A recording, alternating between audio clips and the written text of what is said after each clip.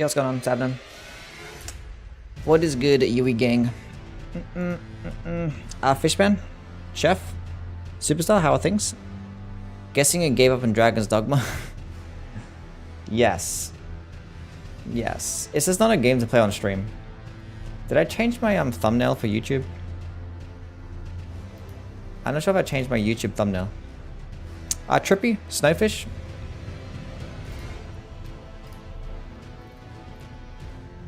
It does look like it has been converted. Why isn't it popping up here?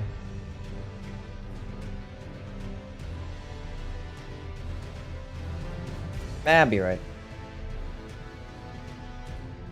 We'll be fine.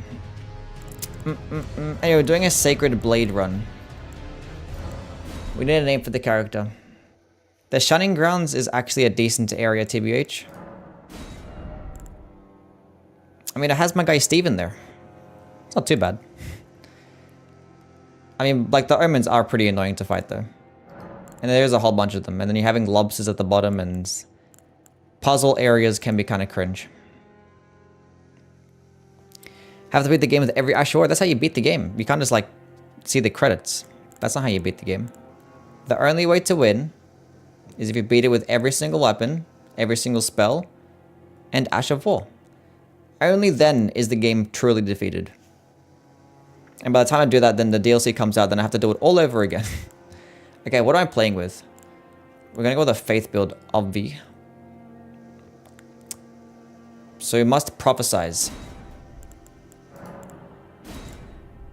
With the Prophet. Got this guy. I use Warcry, the omens don't bother me. Then I have very good poise. That is true. The omens only have like 80 stance or some shit. Probably less than that. I probably have like 60 or 70. Not feeling Dragon's Dogma today. I think that I might get number 2. Wait, you can't hear me? You can... Wait, you can't hear me? It's just my mic's picking up. My man's trolling me. My man's trolling me. Dragon's Dogma. Anyway. Look, Dragon's Dogma, I can appreciate for what it is. It's just not a game that I could stream. Because, like, it involves having me to concentrate and actually read stuff. And I can't concentrate and read stuff when, you know, I have a stream to entertain and actually have to talk to and stuff like that as well and read your comments. It's just, like, so much things that have to go on. And I don't want to sit here and, like, just start reading a whole bunch of things, trying to comprehend stuff. And you're just watching me, like, just listen to dialogue and just run around a whole bunch. Like, it's just... It wouldn't be entertaining. So that's why, like, I kind of, like, rushed through the game. See if I could pick things up along the way and just ask questions. So, yeah. What weapon? We're probably gonna go with the Banished Knight Halberd. I did a bunch of, like, testing and stuff. By a bunch of testing, I mean, like, about 10 minutes of, like, just looking at damage numbers, and we're gonna go with the Banished Knight Halberd. One thing I forgot, you could put Sacred Blade on, like, everything. Like, you could put Sacred Blade on a Colossal weapon, which is actually kind of cool. I'm not gonna hit the gritty. Shut the fuck up. You can put on a Colossal weapon. Which, obviously, if you hit with that at point blank range, this is gonna do more damage with a Colossal weapon. But I'm not just trying to spec into that much strength. So, being that you can put on a Halberd, the best Halberd to put it on would be the Knight Rider's Glaive. It actually does get a B scaling in Faith with a Sacred Infusion. But, obviously, it's later in the game, and it has a higher strength scaling.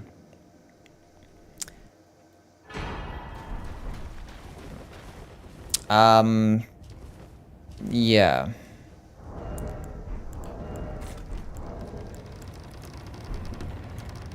So, Banished Knight Halberd actually gets some of the highest damage. Even gets, like, better damage compared to, like, or gets a better, like, Faith scaling. And gets you more holy damage. Even, like, compared to some, like, Great Hammers and stuff. Even, like, the Lance, it can outperform that too. So, yeah, I think the Banished Knight Halberd is the play because very cheap requirements. Only, like, 14 strength and 12 dexterity. That means I don't have to put a single point into strength. I can just two-handed from now. Put, like, 2 points into dexterity, and then we're good.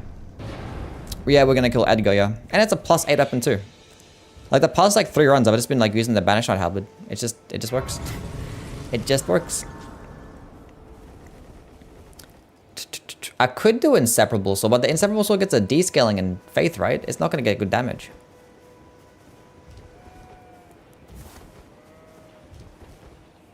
Outperforms the Erdsteel Dagger.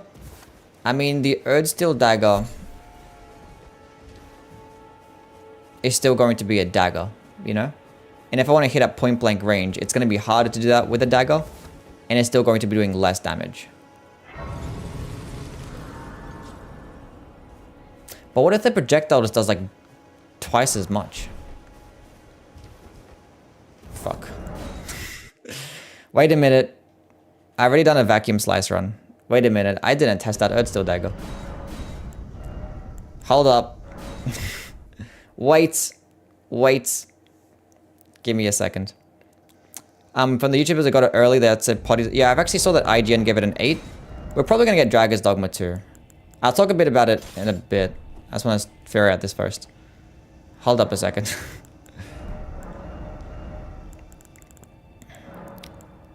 Okay. Plus 75 to Faith.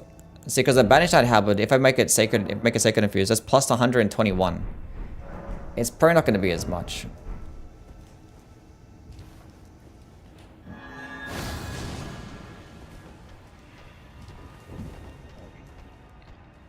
$789.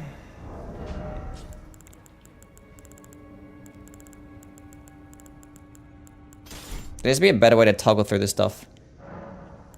Wait, what was the number again? 789 was it? I forget now. I had 2 Sacred Blades. I could have just equipped both. 789. Bro. It's the same. Doesn't the Elden Beast heal off holy damage? No. Elden Beast is 80% resist.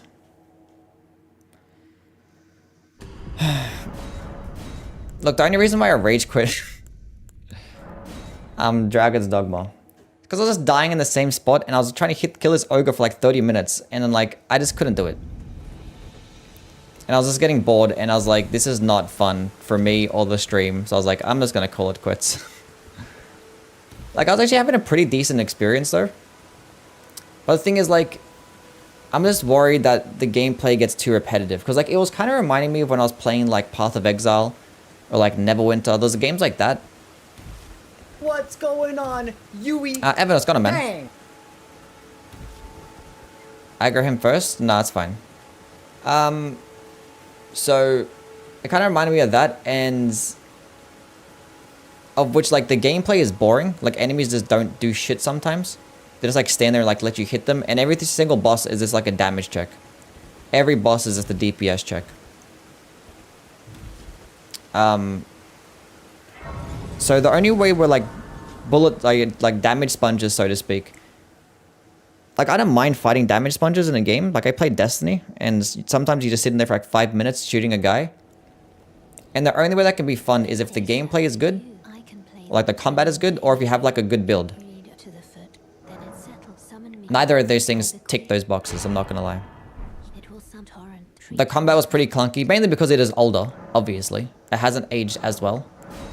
And I did not have a good build, so... I feel like if I played like, you know, 10 hours and I ended up, you know, getting a good build that had like great synergy with all these different things and it ended up working out, I probably would have enjoyed it a lot more. But obviously I was like very early on into the game still. And yeah, it just wasn't cool. I wasn't feeling the bows much either.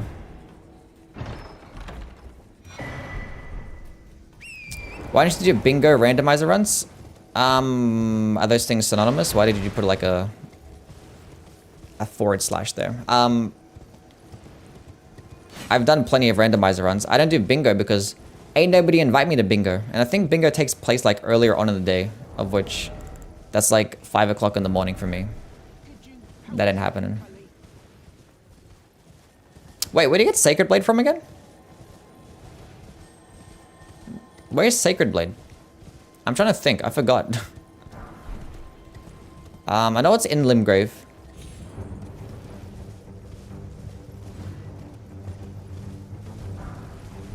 Oh yes, near the third church. Yeah. I know now.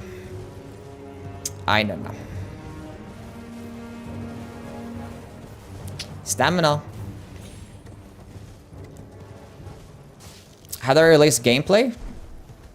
Yeah, the game comes out tomorrow. There's already reviews out. Like, content creators have already gotten it early. There's already been reviews. So, yeah. Trying to play some Power Stance Bolter Grand Sax build. I don't understand which talismans or which stats I should scale. Because Dex, I set up the talisman and skill.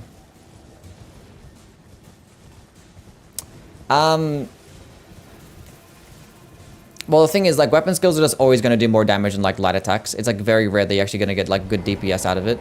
If you want to get good DPS out of, like, your Power Stance Bolter Grand Sax build, I recommend going with the Spear Talisman and the Millicent Prosthesis, because consecutive attacks can just do more damage.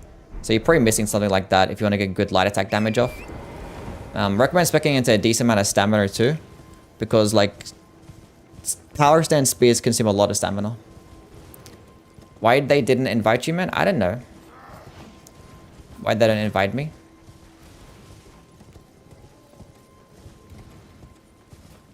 Giga Wigga, it's gone, man. But yeah, Dragon's Dogma, I could have played it. If I played it off stream, I probably would have had more of an enjoyable experience, because I could have taken my time and actually learned the game. But I'm trying to, like, sit down and, like, learn the game when I'm, you know, streaming. Because I'm trying to, like, put out, like, an interesting product when I stream and be somewhat entertaining and not just sit there and fucking read stuff. I just, like, lose a lot of patience when I'm streaming. If you guys haven't noticed. I can't just, like, you know, also, like, read everybody's comments and talk about them and then play the game and try and learn some stuff. Especially, like, a game like Dragon's Dogma, where there's, like, so much stuff to it. And I haven't played a game like Dragon's Dogma. Well, kind of have, but there's stuff to learn. Of which I was kind of just, like, relying heavily on chat. And chat did help me out.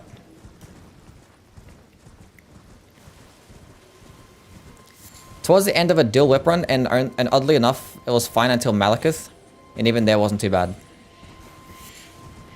Did you just go, like, jumping attack build, or? Normal streaming is, like, 50-50 gameplay focus and stream interaction. Dragon's Dogma 2 is, like, 80-20. Yeah. Like, typically when you're playing a new game, you gotta learn some stuff. But I remember, like, playing Lords of the Fallen and Lies of P for the first time. I did those playthroughs on stream. Even Armored Core.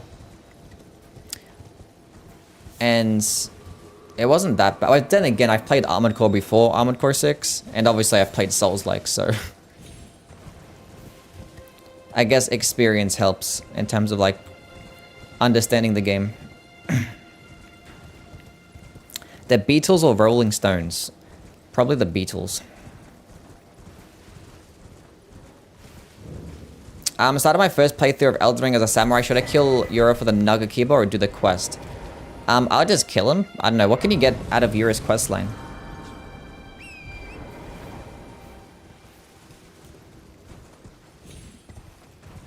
Okay, is there anything that you can actually get? You get jack shit? Yeah, just kill him. A Raptor of the Mists. Yeah, it's kind of mid. His armor? But you can get his armor set? Well, if you like his armor set, then you can do his quest. Well, like, you get the Nagakiba somewhat earlier on anyway, right? The Pole Blade? I don't think you... I think you can get Eleanor's Pole Blade after, like, even when you kill him. I don't think it really matters.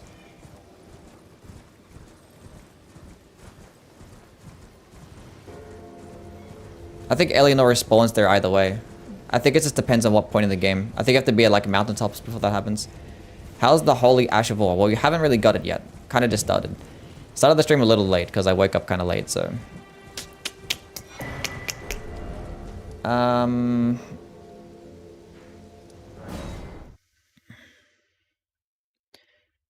My first time playing Elden Ring in general, and it's kind of intimidating, but I'm enjoying it. That explains it pretty well, yeah. There's lots of stuff to learn in the game. And I think, like, yeah, my Dragon's Dogma was like, if you're playing Elden Ring for the first time and trying to, like, just skip through it and trying to rely on chat to understand. I mean, for the most part, I got a grasp of it. It was just like... I was kind of flowing nicely. I was flowing nicely. It was just that ogre boss that just... I don't know. That whole section kind of fucked me up. Like, everyone was just dying. I was kind of like under-leveled. Maybe. Didn't enjoy dragons? It was okay. It was okay.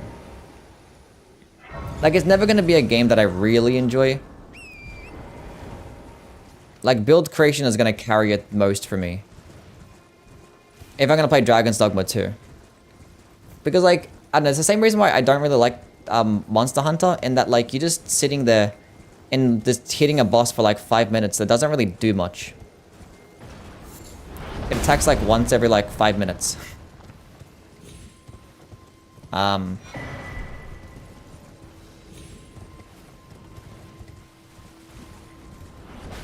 But if the combat is good and fun, and if you have a good build, it could still be enjoyable.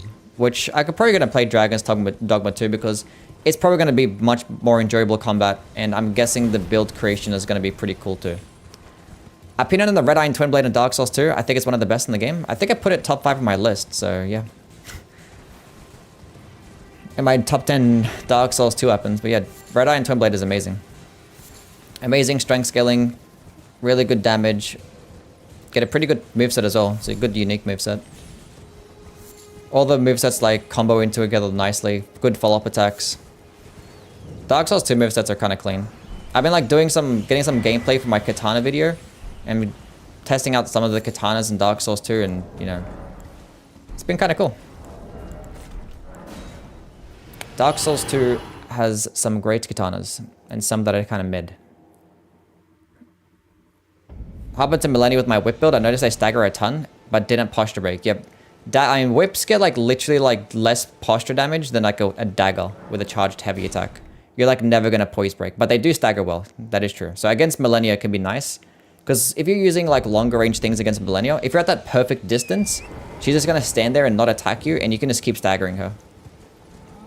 I love the stream. Thank you, Superstar.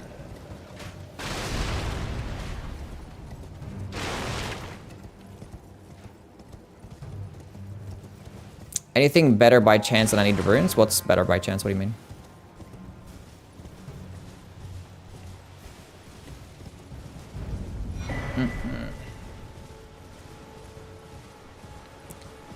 You don't really reliably posture break Millennia anyway with most weapons because she gets hyper armor during her attacks, which basically resets her posture. Yeah. Harkin, what's going on, man? But if you're at that certain distance, she actually wouldn't dodge anyway, so... It just depends. Certain attacks you gotta, like, bait out. But yeah, he's not the most reliable boss to try and posture break. Yeah, we're on our way to get Sacred Blade right now, yeah. Oh, fuck. I forgot to go grab... That's fine. We'll get Sacred Blade first, and then we'll go kill... What's his name? The guy. I forgot his name. Edward. These amount of posture breaks with great spears. Yeah, great spears are nice. I was noticing a stamina hurry. After using 2 L1s, my stamina was gone. Yeah. Stamina for power stancing spears is definitely not forgiving. Not forgiving. Millicent, counterattack thrusting weapons. Godfrey's Icon Shard of Alexander, yeah. I mean, you could go with the Lightning Scorpion Charm too. That could just give you a bunch more damage. And that could just help out your light attack combos too. Since I'm here, I'm just gonna go kill this guy. How can I get loads of runes? Well, like early on? You can go to the Dragon Bar early on. Once you're late in the game. There's places in Mogwin's Palace. I know we're not using Sacred Blade. I don't have it right now, but I want to kill this guy. Now bullets are run back. Impaling thrust it is.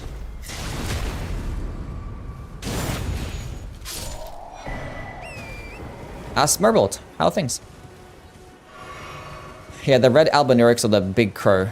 Unlike the first Grace in Mogwin's Palace. I could use the lance, but that's fine. We're gonna go use the Banished Knight Halberd. It's better anyway. It's better. I don't What's need going on? exalted Yui? flesh. Dang. Mersel, how are things? Sub alerts might not be on. My sub alerts might not be on. They should be on. I haven't noticed a subscription anyway, so... I'll go kill Alexander later. I finally bought Elden Ring after a year of pirated versions. Really? Kami! What's going on, man? Thanks for the raid. How are things? Welcome in, people. We are doing a Sacred Blade run. So that means it's going to be holy damage only, which is going to be pretty interesting.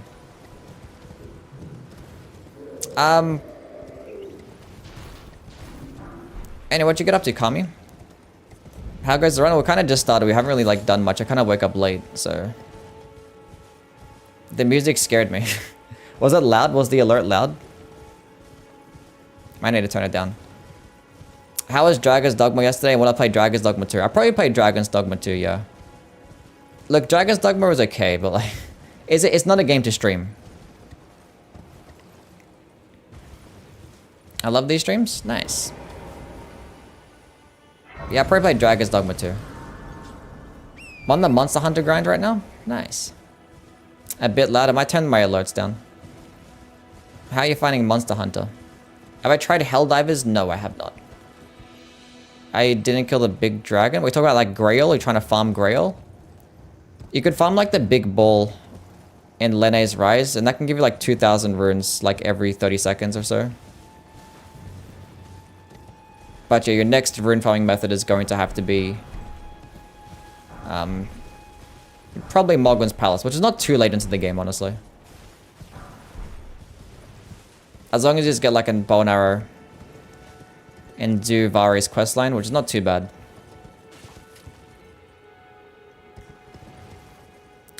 Let's go get my Sacred Blade. About to do a Marika's Hammer run on New Game Plus. Nice.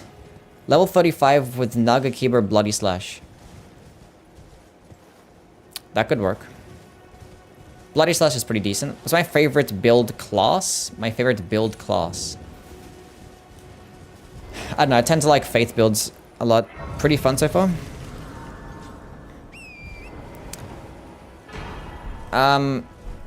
That's cool. What weapons do I have in mind for this run? We're going to be using the Banished Knight Halberd. I did some testing and Banished Knight Halberd seems like the best. Like, it gets some of the best damage out of all the other, like, halberds and great spears and stuff. And... it has very low requirements, so it's just, like, pretty good. And I can get it early on as well, so... that is that.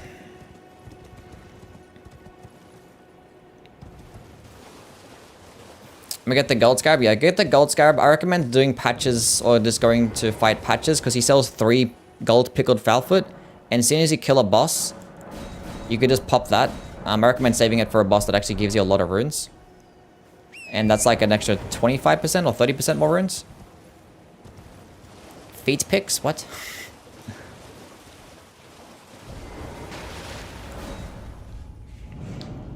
And it's upgraded already, that is true. +8. Do you do YouTube as your job? Yes.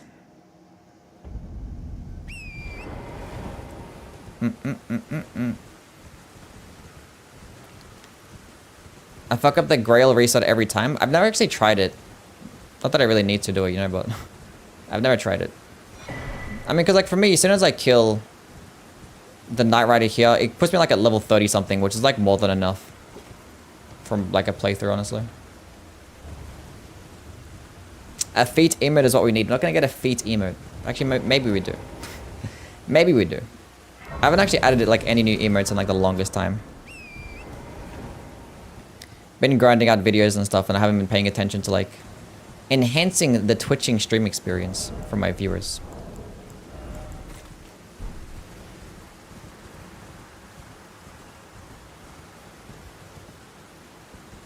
Body count? What? My body count? 0?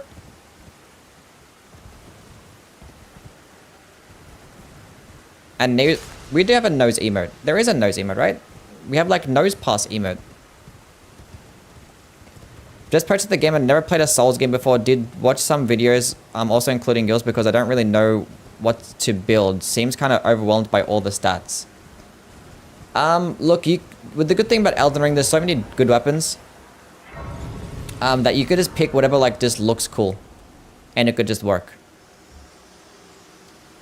Now the thing is, your damaging stats, you don't have to worry about leveling them up earlier on. I just focus like early on, just going into your health and your stamina. Health and your stamina, probably a little bit of mines because your FP bar does like, you know, well, your weapon skills consume FP, and weapon skills are extremely powerful in this game.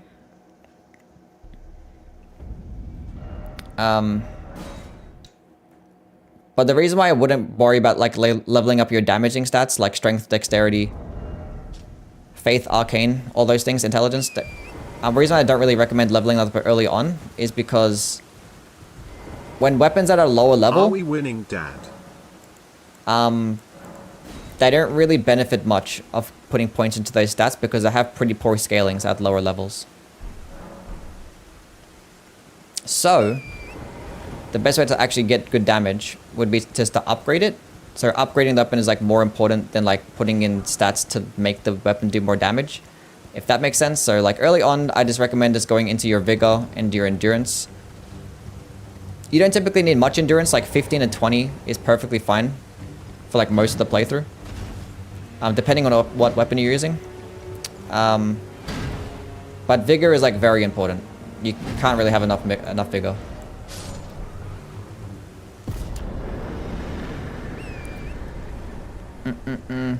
I'm always recommend going into a little bit of faith though, because having a little bit of faith means that you have access to like a bunch of really good buffs and like damage negation spells. I want to carry a big sword and kind of use magic. Like magic is in like the blue magic, lightning, fire.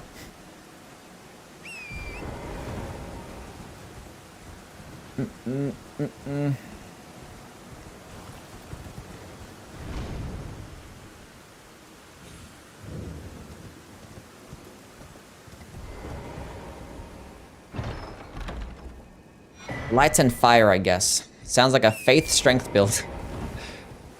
Can't ever go wrong with one of those. Okay, faith strength build.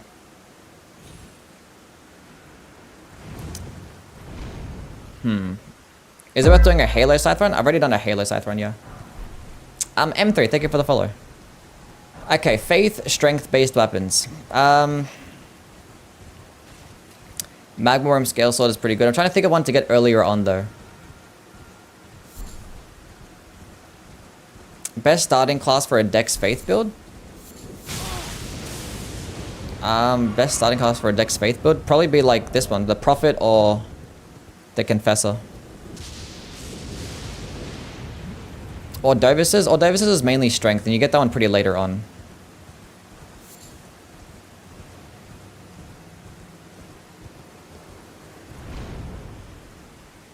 After 1,000 hours on Sekiro, I can parry like butter in all the Souls games, but I can't touch grass. Nice.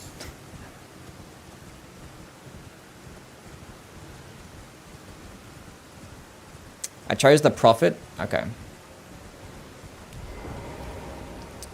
So large weapon.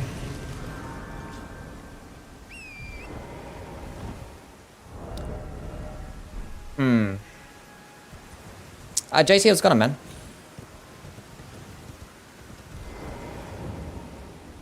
You could go like pick up the lance early on if you like the idea of like a great spear. And you could probably get like the flaming strike weapon skill. And you could probably get the sacred blade weapon skill. Both of those things, you can get them early on, and you can make that flame art infused or sacred infused. Wait, can you make flaming strike flame art infused early on? Probably not. Either way, it doesn't really matter. But you could do some of those.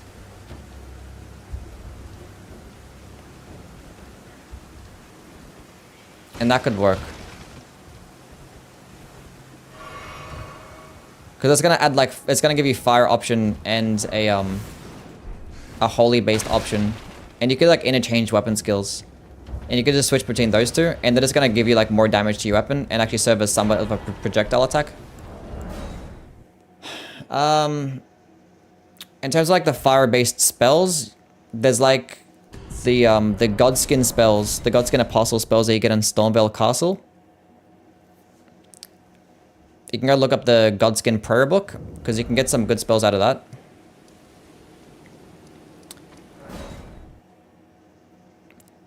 Yeah, Catch Flame is like your best fire spell though, yeah.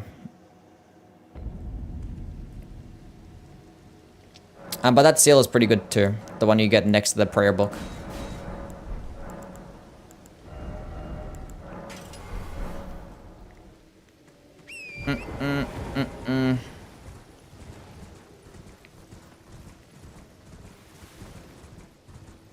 Once you get that, you're kind of cheering, I guess. Because Flaming Strike is pretty good. Nizio, what's going on, man? But you can either put it on a lance. Maybe, I don't know, you could probably get the Greatsword too. Because you can put Sacred Blade and Flaming Strike on the big Guts' Greatsword. But it does have like higher strength requirement. You need like 30 something strength and it is pretty heavy. So like earlier on it might be a problem. You could get the Claymore. The Claymore's pretty good. I don't know. If you want like a big like poking spear, I'd get the lance. If you want like more of like a Greatsword that's not like too large, then you can get the Claymore, which you get in this location right here.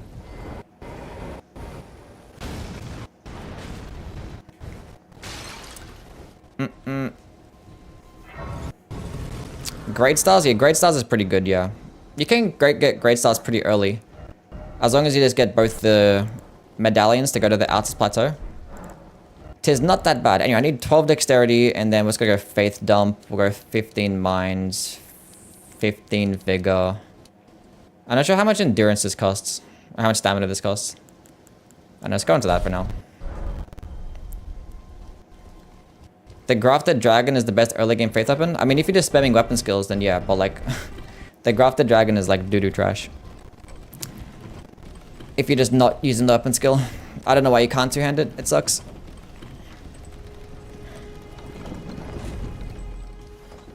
Dark Souls 3 and Bloodborne are more balanced than Elden Ring. Yes, I agree. I mean, it's pretty easy to balance a game that's not an open world game, and it's especially easy to balance a game that's not as large as this one, so.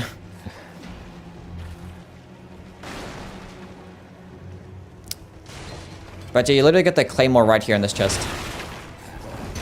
It's a pretty cool sword. Gets a good moveset. And honestly, you could just use like the weapon skill that comes with the Claymore as well. Because the weapon skill that comes with the Claymore is amazing. Don't kill me, please. Thank you.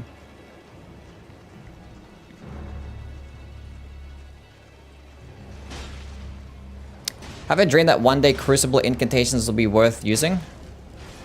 The Crucible incantations are really good. What do you mean worth using?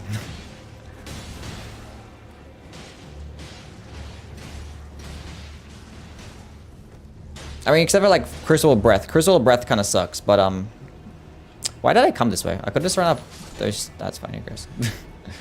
I went the long way, but it's fine. Yeah, Tails and Horns are really good. They do like very high stance damage.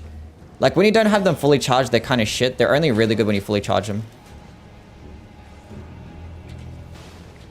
So put like making them fully charged, pairing alongside like the Godfrey's icon.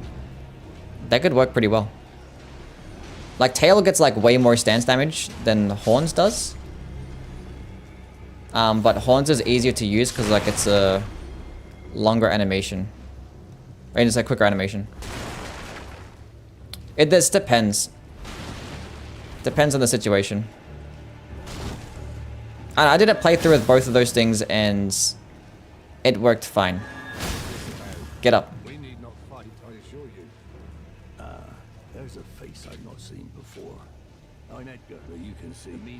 I don't want to talk to you. Go away. Let me click the L2 button. I'm hitting him and he's apologizing. This guy. No, you don't.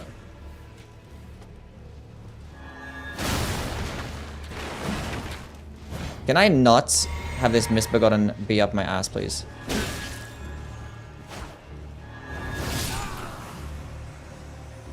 Rip, Edgar.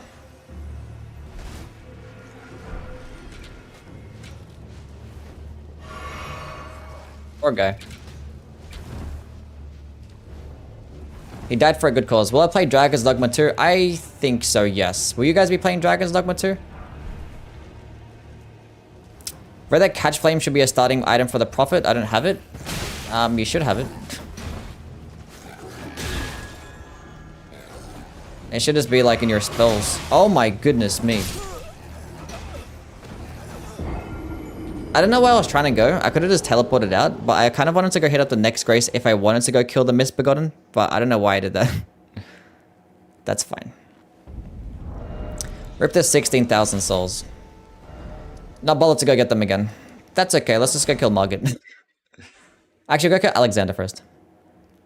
What game should I do a starting class only run? What game? Dark Souls 1.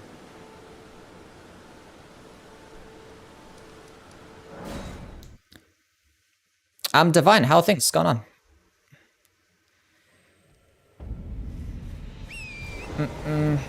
Yeah, you should have Catch Flame on your spell tool. See, like the bottom left, how it says like heal and Catch Flame?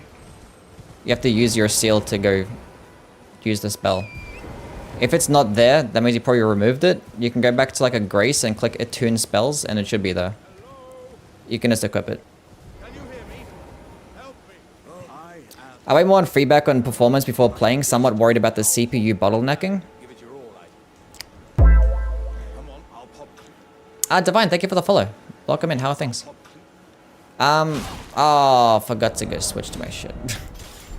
That's fine.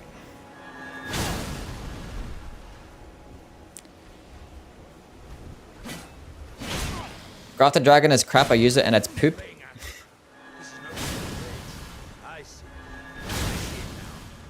The weapon skill is actually okay. It's not too bad. Can this dragonfly go away? I can't even lock onto it. It's fine.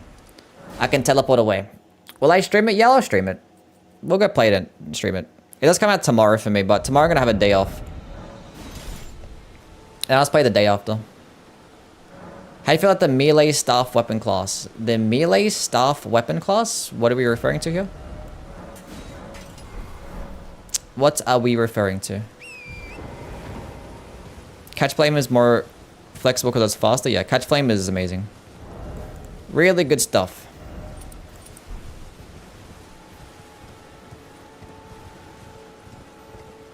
Yeah, Grafted Dragon, it's very cheap in terms of, it's like, I think it's only like 15 FP or maybe 20 FP. And it's actually pretty high damaging, and the recovery frames are actually very quick. You can like roll out of it like instantly.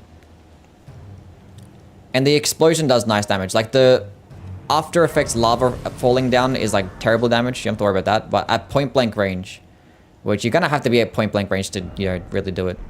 And also that you kind of crouch down when you're doing it, so a lot of attacks just go over your head.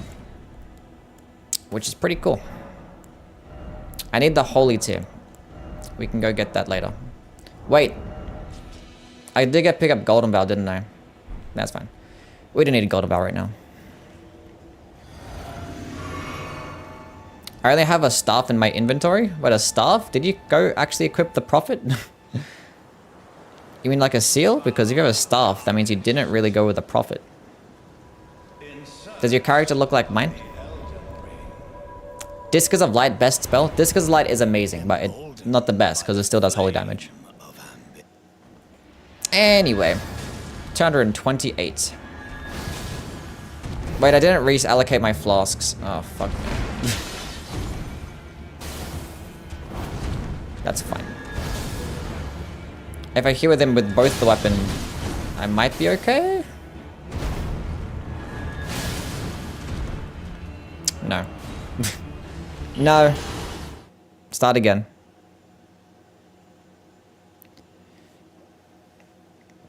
I hate how effective Catch Flame is. That's like part of the reason why people like limited casts more than having an FP bar, because it forces you to use other weapons, other spells and stuff. Anyway, flasks, we need at least 3 of those. What Ashura should I put on the Godskin Peeler? The Godskin Peeler. I don't know, what build are you going with? Are you gonna go like with a dexterity build, a faith build? You start off as a prisoner. Yeah, there you go. That's an intelligence-based build, so.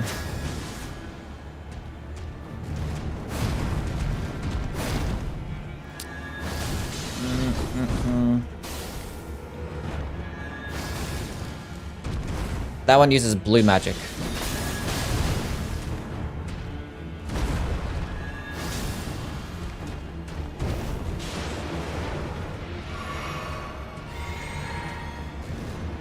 I don't hate the old system. Like, the old system with the spells...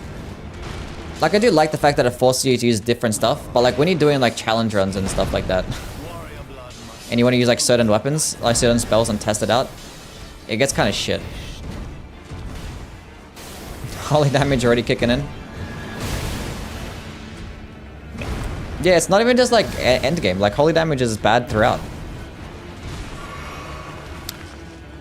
Does it go that far? It does.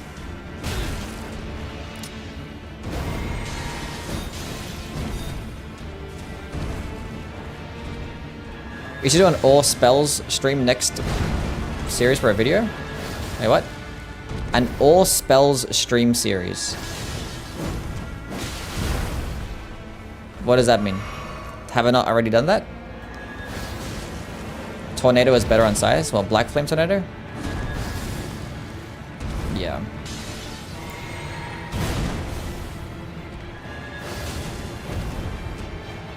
Twin Blades are generally one of my least favorite open class. Yeah, Twin Blades are kind of underpowered. I was doing some like poise damage testing. A two-handed Twin Blade does less stance damage than a fucking curved sword light attack. A light attack of a two-handed Twin Blade does less than a fucking curved sword. Like what? Even the heavy attacks do just as much stance damage. It's like very silly. And for like a longer animation too. Use Twin Blades for statuses? Yeah, basically. But like I still wouldn't use Twin Blades for statuses over like curved swords or spears, you know? They just have like better power sensing combos. As you're just primarily spamming jumping attacks, then Twin Blades can be kind of cool. But like Twin Blades do look nice, but yeah. And they get like some of the best Ash of War options. Twin Blades get really good Ash of War options. I wasn't paying attention how much stamina this uses. I don't think it was much.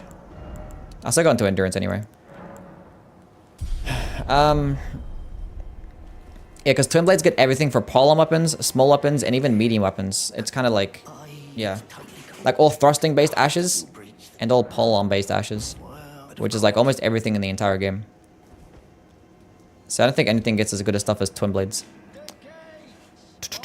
I'm struggling to get decent damage with the Bloody Hellas. Is it only good once it bleeds? Am I not using the Ash of War enough? Yeah, heavy thrusting swords don't get like the most amazing DPS. Because it kind of, I don't know. I forget what it scales better off. Bleed or arcane or dexterity. But the weapon skill is going to be doing like a bunch of the damage. Because you can actually boost the damage with weapon skill when you use, you know, Warrior's Jar Shard and things like that.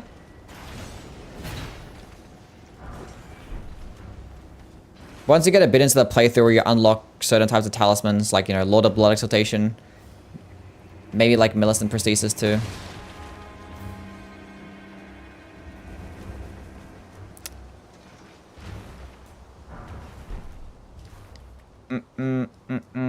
But yeah, Bloody Hella's damage isn't the best, I don't think. I mean, it is a Somber-based weapon, so you can just go pick up a bunch of Somber Stones early on. Because you can get a +9 Somber weapon. With only killing like a few bosses, so... What level is your Bloody Hellas at? The charged two-handed Twin Blade two-handed consecutive hit build is pretty nuts. Yes. Also good for status effects. It is like a longer animation though, so like... You're probably going to trade out a whole bunch when you do it, but... Yeah. It's mainly just meant for status effects. Because it still doesn't do that good a stance damage.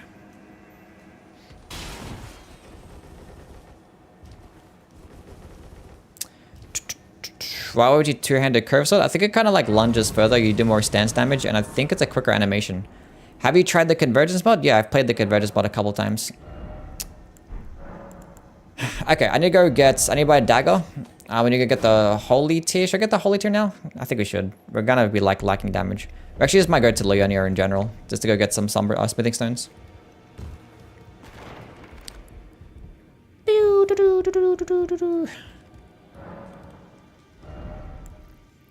Nine? Oh, so you're actually like later in the game. I switched to the Dark Moon Blade and it seems good in comparison. Right, the Dark Moon Blade is built different, so... If you're comparing like the Bloody Hellas to things like Dark Moon Blade and stuff, then... Yeah, it's not gonna do anywhere near as good a damage. But Bloody Hellas is like just fun to use, because, you know... You can just use like those weapon skills and spam them. Cool dodging attack.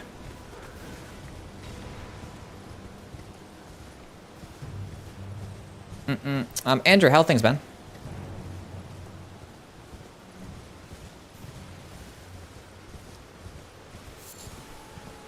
Curve swords that thrust attack like the Gravelord sword and Dark Souls 1.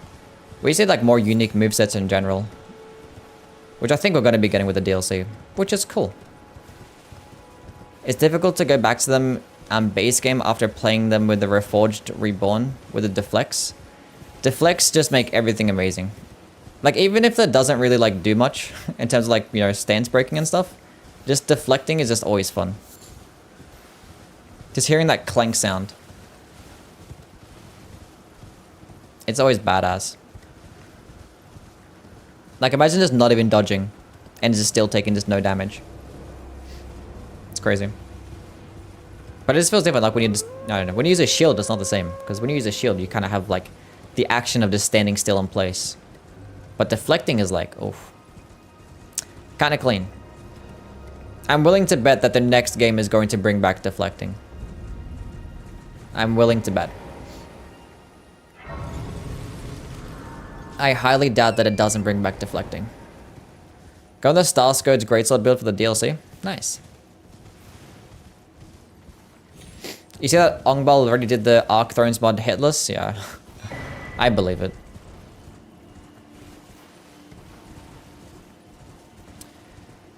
Elden Ring Reborn actually made Wrath of the Gold and Discus OP. I actually haven't played that mod. I did Reforged and I've done Convergence. I haven't done Reborn. Next game is probably a dating sim. Isn't that already a dating sim? Raptor calls it so good to spam the R2s or uncharged R2s. Yeah, Ongbal is built different, yeah. He's kind of crazy. The best Souls player? He's one of the best, yeah. Like, everyone has, like, their own accolades as to what they've done with these games. I still think that consecutively no-hit running all of the games in one sitting is probably the most impressive thing you can do. Deflecting in Elden Ring would be OP. Well, it depends on how you do it. Like, if deflecting in Elden Ring actually made you do, like, decent stance damage, then maybe? It's be hard to like fit it in and like balance it and stuff. It just purely depends on how much stance damage deflecting does.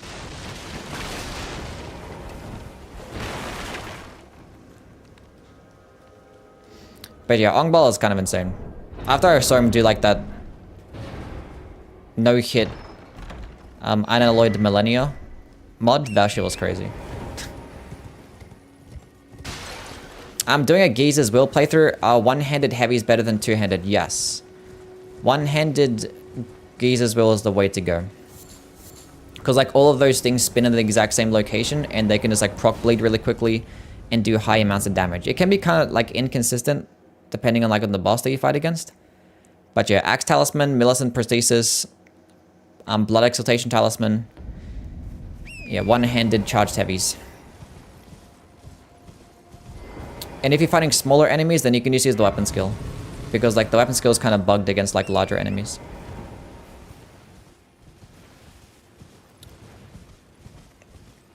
Anyway.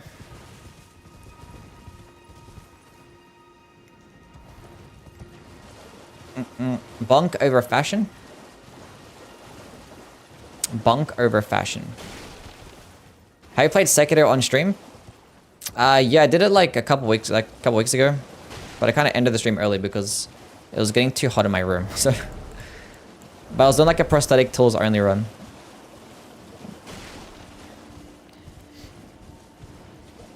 Do you think Allfather is harder than Sword Saint Ishin? No. No. And maybe like a second phase Allfather is harder than like a third phase Ishin, but like Ishin has like 4 whole phases that you gotta like concentrate for, you know? And all of them are slightly different, whereas Allfather, it's still like similar fight for like the first and second phase. It's like there's like 4 whole phases, you know?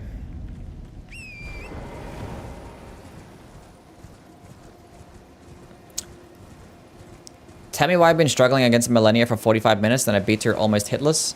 Because like once you like focus up, sometimes when you just, I don't know, when you're in a rhythm, it just works sometimes, you know? Because sometimes your mistakes could be coming off just like missing one attack, missing like one dodge. And then like in these games, when you like miss a dodge, it can just like domino effect into getting hit 1,000 times. But once you like learn that one dodge that you've been struggling to like, you know, counteract, or one attack you've been struggling to counteract, could be pretty easy. Means you're getting good at the game. Good job. Why am I coming here? I don't need to be here. I need smithing stones, not slumber stones. Yeah, that's fine.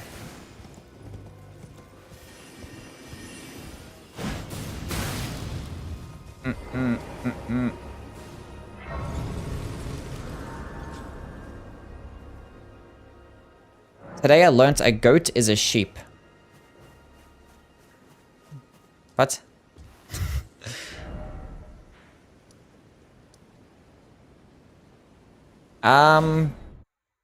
You will go kill the Crystallian, go get a plus whatever I can get this to.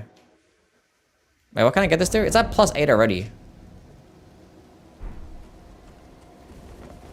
I still didn't get smithing twos, true.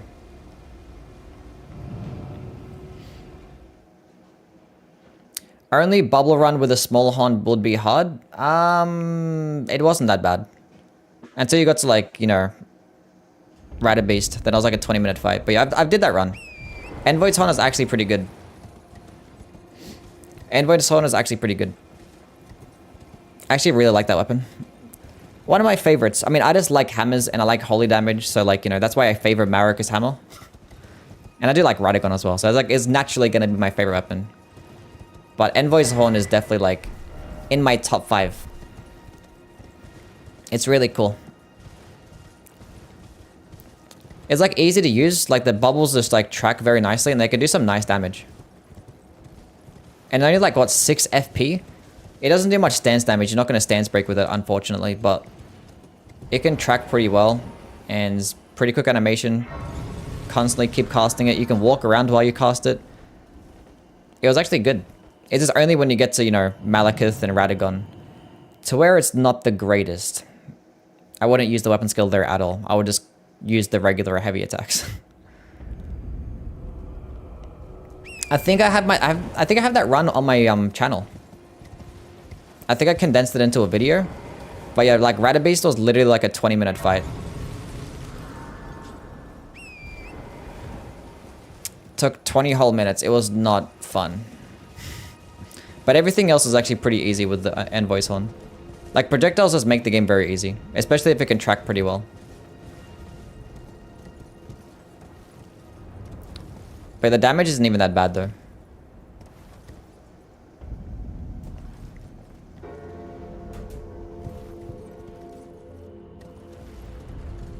Down we go.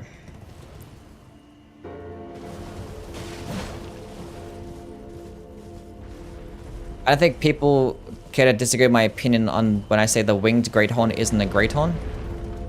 It definitely doesn't look like a Great Horn, no.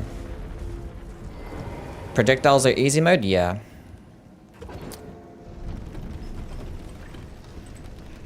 Because like not many bosses get like ranged movesets, you know? Like a lot of the bosses are still just like melee based. They kind of like cross map you. And a lot of bosses tend to be pretty passive when you're at a distance too. So like, yeah, any projectile just, yeah. I mean, it's like that in every game, kinda. But yes, it's still true for Elden Ring.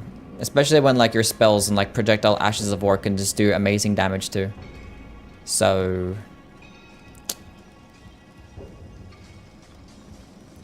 yeah, projectiles easy mode.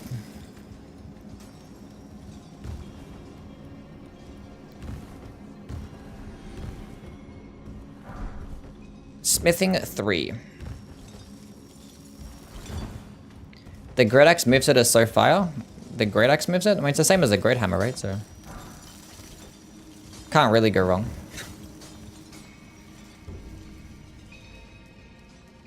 Why are bows so bad but ranged magic good? Because From Software never liked bows. They never have. And it could have been the game where like bows would have been like some nice, you know, strength and dexterity based projectile attacks that could do some good damage, but funnily enough, strength builds actually get some decent spell damage now with the claw mark seal.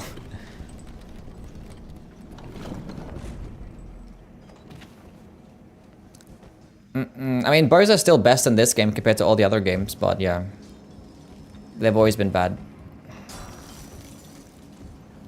Bullet, what's going on, man?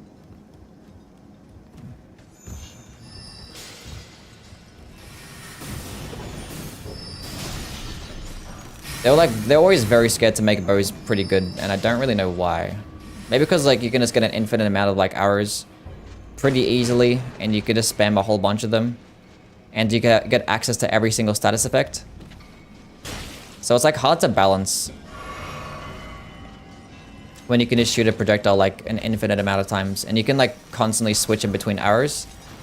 Whereas like for spells, it's like easier to like manage because, you know, you kind of, you got an FP bar and you have FP cost, and you have like a limited amount of spells that you can actually equip at one time, and you can't like interchange them in the middle of a fight. Well, you can do all of those things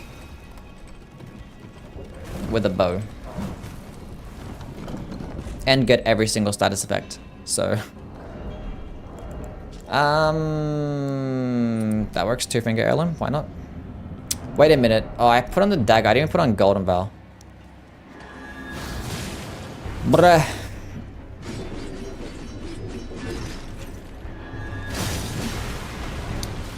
Do I get PTSD when I hear the word sponsor? No.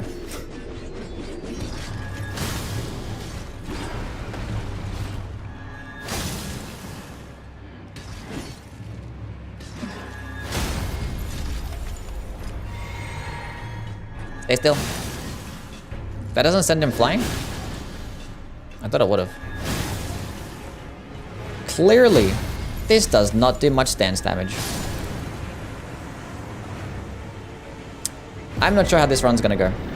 The only thing that I could say that's positive about Sacred Blade is that you could put it on everything and it's a projectile attack. Like, it can go like on everything.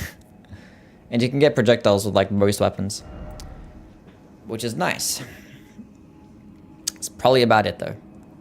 I'm gonna go pick up an actual like decent armor set and not be like half naked. So we're gonna go do that.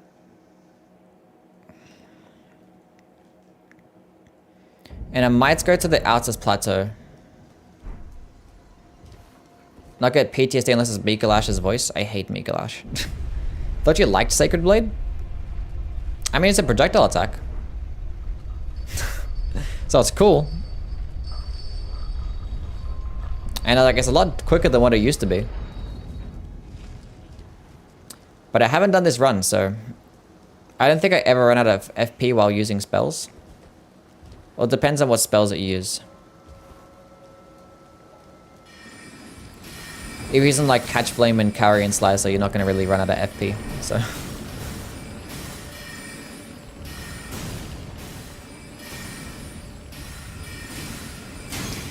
I've seen streamers that are terrible at souls and just mess around and accidentally beat a hard boss in a couple of tries.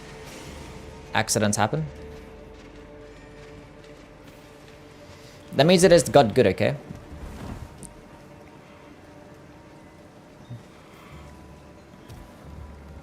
Leave him alone. But a lot of it is just kind of like how you play on the day. Do I use ray tracing? No? Wait, is there ray tracing in this game?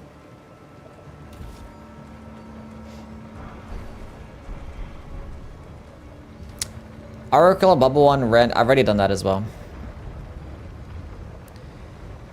I've done Oracle Bubble Run with the spell and the Ash of War. Both of them. Both. Like every single... Like everything that's like interesting and unique, I've basically done a playthrough with. Like all the spells, all like the unique skills. I've kind of already done a run. Oh, go away. No, doggy.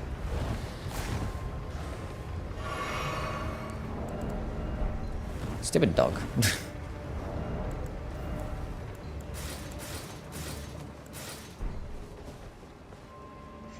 There is ray tracing? I probably don't have it on.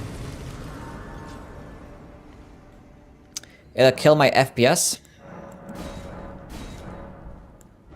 That's probably why I don't have it on.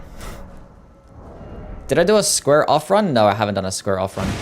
And you're probably not going to see it on my, Ew, I'm fat rolling. Not anymore. You're probably not going to see it on my VOD channel anyway, because my VOD channel is not that old. So a lot of the stuff is not going to be there. I need souls. Actually, let's go grab the faith too. I mean the holy too. Let's go grab that.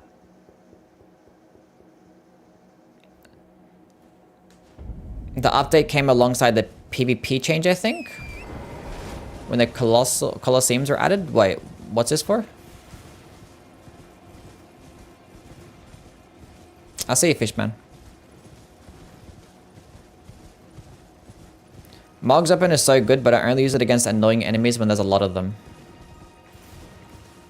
You could use Mog's Sacred Spirit at any time, and it kind of just works. Oh, when they added ray tracing. Okay. Oh, yeah, that's right. That's true. They did do that. That's true. I remember now. I remember.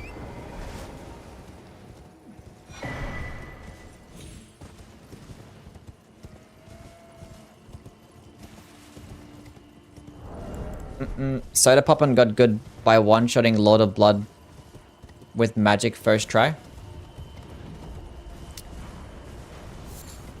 First try. That's getting good. It's part of it. We wanted ultra wide support and FromSoft gave us useless ray tracing. Wait, this game doesn't have ultra wide support? Cringe. There's probably a mod for that, right? A fist only run when? Like bare fists? No.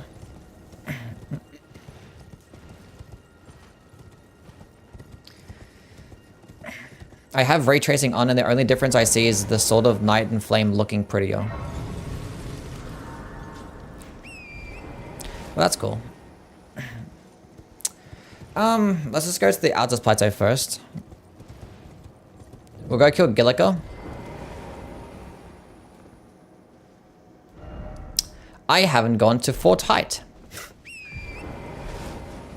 Yeah, I'm not doing a bare fist run, no. That's not happening.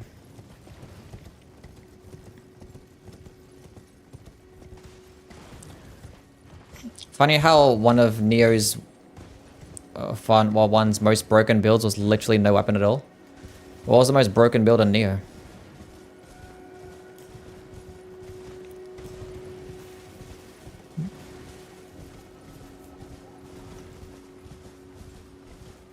The kunai builds? Oh, okay.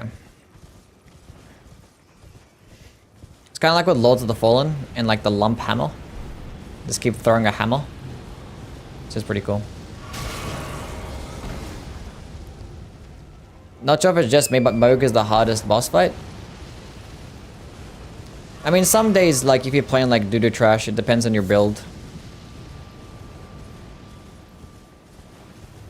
Certain builds counteract certain bosses, you know?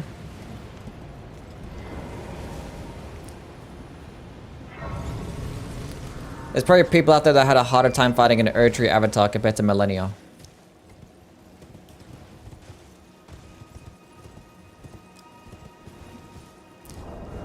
Probably not many people, but there's probably one.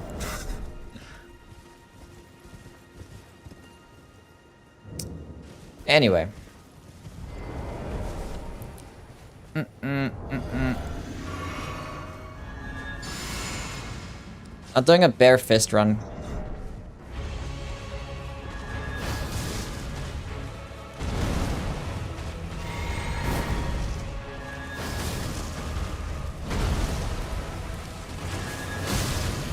That's okay damage.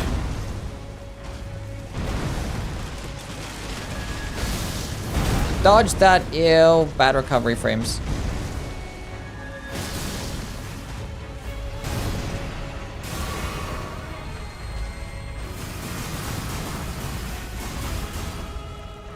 I memorized Millennia and it's underwhelming now.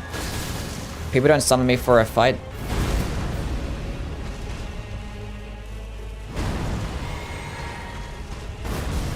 I have 1 FP flask left. That would be fine. We'll be okay. We'll be fine.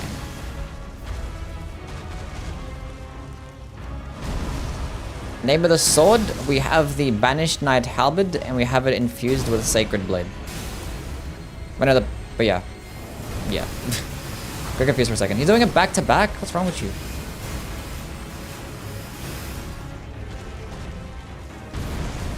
Meatman, how are things? What's going on?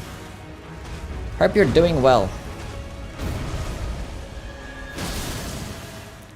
Just don't use fire and mode, yeah. Don't do that. Oh, come on, dude. Oh, that missed as well.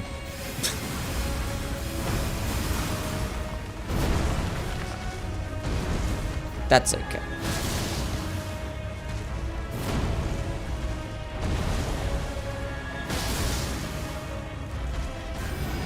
That is a GG.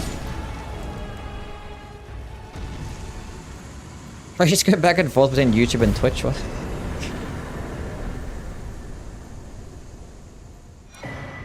That is the holy tier unlocked. Let's go grab... Wait a minute. Here, yeah. Let's go to Fort Height. Oh, God. You are the best? True. Real.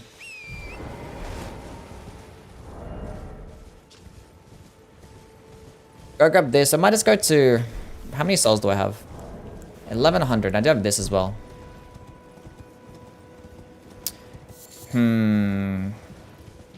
Actually, no. We'll just go... Grab this. We'll go pick up some smithing twos. Or buy some smithing twos. And then we'll go kill Godric. You can read that guy's name? No, I can't. No, I cannot. Can you?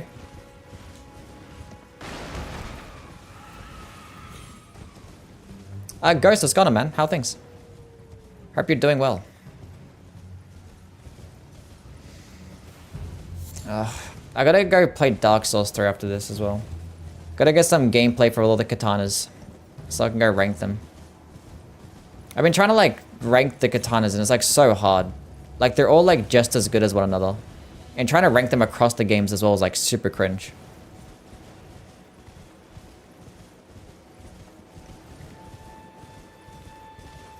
I know. I'll probably just like rank them in their own game first and then I'll probably go from there. Hopefully I get a better understanding.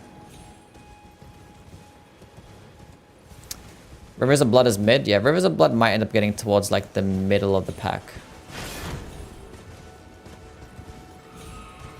I can't tell what ethnicity you are. Guess. Dark Souls has the best movesets? I think Dark Souls has the best katanas. Probably Elden Ring has the best katanas because you can use, you know... Ashes of War exist, weapon skills, you know. But not including that, I think Dark Souls 2 is the best ones. Because you tend to get like really good variety. Good mix up of like heavy attacks, pokes, horizontal swipes, vertical swipes. You just get so much stuff with Dark Souls 2 katanas. And obviously the power sensing movesets are actually really good.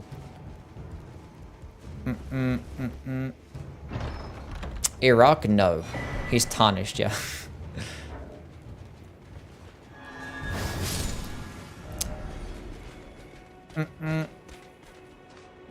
Both his ethnicities are desert. What the?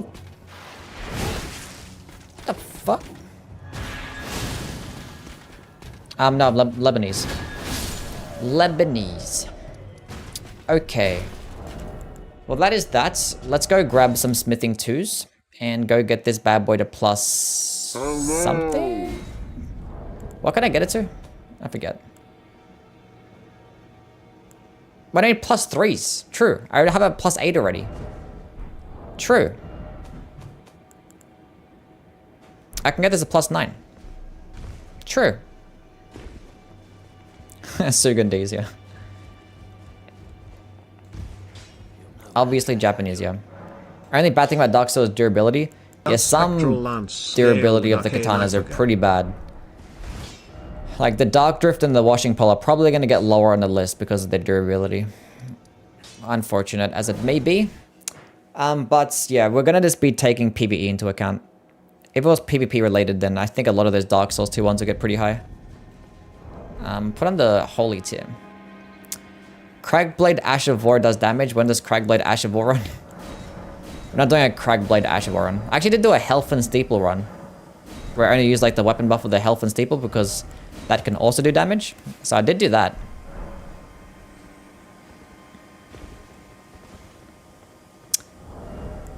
I should have picked up Howler's Brewery. I can always get it, it's fine. I have the Grace. I can actually use it right now.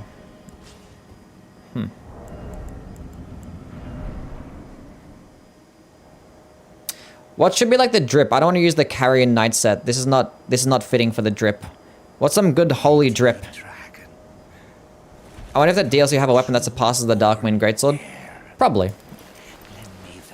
Probably. I mean, typically, like, the DLC always has, like, the most fun weapons. They're not necessarily, like, the best. I can't think of a game where, like, the DLC had the best weapon. Oh, Dark Souls 2. Never mind. Never mind. Yeah, Dark Souls 2 had the, frozen... What's it called? Ice Spear. Ice Rapier. Not Ice Spear.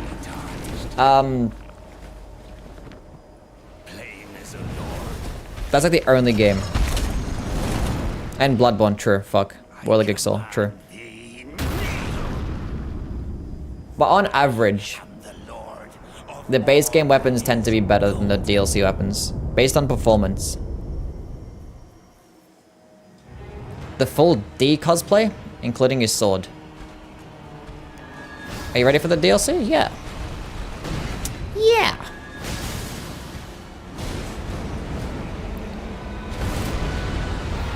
Why didn't you do the other one, you doo-doo dum-dum?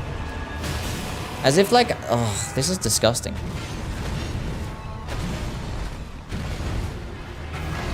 I need more FP flasks. Yeah, why would you do that to me? Do the front flip, thank you.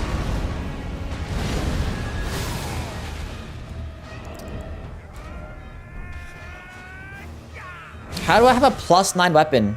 Holy tier and Faith tier. And it's still doing bad damage. Didn't know you could use Asher on a halberd? You could use this Asher on a colossal weapon. You could use it on a colossal weapon. You could put this bad boy in the giant crusher if you wanted to. You could put this thing on fucking everything. Probably the best thing about it. Mistakes are made. Mistakes are made. I thought I clicked it again and it didn't queue up the input. Thank the Lord. Stay still.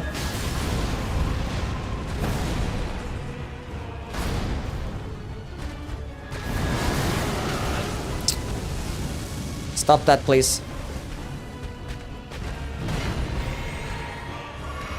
No more flasks left. That's fine.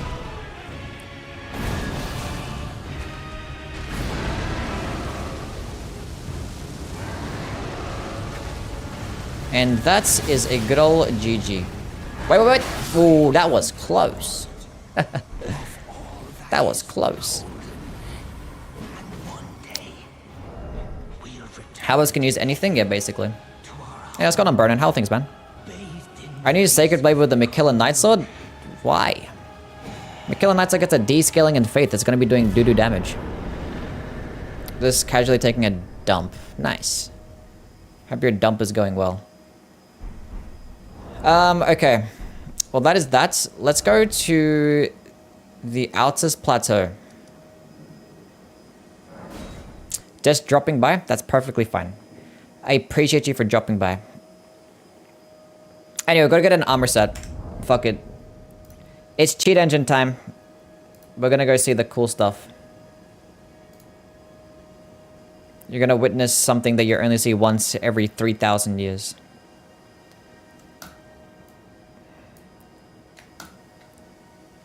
Gib. Just don't crash.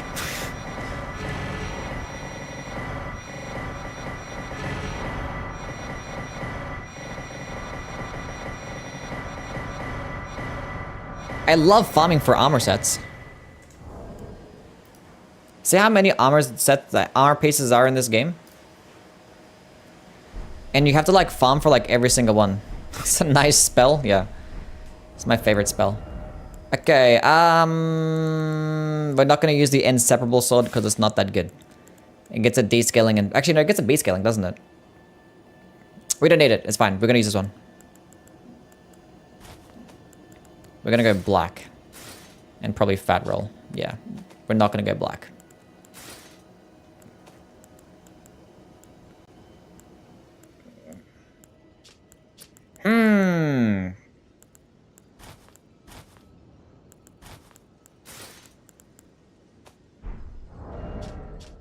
No. Sentinel armor. No, no, no. I need something that fits the theme.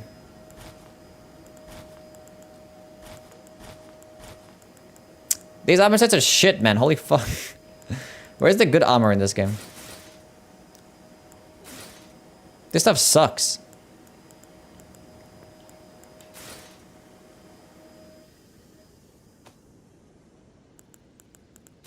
This shit is doo-doo.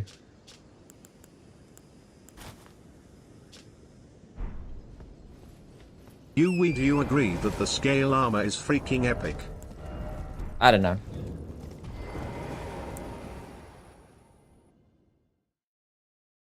How easy has the run been? The run has been interesting. I mean, we've killed like Margaret and Godric, obviously two bosses that are resist to holy damage, and yeah.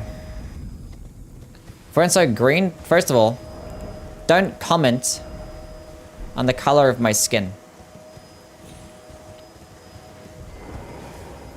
All the good armor is in Elden Ring? That's cap. This shit is trash. I mean, it's like a bunch of good stuff in there, but it's just like littered by a bunch of this mediocre shit. You know what I'm saying? Like half the shit is like just mid. It's a bunch of quantity over quality type energy.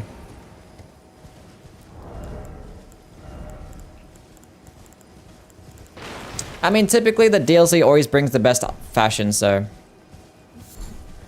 we'll wait for the DLC. Have I never knew there was a Grace there? Wait, the Grace right next to the... You never knew there was a Grace? Bruh. He's looking green today, what happened? It's a money-making day.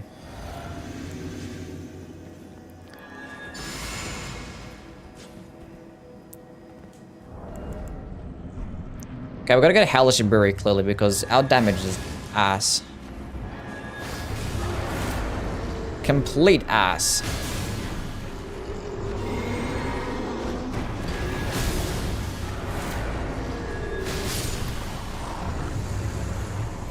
Dark Souls has the best clothing, and Dark Souls Tipper has the best fashion, yeah. That's true.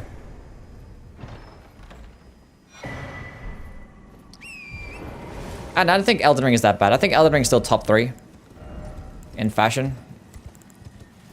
The helmets are pretty good. I like the helmets. Not a fan of a lot of the chest pieces, I'm not gonna lie.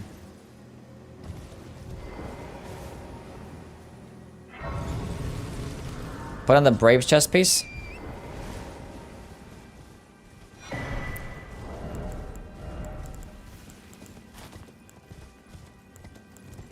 Put on the golden prosthetic and then the brave leg wraps. Hell yeah. Hell yeah. Now he dripped out.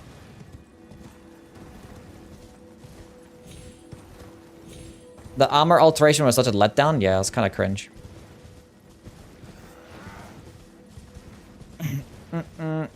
Everything in Dark Souls 3 and Bloodborne is slightly above average. Were you talking about the armor sets? Like the fashion and...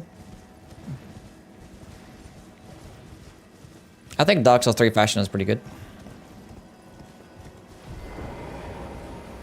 And a lot of like the armor actually matched as well. Because like with Dark Souls 3, obviously it has like lower saturation and like lower, you know, it's not as vibrant colors.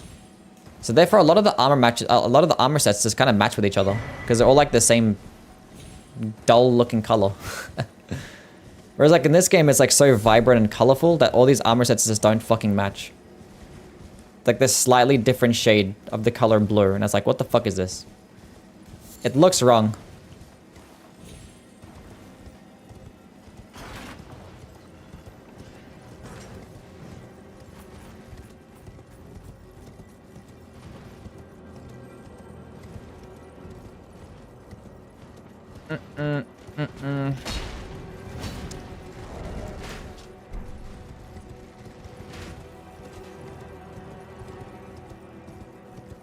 Dozens of colors of merchants and we still get this stuck with that purplish white. Yeah, there should have been armor dyes. I don't know why they decided to have like 1,000 different of these thingies and not just make it an armor dye concept.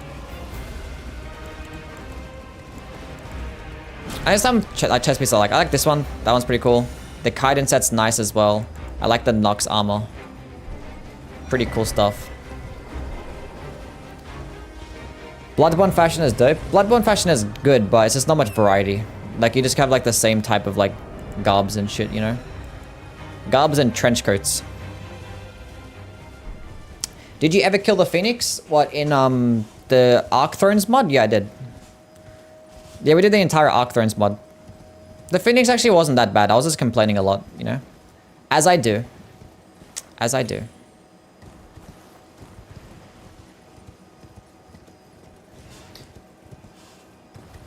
Will you take Flame Grant Me Strength? No. Because we're going to be doing holy damage, so we're going to go with Hellish Brewery instead. Which means we're going to be taking a bunch of damage, but it's for a good cause, so... I don't know how this is going to go against... Rider Beast. It's fine. You really love your yapping? Yes, I do. Saw a bit of Ongball? Yeah, someone's already said that he's already no-hit the bosses, apparently. Funny guy. Going to Vigor. Little bit of Faith, why not? I can get the Golden Bell spell, too.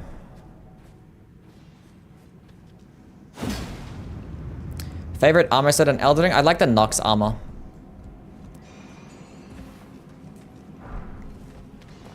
Pretty cool.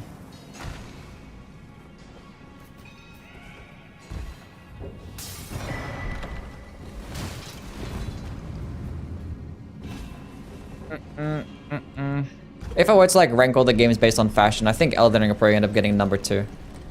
I think Dark Souls 2 fashion is just a bit too good.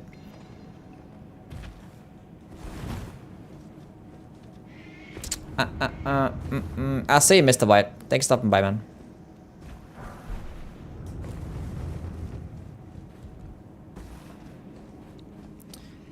Maybe when the DLC comes out, I think Elden Ring gets number 1. Actually, I'm pretty sure when the DLC comes out, it's not even going to be close. Not even going to be close when the DLC comes out. They always save their best stuff for that. But if it is going based on average, Elden Ring, some armor sets are like, what the fuck is this?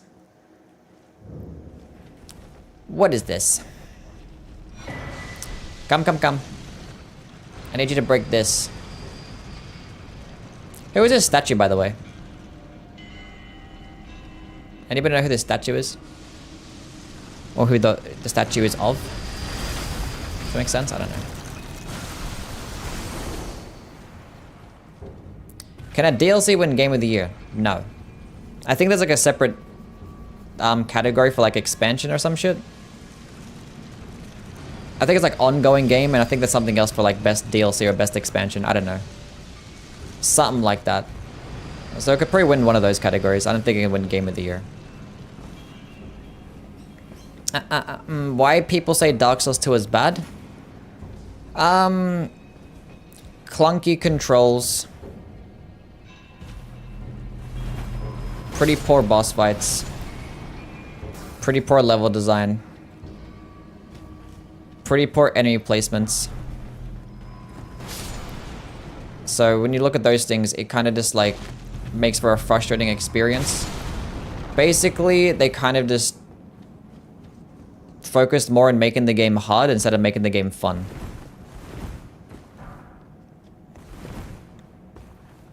With some things. Specifically when it comes to like designing the enemies. Like when it comes to like the combat and like the build creation. Not necessarily the combat, mainly like the builds. Mainly the builds. It's pretty good. But when it designs like the whole like levels and the enemies, like a lot of the enemies are just not fun to fight against. And if like your bosses and enemies and levels are not fun to go through or to fight against, it's not going to make for the most enjoyable experience. I got a hyper armor with that? Nice. Hellspawn, what's going on, man? How are things?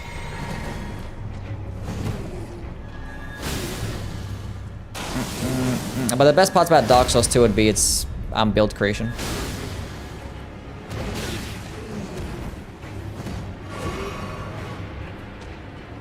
Can't understand how people praise Dark Souls 1 but hate on Dark Souls 2 when Dark Souls 2 is superior in almost every aspect. Every aspect? Every aspect?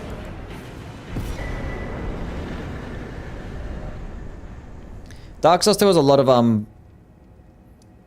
quantity over quality. It's a pretty large game. Filled up with a bunch of mid.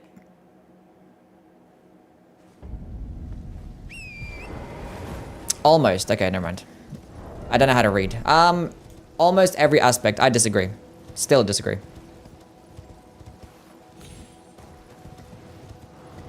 I still think they're pretty much the same in terms of boss fights. Actually, no, the DLC, I like Dark Souls 2 DLC boss fights better.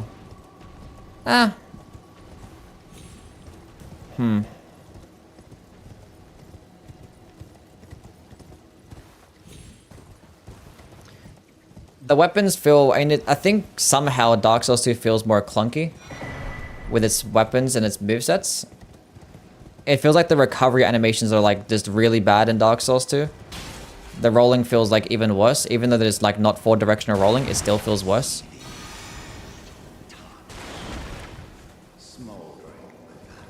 And trying to like redirect attacks is like mega cringe.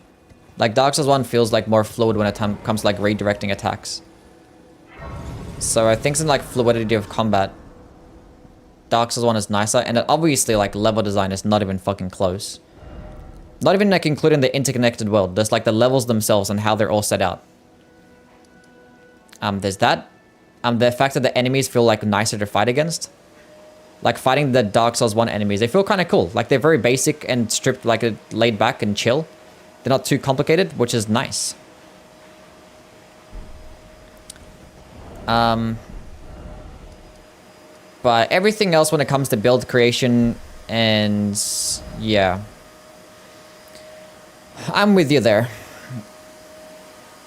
And probably even bosses too. Even though the Dark Souls has more shit bosses, but I think it has more good bosses. What am I doing now? What's my purpose in life? Let's go spend these souls on some materials. Yeah, adaptability is a mistake. Yeah, I don't know what the fuck they were thinking with adaptability. Like how I don't know. I don't know. That's a whole ass issue. No idea what they were thinking. Okay, so I used... How many did I use? That's already at +9. I don't need that. Cool. Cool. We just need smithing force. Nice. How many smithing fires do I have? 5.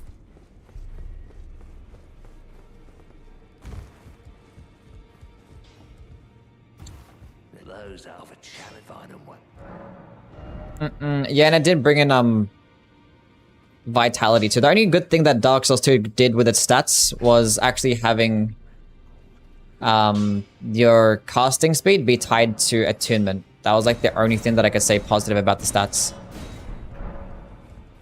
Because even like the way the scalings worked was kind of just whack as fuck.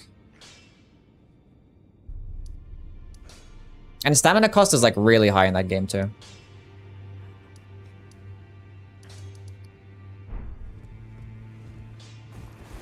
It just feels like more frustrating to play. Doesn't Inseparable Sword have Sacred Blade on it and it's a Somber weapon? Yeah, it is. It is. But I'm still gonna go with this, so it's fine. Could've just used that. Where do you even get this Inseparable Sword anyway? Isn't that like later in the game? Or is that like someone's questline? I forget. I know. Let's go kill the dog.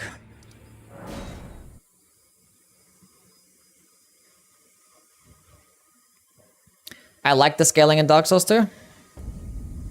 I don't.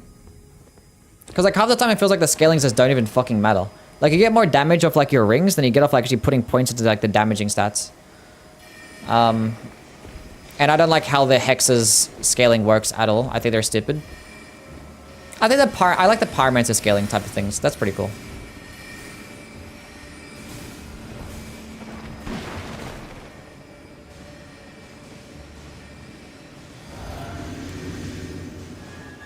Yeah, it's not bad.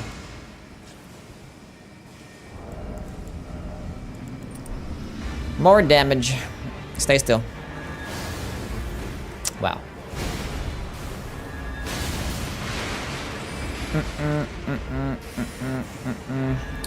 I think I'll end up getting more damage with the Banished Halberd than the Inseparable Sword anyway, so.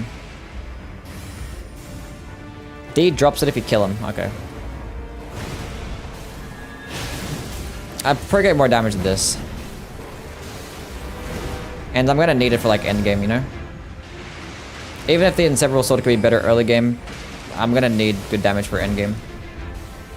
Just for Rider Beast, basically.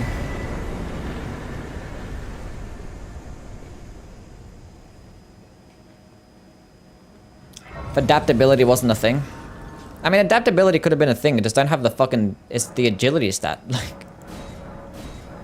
tying towards your iframes. But yeah, they could have just made it... I don't know. It's not like the worst thing in the world. Because you can get souls pretty early on anyway. And a spec into it. I don't know, it's like, it's not... For me, it's like not the biggest thing, but it's still stupid. Could have been Resistance 2.0, yeah. Let's go level up. Go kill Renala.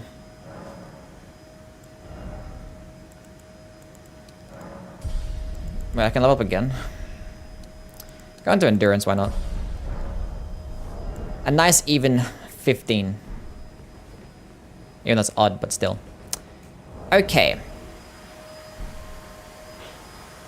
I need to get Halashiburi still. I need to get Golden Bow. Okay. Need to get some stuff.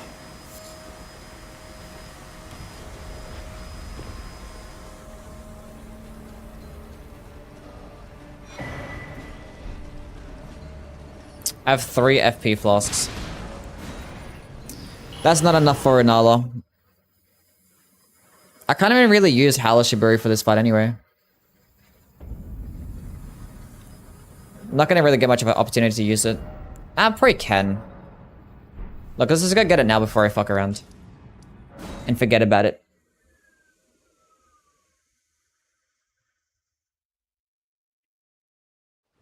It's Fia's quest? Oh. Either we're not gonna get the Inseparable Sword. We're fine like this. We're fine with this.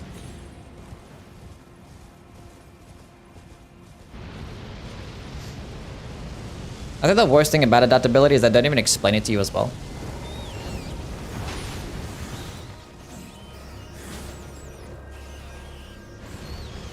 They didn't even explain what it does.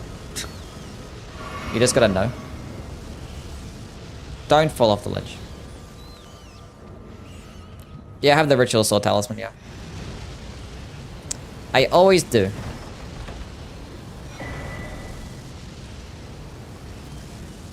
Ugh. Let's go get Golden Vow spell. Actually, before I forget...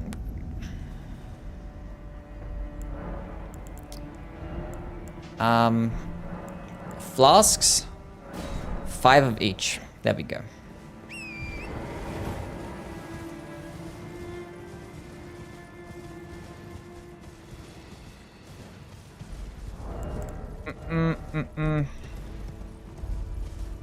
Even like your healing speed is tied to your agility stat.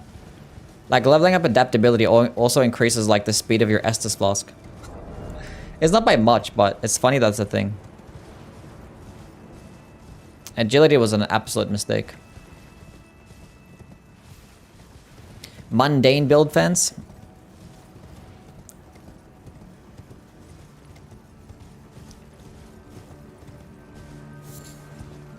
Mundane can be pretty good. Both DS1 and 2 should be remade with DS3 mechanics and I'll be set for life.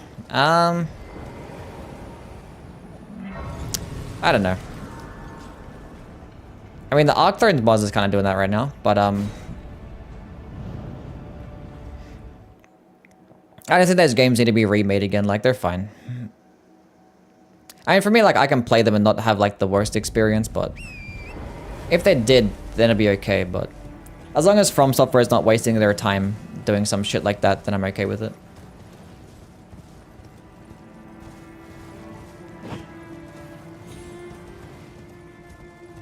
As long as I get some other random company to do it.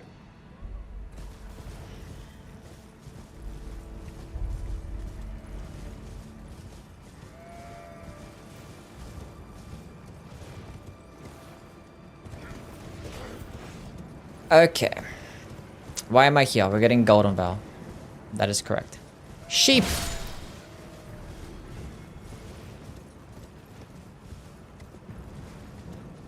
And then we can go kill Renala and then kill Radahn. Wait, I can get the Holy Scorpion Charm or the Sacred Scorpion Charm. I can go get that too. And then what else do I get? Wait, how much FP is this use? 19. Do I get the Carrion Filigid crest as my last slot? I might need that for the Rider Beast fight. You gonna kill Rykard? No. And you think DS2 is superior in Dark Souls or to Dark Souls on its numerical value?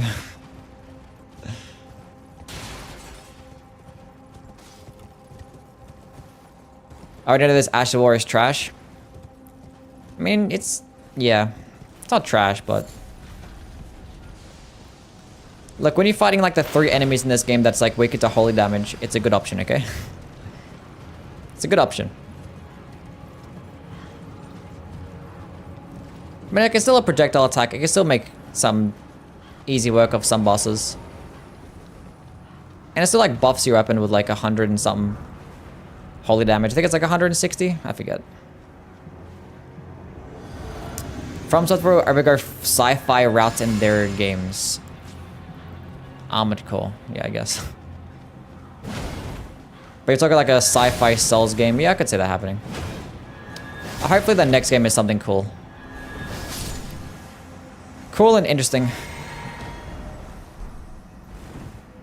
Sci-fi, caveman, pirate, any of those aesthetics, we good. We eating good. More alien stuff like in Bloodborne? I don't. It's not my favorite aesthetic. Not too big of a fan. But if we get it, I know it's gonna be good, so. Howl of Shibriri.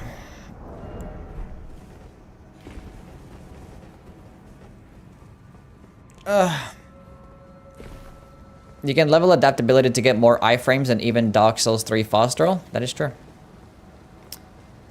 It's still not going to consume as little stamina as Dark Souls 3. Like, Dark Souls 3 roll is still going to be way better because you can roll further. You can roll more consistently, like, the back-to-back rolling, like, spamming rolling is so much easier in Dark Souls 3. Even with max adaptability. Still don't remove the clunkiness, but yeah, I don't know. Adaptability is like the worst thing for me. Out of all the stuff to complete at Dark Souls 2, it's like... probably like number 5 on my list. He's still on? Oh. Go away.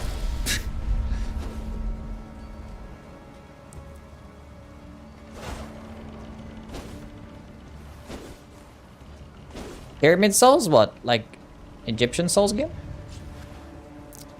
After playing the Arc Thrones mod, that desert area made me want it. Go fall off the ledge. No, fall off the ledge.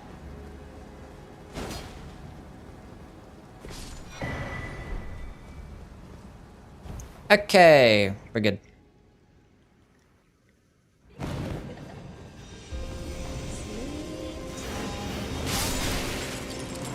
I've been hit.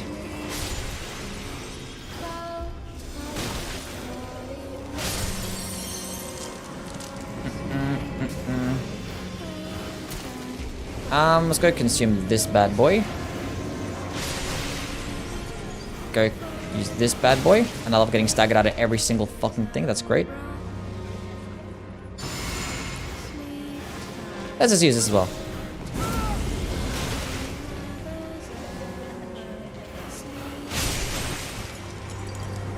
Why not?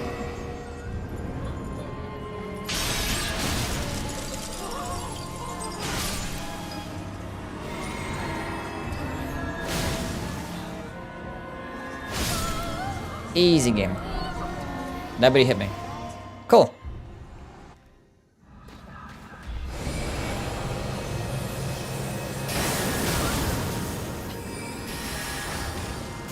Ugh. Oh.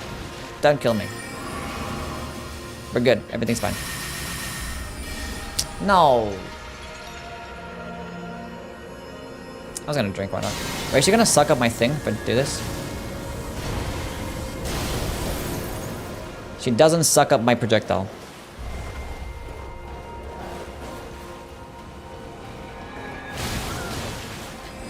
Bad doggy. Go away.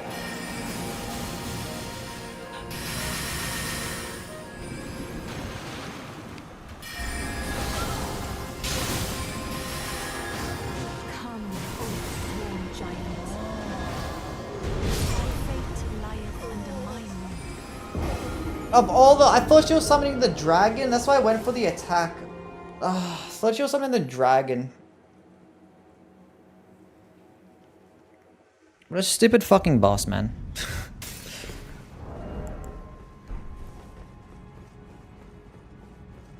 And it didn't even like lock onto her too. I tried to like switch the lock onto her and it still didn't want to lock onto her. It's still like locked onto the boss. Like I'm trying to move it and it's like, nope.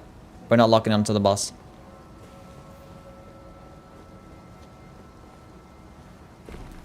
I love this game. Opinion on Renala. I don't like her. I don't like her. Don't care for her boss design. Don't care about her lore. Don't care about the boss fight itself. The arena's kind of cool. Should I eat a chicken burger or a beef one? What? Beef one?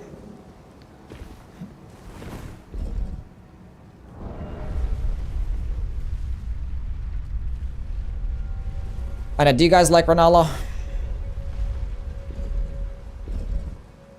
I don't. I'm not a fan. Do you have McDonald's in Australia? McDonald's is like in every country.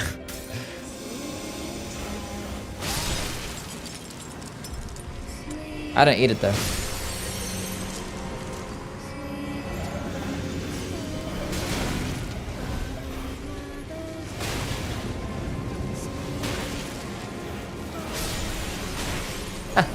This fucking game sucks. I hate these books. It's like maybe this time. Maybe this time. She's just got some more poise. Oh shit, I shouldn't have done that. It's fine.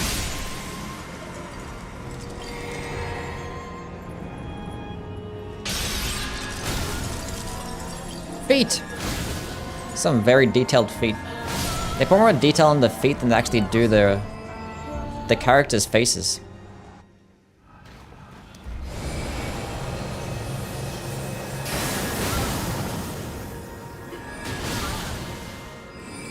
Actually get some nice hyper armor. It's pretty cool. Why does it break lock on? Why does it break lock on? What? Just because like a second person spawns in doesn't mean it has to break lock on. That's silly. Why is it like that?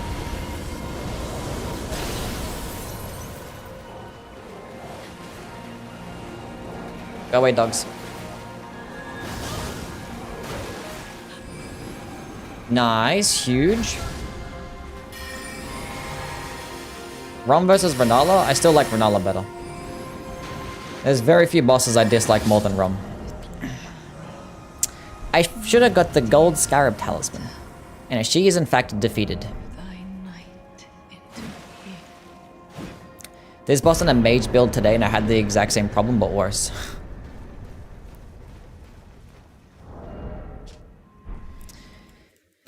It'll definitely be like that. Okay, now is it Radahn time? I think it's Radahn killing time. I can get another talisman pouch. Go get the Sacred Scorpion Charm too. I understand why clicking triangle in the map also rests at the Grace. Doesn't make sense. Mages can use Rock Sling. And Magma Shot. You can get both of those things somewhat early on. Renala has a small head. That is true. She does in fact have a small head. Why am I talking to this person?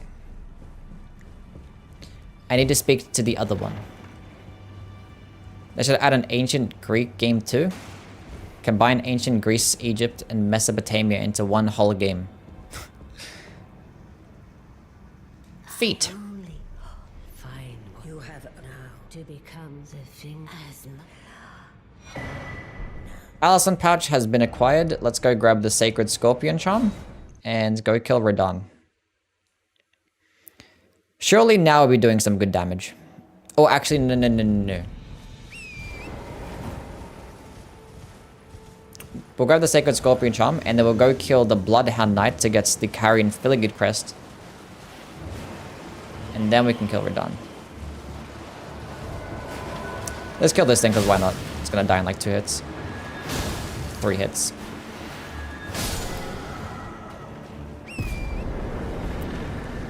Big damage go brr. Have a game about everything? Yeah, just everything. That's the theme of the game. Everything. I mean, even if they do like a particular setting where they like take inspiration from like ancient Greece or Egypt or something like that, it's still gonna be like nothing we expect. There might be like one area that's kind of true to that, and then it'll just end up going like left field and being like the most random shit of all time.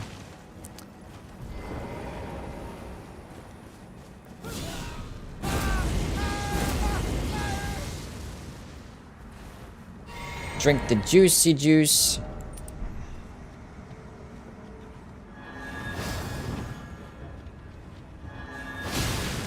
Damn. Damn. Why does Anastasia actually have this, by the way? Why does she have the Sacred Scorpion Charm? Very odd. Okay, let's go speak to Kale.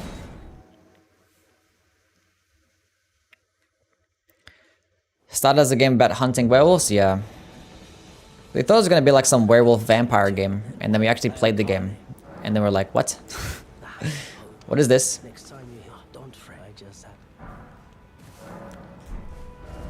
This is not vampires and werewolves. This ain't the same thing. The trailer showed us some weird-ass animals and a boomerang user. Clearly the Land of Shadows is Australia. True. Takes place in Australia. Confirmed. I kind of want that boomerang weapon though. She looks kind of cool. Because they haven't really like made a weapon where like you throw it and like returns to you, right? They don't really do shit like that.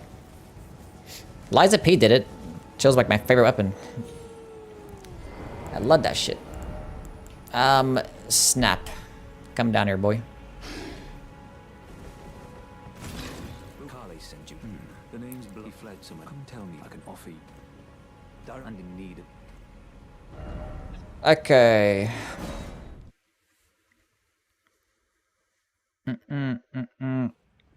Wanted to surprise us, but I still think of the Renaissance and ER and the Gothic style all throughout Bloodborne. I think whatever they cook up, it'll be some fire shit. Never used the Ouroboros'. Ouroboros' eye is so cool. I just wish that like it didn't consume as much Fable. I wish like only one of the things consumed like just one Fable charge instead of both consuming two. I would have used like the projectile like a lot more. Or if it just like stayed buffed for longer. But they're still really fun. I don't know why I'm buffing. It's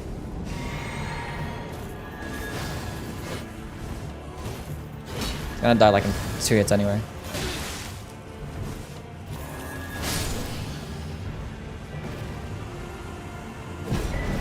Well, he's dead. That's how you get the Bloodhound thing.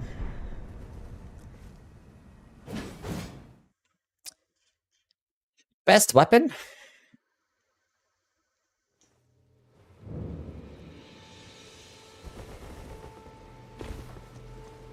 Okay.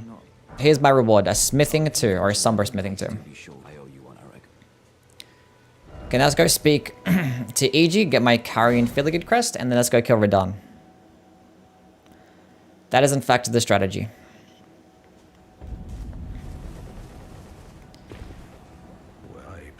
I play this game too much.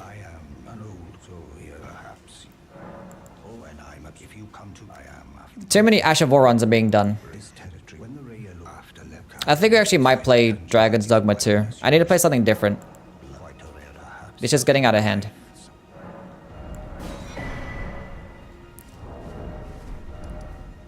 I need a different armor set. I hate like not being able to tank attacks, even though that's not going to matter much against Radahn, but... Ew, I can't put anything on? Everything's going to make me fat. Will I use that weapon the entire run? Might as well. Is this going to be the best one to use? I did like damage testing and there's nothing really better, so... I mean, Inseparable Sword would be nice to have because it could probably do like just as much damage, probably not as much, but like I have Somber Stones that I could use and I could probably just end up doing more damage early on. But like later in the playthrough, this one's going to be better to use. What should I go spec into? We're going to Vigor. We're going to be responsible today.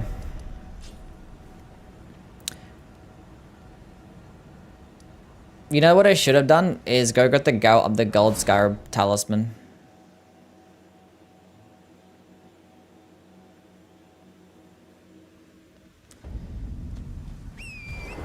Yeah, that's fine.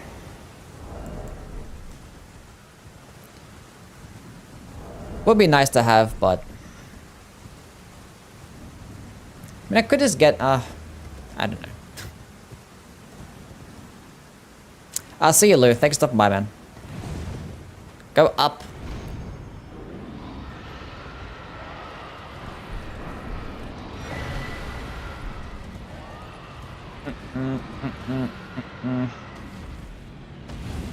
The Albert that OP, it just has like a good elemental scaling, and it just gets good damage with a Sacred Infusion. So yeah. And it's like low requirements too. I don't have to spec into like much dexterity or strength. So it's 12 dexterity, and I can just two-hand it. At the strength that I have. Can you not cheat engine it in? What, the Gold Scarab? I'll get it legit. Don't have to use cheat engine all the time. Have we even used cheat engine this run? Oh yeah, for the armor set's true.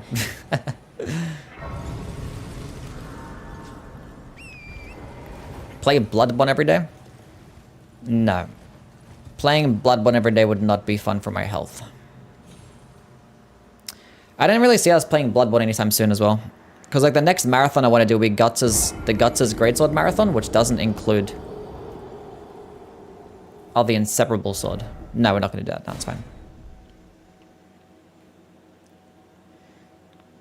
I kind of do want to check which gets more damage though, because I didn't actually check the Inseparable Sword. I didn't check it. Anyway, we should be doing some nice damage against this guy, even though he is resist to holy damage, because, you know, why not? Everybody is, just be like that.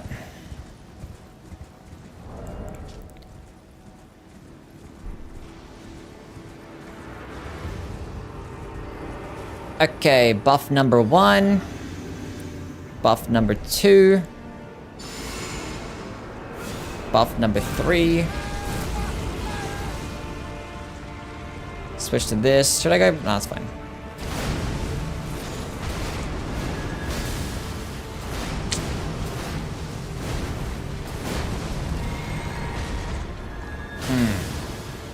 Even with all of these buffs and this much faith, it's still doing mid damage. This is not a good sign. I thought the damage would be better than this. It's at plus 13. Ah, fuck. I wasn't paying attention. That's not good.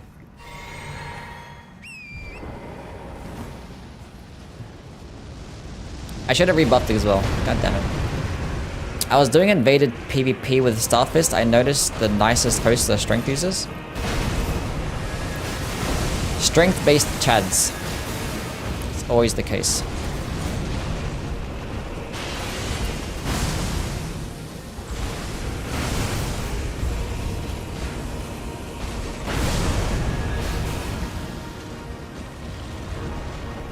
I'm like clicking the button again to do the input, and it's not letting me do the input. It's like the one weapon skill that doesn't queue up inputs. It's really weird.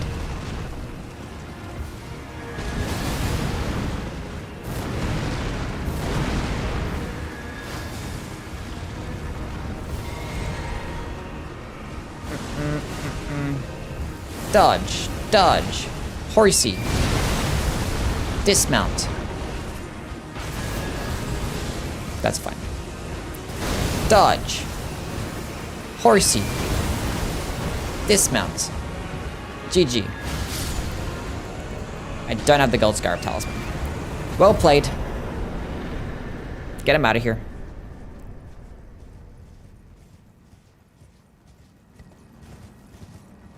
I could drink buttermilk ranch by itself? What the fuck is that?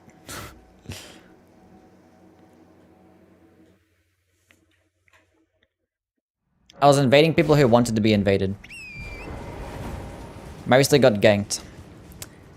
That is, in fact, the invasion experience. You very rarely actually fight people that just play the game. Maybe when the DLC comes out. I'm going to do the Law Accurate boss fights mod for Elden Ring.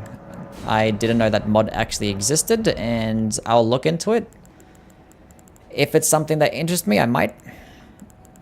We're clearly needing more faith, like the next few every bosses resist to holy damage. Oh my god.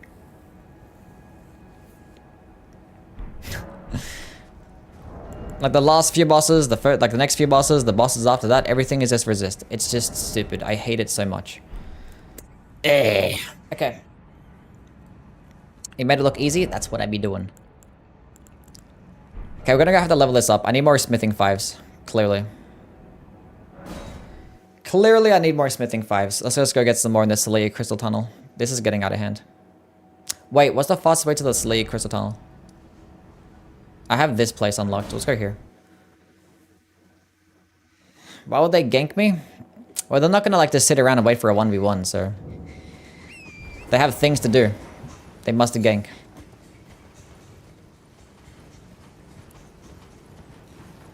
Elden Ring is literally as much lore accurate as possible.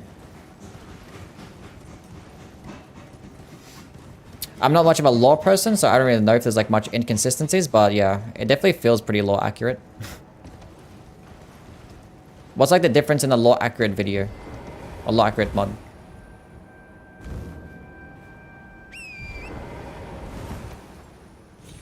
The law accurate pre-pot Radon. I haven't seen a video like that, no. Or pre-rot Radon. It's a pre-pot. What the fuck's a pre-pot? Pre-rot Radon, no.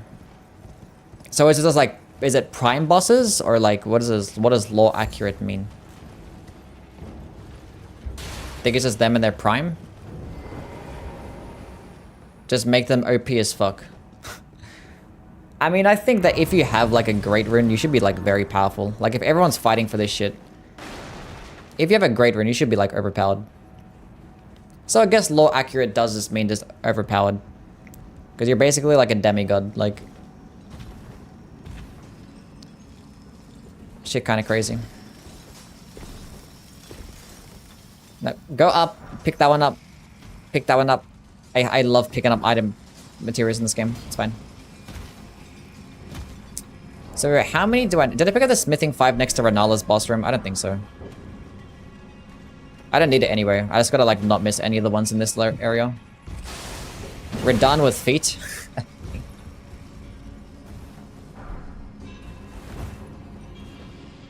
Most great runes aren't even that strong. That is true. Half of them are kind of just useless. Low accurate that is straight up immune to holy.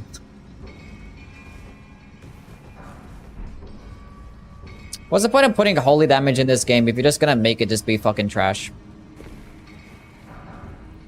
Very upsetting.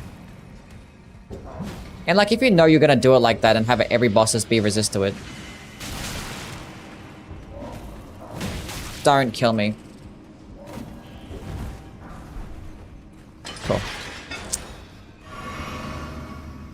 Yeah, if you're gonna have like every boss resist to it, wouldn't you have like some counter measures put in place? Like, I don't know.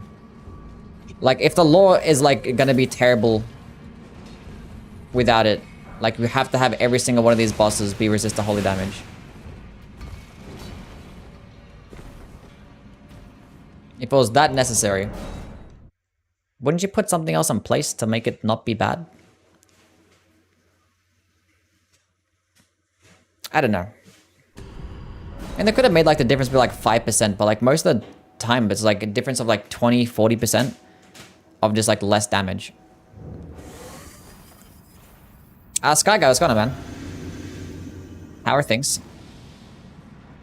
Destined death weapons and spells would be broken if they weren't holy.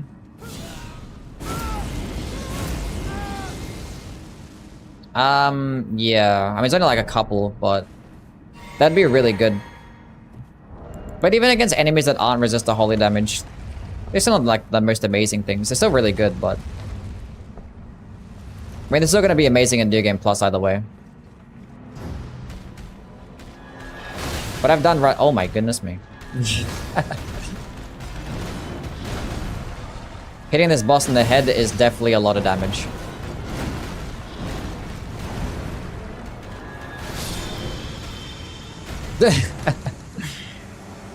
That's cool.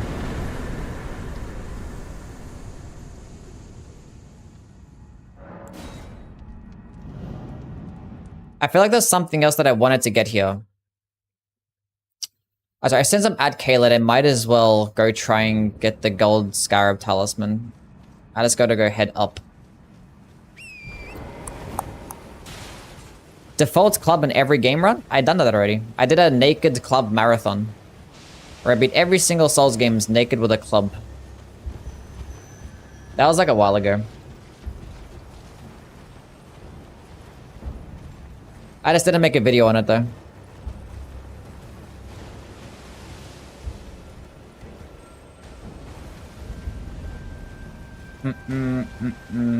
Some games are incredibly bullshit when you're naked, I'm telling you that right now. Bro, Dark Souls 2, naked is not fun. Absolutely not fun.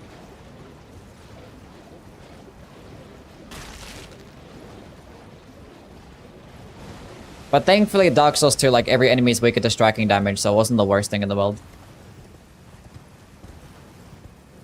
But using, like, hammers is actually so good, though. The club is actually amazing in every game. Club is amazing in every game. Really high stance damage and fun movesets. They just poise break pretty quickly. Naked Marathon IRL? What? Are the VODs available somewhere? I forget when I actually did those runs. I don't think they're on my VOD channel. I know you could probably look it up on my VOD channel and go type up Club Marathon or some shit. I don't know. I'm not sure if it's there or not because it was a while ago.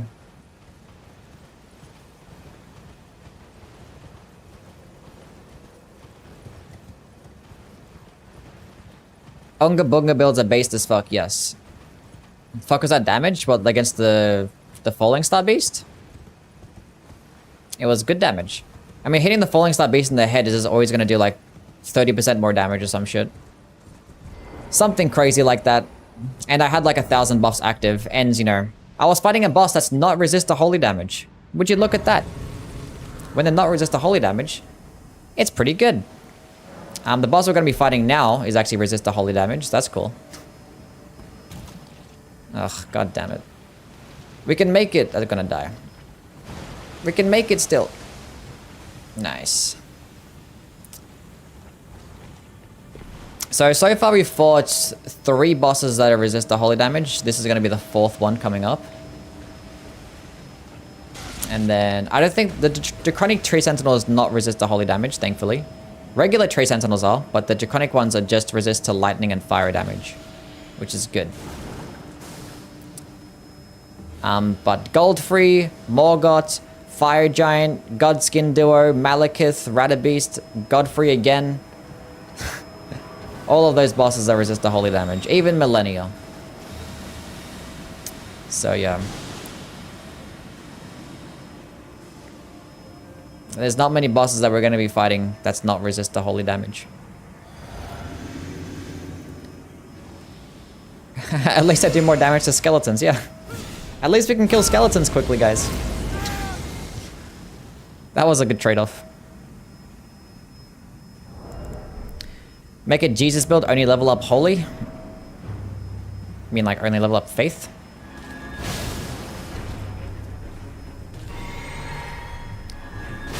Nice. Still 2-shots them. Easy game. That's like a perfect amount. It's like the perfect 50% health. Good stuff. Even if they are resist to holy damage, they're still getting clapped. Hell yeah.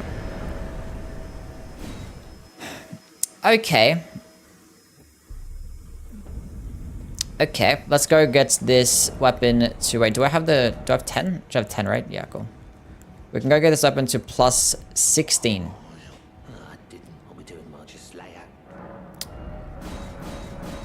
Cool. So plus 16 and... Okay, now it's Draconic Tree Sentinel time. We're looking good now. And this boss will be like the last time you actually see some good damage being dealt. Holy will be the best damage type in Elden Ring. It'd probably be the best damage type in Elden Ring, but it's still not going to be that good.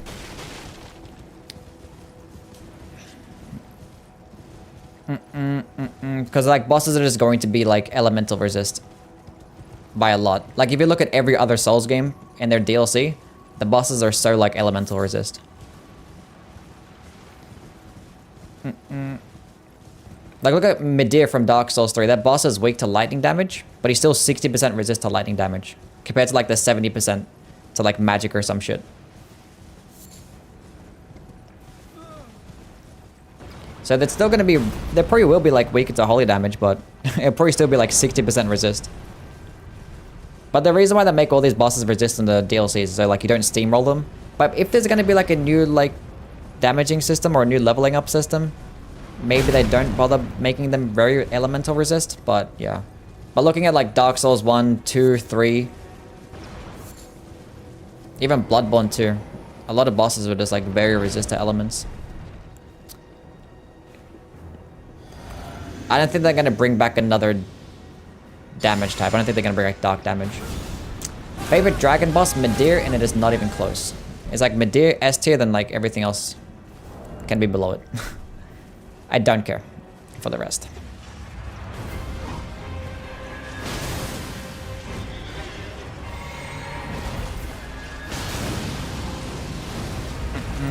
A potential demigod? I mean, it's typically like anything that has like a shot of the Great Rune. A shot of the Elden Ring, whatever it is. I got a poise break there? Nice.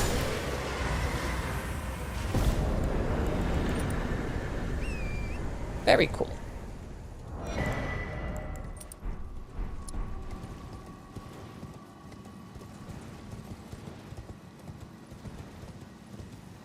I'm just excited for the DLC. Whatever it is, it's going to be amazing. The bosses are going to be really good. Weapons, spell. I'm so excited to try all the new stuff. It's going to be amazing. Holy damage becomes broken. The only way they make holy broken is if they have like a specific like spell buff. Right? Like a flame grant me strength, but like it's just for holy damage. And it adds like 50% more damage. Like that's it. That's like the only way I see holy damage being broken. Why are you upset, Tamim? What's going on? I was doing a no-hit bosses run in Dark Souls 3, got frostbitten in the end of the Vord fight. And we're just Vord, you could start again. You got it though. But a frostbite getting hit is pretty cringe.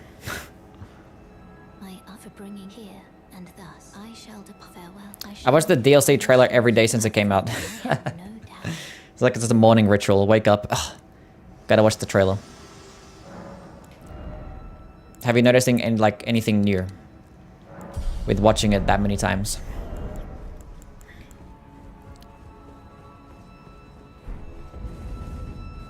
Lettel.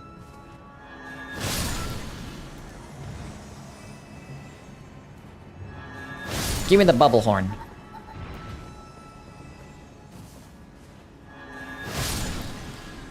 I don't think they're gonna give it to me. Maybe this guy will drop the big one.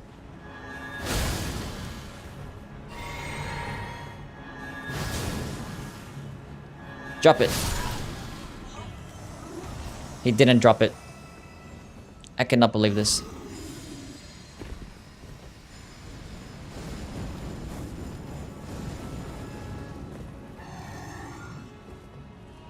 There's no frostbite meter for Vort? Or he just like instantly procs frost?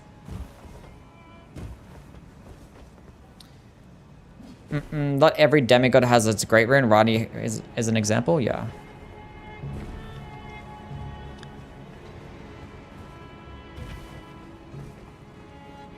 I know, they just kind of make up their own rules in terms of like what bosses get resist to holy damage.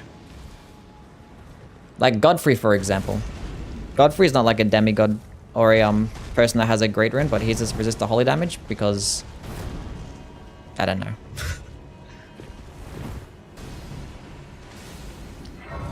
Wait, is he a demigod? I don't think he is a demigod, right? I don't know.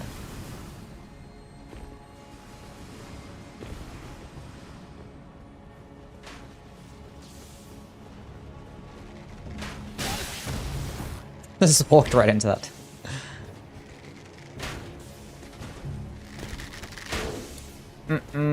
Godfrey is a Chad.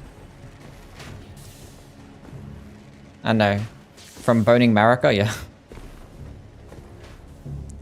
Any connection with royalty? Resist the holy damage. I don't know. It is what it is.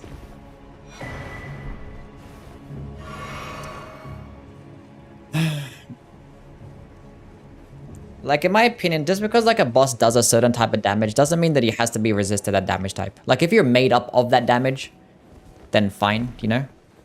Like, if you're fighting, like, a magma worm, let's say. Like, that guy just lives in fire. That makes sense. He could be resisted to fire damage. Or, like, if you're a lightning dragon, where, like, your whole body gets encompassed with lightning, being resisted to lightning makes sense. Like, just because you're a person that does holy damage, or if you're a person that does magic damage, why the fuck do you have to be resist to that stat? I don't know. Is Moog resist to holy damage? No, Moog isn't resist to holy damage, but it's probably because of like the blasphemous thing, like his... I don't know. Him and like Rykard are like the only ones that aren't resist to holy damage. And it probably has something to do with them being bad people. I don't know. Something stupid.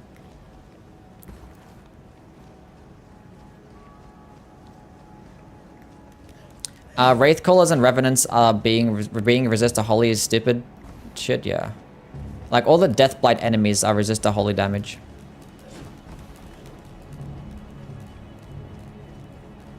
Use a lightning sword to kill ONS. Nice.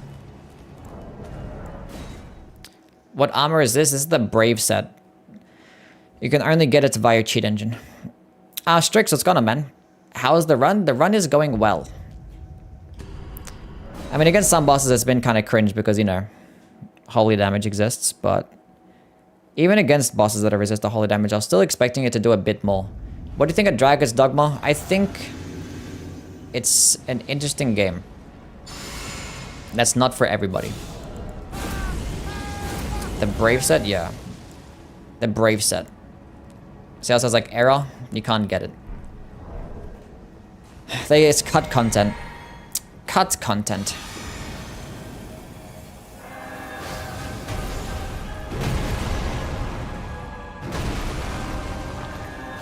Yeah, 80% resist bosses are annoying. Should not exist. This from a pure gameplay standpoint. Like 80% resist bosses have been like in every game. It just is what it is. Nice lag.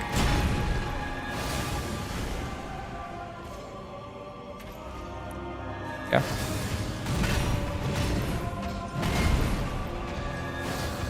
Nice. Nice. Straight up just missed.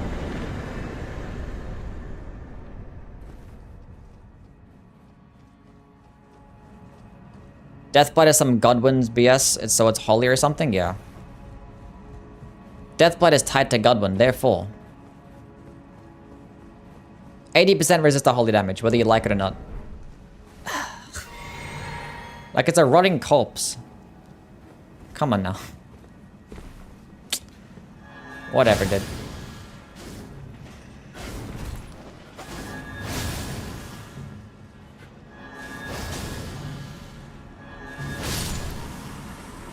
Even the Black Knife Assassin, god damn it. Does a Frostbite count as a hit? Yes, it does. Well, like, if it's just a build-up, then no. But if you actually if you get damaged by the Frostbite, then yeah, it counts as a hit. Vigor and Faith. My expectations are a bit of Mind later on. But we do have the Carrying Filigree Crest, so that's cool. How much is that? 12? 15. My math is bad. I'm bad at math.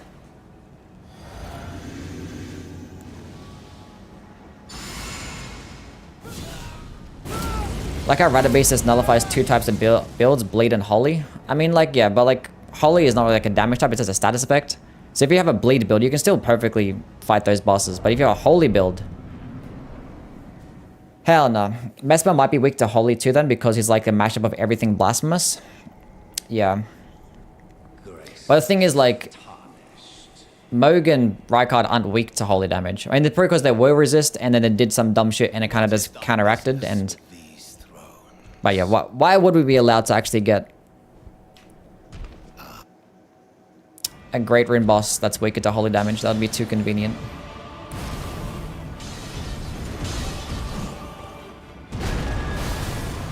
But they're just like, fuck it, make everything weaker to lightning damage. Who cares?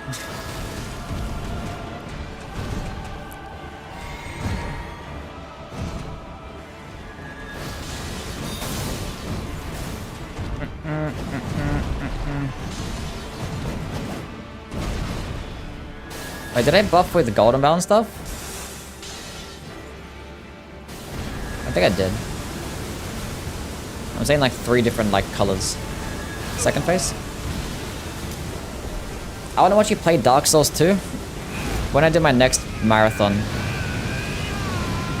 I mean, I have plenty of like, you know, playthroughs of Dark Souls 2 on my channel. You can go check them out.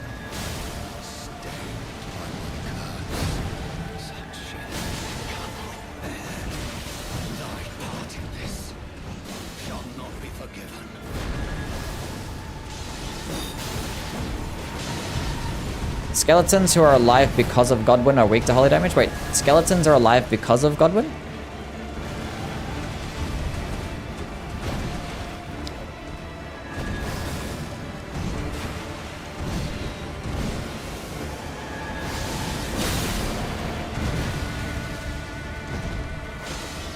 Oh my goodness me. I locked off as I did it. I locked off as I clicked the button. Not the same as watching it live, that makes sense. King of choking, yeah, that's true. We can't have at least one stream where we just go without choking at least, you know. Couple times. Couple times per stream it has to happen. I locked off on like the final hit and then... God damn it.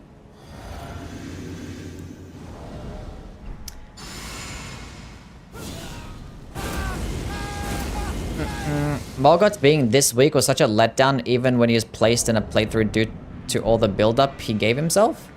I think Morgoth's not that weak. He's a pretty good boss fight. Oh, look at him choke! Oh, look at him suffer! I think he's a pretty good boss fight. It has a challenge. All catacombs we go into are connected to Godwin. Oh. Funny that.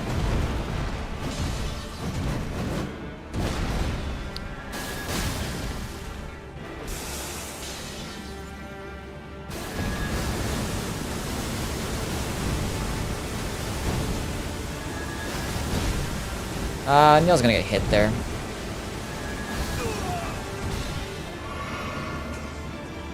That's okay. He dies too quickly? Even with a non-optimized build, really?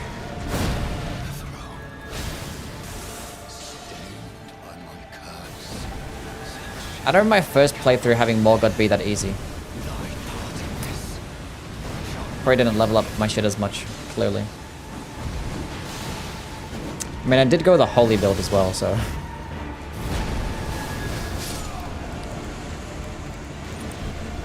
Well, now he's dead.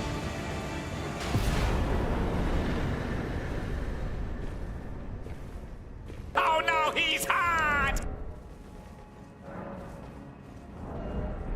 Another boss resist to holy damage is now gone. I don't know where I rank this Ash of War. I think it's like a B tier. Like, it's still a projectile, and it's still like not that expensive. It still buffs your weapon, but you know, doesn't do much stance damage. The damage itself is not that good, even, you know, the fact that it's doing holy damage aside. Allow me, you are unable to prevent it. The thorns, a husk, the only way and become my purpose. So I'd like to the flame and guide. Has some of the trickiest parry timings though. I kind of want to do like a parry run. Share them with me. Your Faith, 40 faith.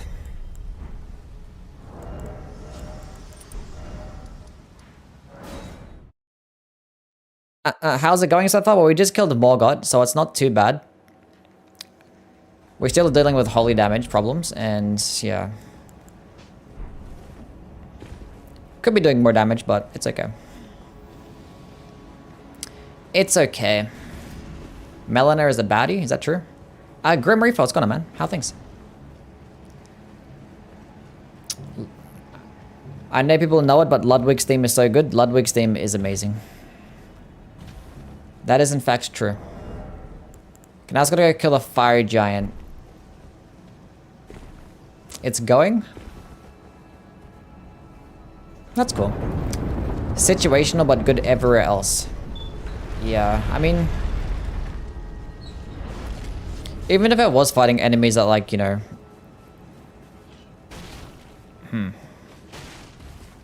Like, even if it was to fight like a death ride bird, you could just do it with like a pot. A pot could be like just as easy. I'm probably not actually. Could just use like Sacred Blade and Sacred Order and stuff. I know Sacred Shared Order and Sacred Order. Just watch Ongbal's Arc Throne's no damage video. Shit was clean. Yeah, he's built different. He is built different. Actually, one thing I want to see is the Dragon's Dogma 2. Reviews. Can you go away, please? I'm clicking on some buttons and I'm getting killed by a misbegotten.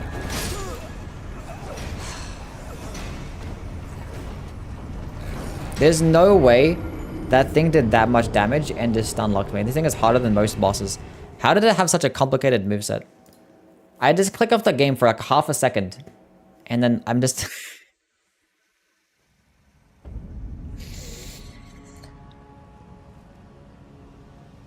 I'm not dealing with this right now. We're not dealing with this right now. Okay, where is then give me this. Nope, not today. Not today, Satan. Not today.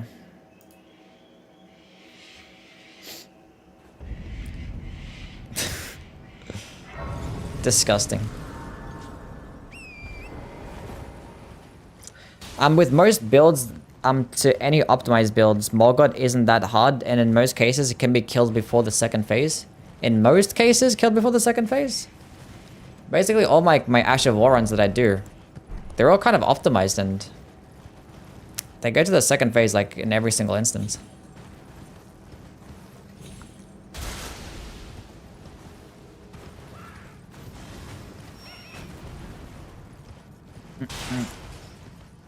You calling me disgusting code on 4K? What?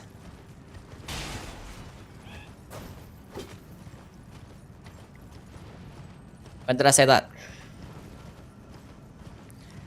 Nastiest movesets are Crackhead's Beast going apeshit. Yeah. Pick up the Golden Seed, you big idiot. Yeah, the Shackle can script him, yeah.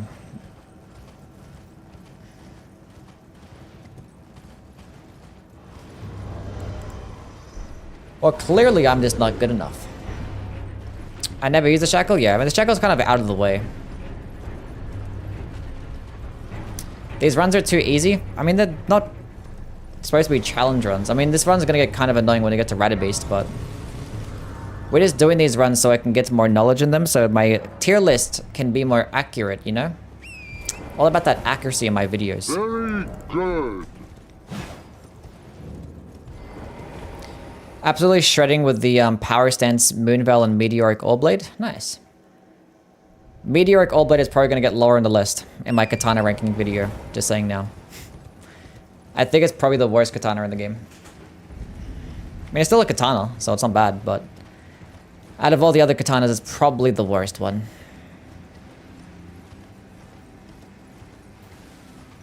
Yeah.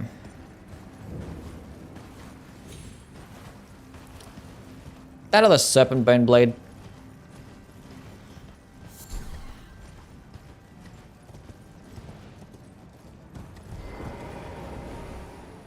One of those two. The funny thing is, like, the Serpent Bone Blade could have easily been one of the best weapons in the entire game.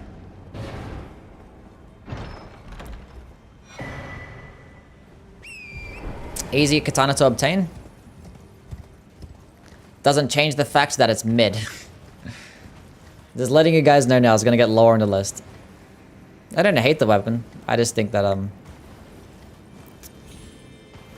of all the other katanas, it's the worst one. I mean, basically all the katanas are pretty easy to get, right? Not all of them, I lie. I think Rivers and Dragon Scale are pretty annoying. Because they're like later on in the game. But like Uchi Katana, Nagakiba, Moonveil, they were pretty early on. And those are your best three.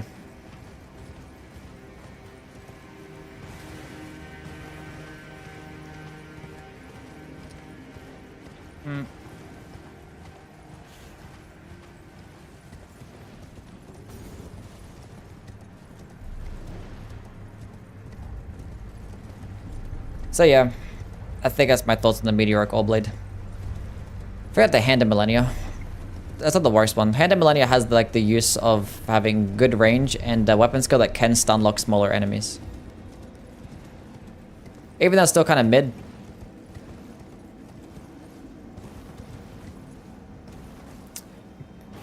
A blood Uchigatana. Why would you have a blood infused Uchigatana? If you could just put Gravitas on an Uchigatana and it could just do the same thing as a Meteoric Orblade, right? But just with like the better moveset, because you don't get that stupid heavy attack.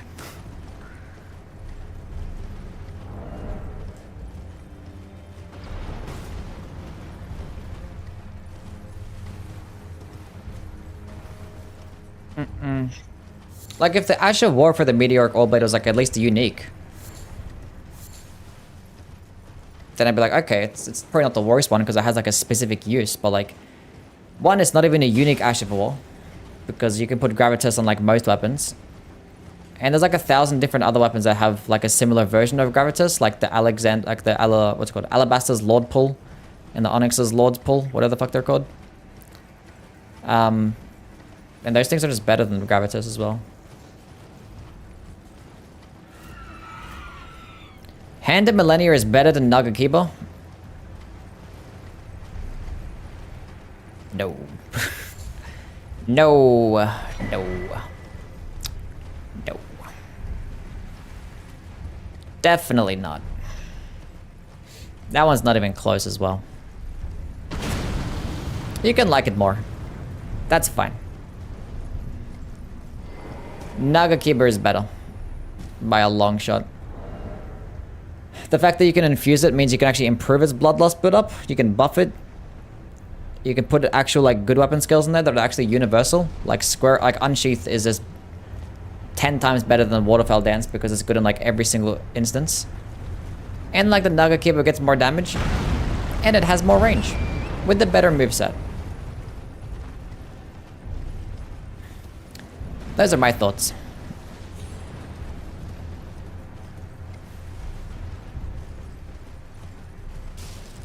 What's Sacred Blade's stat scaling like? I've hit up this grace. Sacred Blade scales of faith. And the faith scaling. Unless you hit with the weapon directly, then that also gets like a bit of damage based on the AR.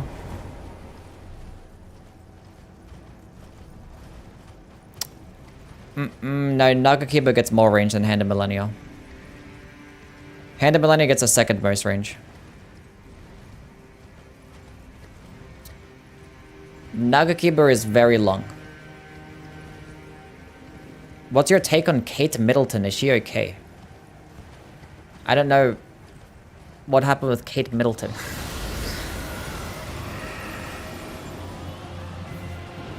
I don't think about the royal family.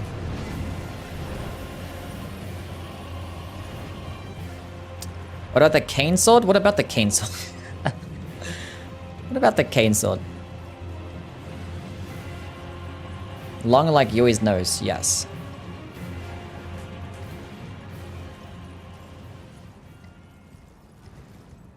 Is Nagakiba easy to find? All you gotta do is kill Yura, which is like right at the beginning of the game, so... There's killing an NPC for it. Unless you want to do his questline. It's not the hardest questline to do, but... Still doing a questline. Have you done the Giant's... Yes, the Giant's Red Braid Ash of War is the worst one. Out of all the weapon skill runs that I've done, I think the Giant's Red Braid weapon skill is probably the hardest. That one was an actual challenge run. That was a straight up challenge run. It was good against like 2 enemies and that was it. And even then it still wasn't that good.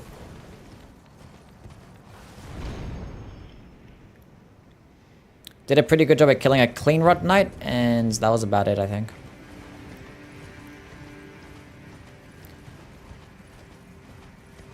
It is awful against everything else.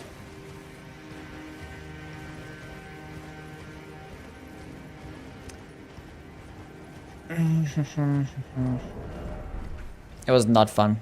If you want a whip that has like a similar effect, just use the Magma Whip candlestick. It does like the exact same thing, kinda, but just way better.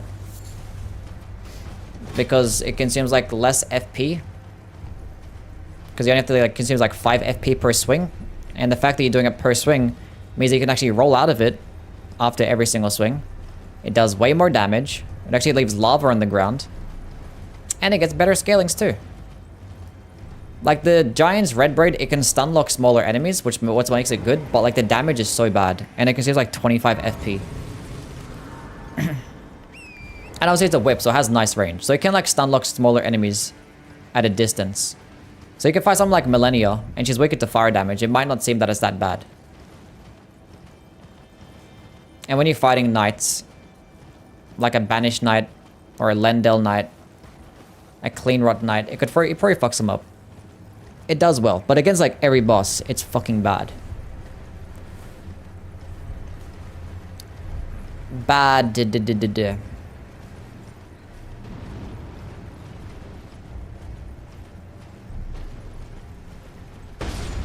Can power stance like grafted Science weapons? Yeah.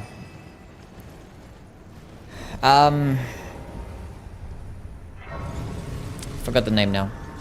The Ornamental Straight Sword, yeah. Ornamental Straight Sword is actually pretty good. I did a run only using the heavy attack of the Ornamental Straight Sword. Actually kind of good. Does some nice stance damage too. It's obviously pretty situational with like the charged heavy attack because obviously it's a longer animation. But if you can get the entire combo off, it's extremely deadly. It's not the most highest damaging thing, and it is just like a pretty basic dexterity based weapon. It's probably only going to be good for like regular new game. I wouldn't recommend going through new game plus with it, but it can make pretty quick work of a lot of bosses. One of the better like early game dexterity weapons. Anyway, I want to see these Dragon's Dogma videos. Dragon's Dogma 2 review. Let's see what IGN said about it. Okay.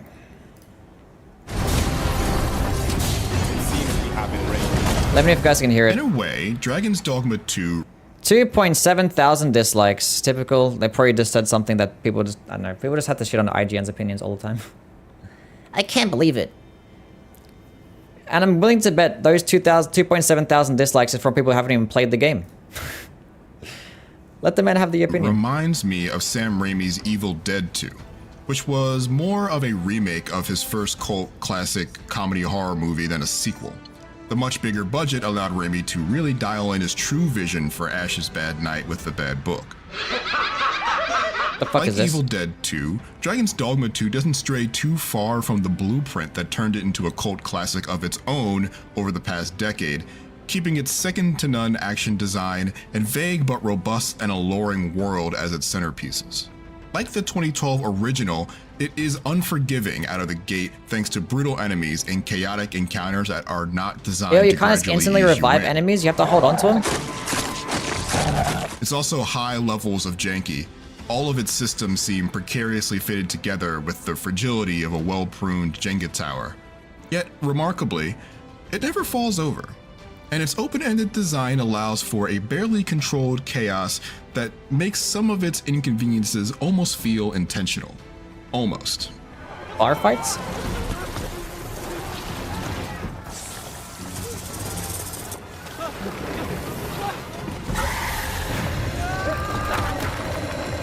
Medusa. This vast, new, dark fantasy world is dense with unbeaten paths to wander down and secrets to find. Many of these will never make themselves known to you if you don't go out of your way to look for them. Well done, Arisen One. Early on, simply walking from quest point to quest point through the verdant forests or dusty crags is a huge risk, as the wilds of Dragon's Dogma 2 are filled with creatures who would love to make you lunch. It looks boring. While lots of open world games with day-night cycles stress the dangers of venturing out when the moon is high, I don't know of any other game that has a more brutal night than this one. Wake up! Brutal nighttime. The explicit lack of waypoints and map markers for the side stories really helps nail the feeling that you aren't simply a walking task bot for the world's NPCs to wind you up, but a curious member of a living, breathing place that will march on valiantly whether you find what you're looking for or not. You'll be doing lots of backtracking and exploring on foot, as there is very little way of convenient fast traveling. In the first few hours, having any squabble evolve into a rolling melee with every other beast within a square mile became annoyingly commonplace. Skirmishing goblins trying to keep their distance from you and harass you at range might attract the attention of an ogre who now must mosh through the combat, and in turn, this attracts the eye of a griffin to dive bomb the encounter like a feathery wrecking ball. Imagine just finding one goblin and then like this is happening. It's a tough learning curve, but it eventually gives way to a rewarding feeling of a stronger, smarter you walking through a valley that gave you heartache 10 hours ago and navigating it like a well-oiled machine. He's doing some nice damage. This dynamism is present in Dragon's Dogma 2's story and quests as well. I wouldn't call the main story at large that remarkable. You play as the near-immortal Chosen One, the Arisen, who has their heart stolen by a dragon that you will be forced to slay one day in order to save the world. You but fell that fiend. It's the exact same premise I have as no the hope for the original story. Dragon's Dogma, with a bit of a Game of Thrones-esque spin in the political intrigue that is good, if not all that special in a world where every fantasy story has similar influences. But on a couple of occasions, Dragon's Every Dogma 2 cutscene's getting takes skipped. a major There's turn black and people in upends Dragon's Dogma. what you've come to know and expect so far, and the characters themselves gave me something to love even outside of that larger plot. And a JRPG never I speak happens. only the truth, as you well know. The first time you walk into a city, you'll be bombarded with people who are happy to see such a capable-looking problem solver in their midst. Many of the quests that they offer you are pretty mundane RPG fare, but some at least put a twist on the genre staples by adding time limits or unclear consequences. Yes, you just got 3 quests at once, but if one involves saving a kid from a pack of wolves, the clock is ticking down until he becomes dinner, so you'd best prioritize accordingly. Prioritizing tasks, huh? Is that why people find this game fun? Every Arisen I mean, I is played the accompanied first one, I by was a okay. pawn, a sort of personal NPC I understand why people find sidekick it whose fun. purpose is to assist you on your journey. Pawns are invaluable because they can take on a class, which Dragon's Dogma calls vocations, and be another body in battle. Harpies, master. Why are people upset about this? Outside of fights, they're great for tasks like gathering W resources comment. and I was pointing gonna out- get so I was hoping the comment section was not gonna be like stupid. W fucking comment. There should be a higher score even though no one has played the game yet. W comment. I was gonna say like 2.7 thousand dislikes. That's fucking stupid. He's like, I don't know. People like skip to the score as if it's not a 10 dislike leave.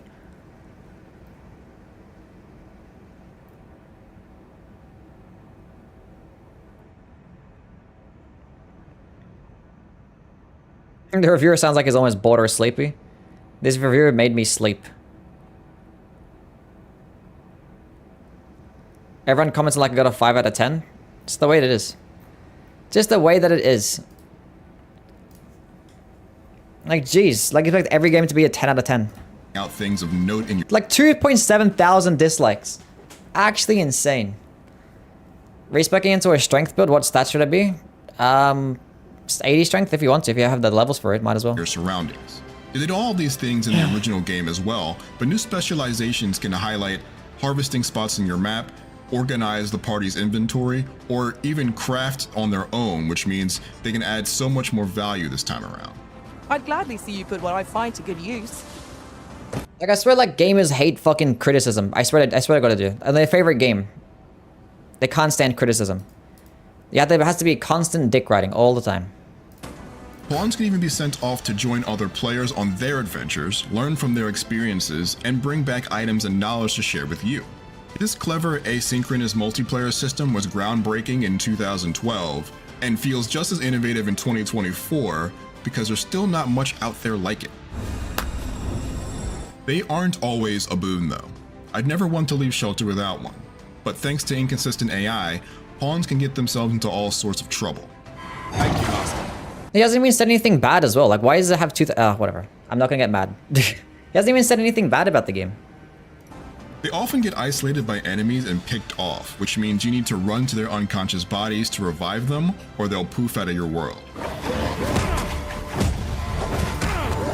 I've had pawns die in pretty silly ways, mostly by falling off of narrow bridges because they made the terrible choice to fight in the middle of them. You can command them to help you, wait in place, etc., but these orders are finicky, and they'll take their sweet, agonizing time to follow them. Defend the Arisen.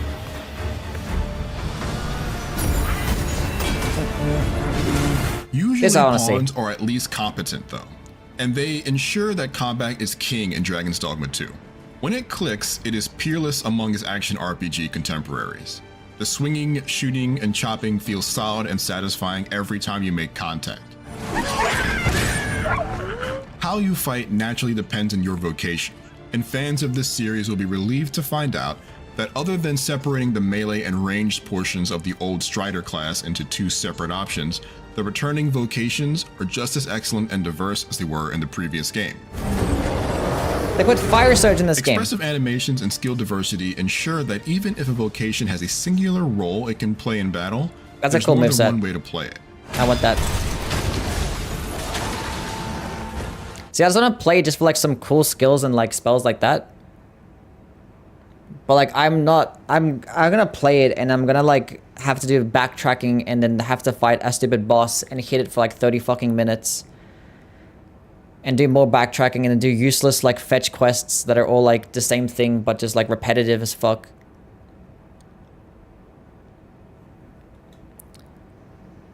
But then I'll be like, I want to make this really cool build to enjoy myself. And then I'm going to commit to grinding out a really cool build. And I'm going to suffer in the process.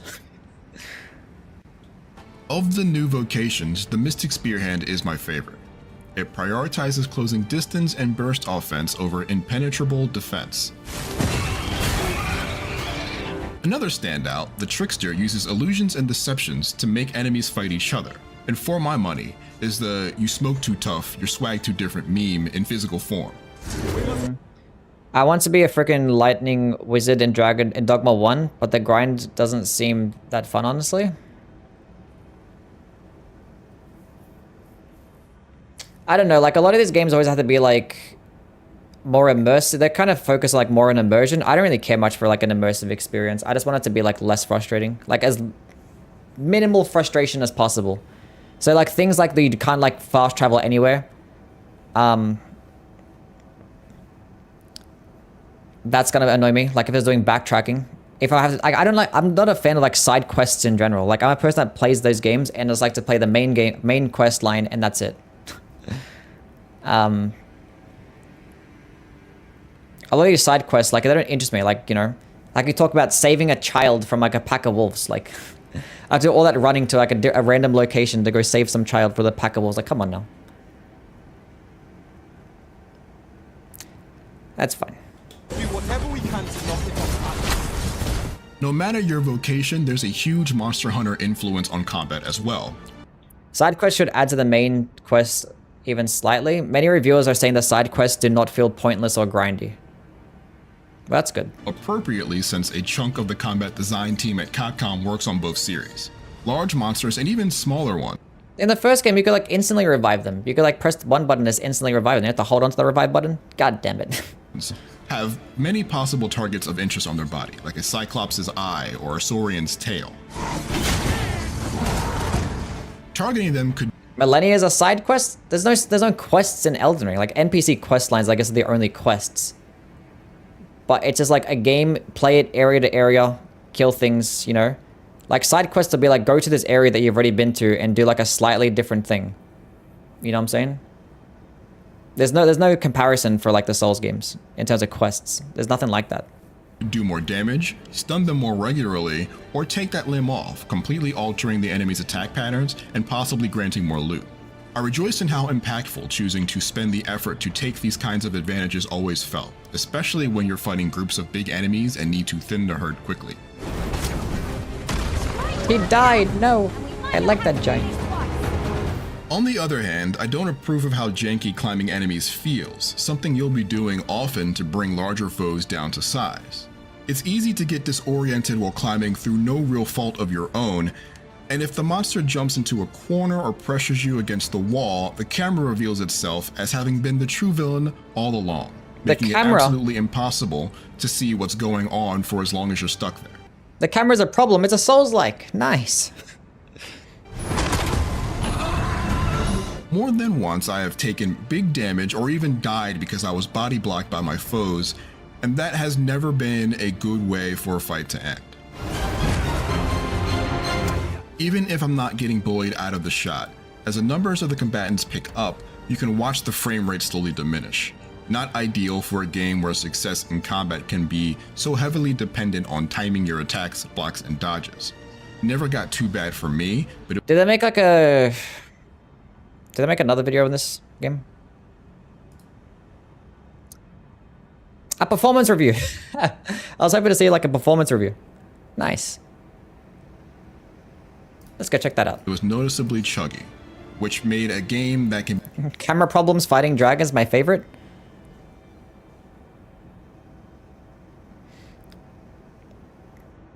Runs out of stamina and dies. And what did he say? He said that he got body blocked by an enemy. I don't think he said he ran out of stamina. Maybe the gameplay just didn't match up what he was saying. I don't know what the fuck he said. He said he got body blocked by an enemy. I don't know what that means. be hard to read due to all the things going on screen at once, just that much more illegible. But like running out of stamina in this game is so fucking annoying. I did not like the stamina like thingy. Made it feel like that's fine. Dragon's Dogma 2 is a strange and wonderful. See like this whole thing? He just like whacking on an enemy that doesn't move. Dragon's Dogma 2 is a strange and wonderful game that seems like I only enjoy combat like this is if my build is good. If there's a way to get like a really good build early on, then I could be okay with this. But I feel like I'm gonna be like grinding out to like wait for like that really good build until I can really start enjoying to hit the same enemy 1,000 times. I didn't beat Dragon's Dogma 1, no. I played it for the first time yesterday for like 5 hours. Seems haunted by some of yesteryear's bugaboos. It is a retelling and re-implementation of all of those wonderful ideas from the 2012 cult classic, including an awesome dynamic world and some of the best combat in the genre. On the other hand, its finicky ally AI, clunky climbing, choppy frame rate, and camera with a habit of going haywire at the worst times are all features I wish hadn't been brought back for another round. Even so, there's an action RPG here that is richly rewarding and incomparable to its contemporaries if you can be patient with its quirks and open to embracing its hands-off open. They gave it an 8. They said it was a great game. What? It has 2,700 dislikes. He liked it. You didn't like it enough. You haven't fucking played the game. Strike fast and true, and our quarry shall fall.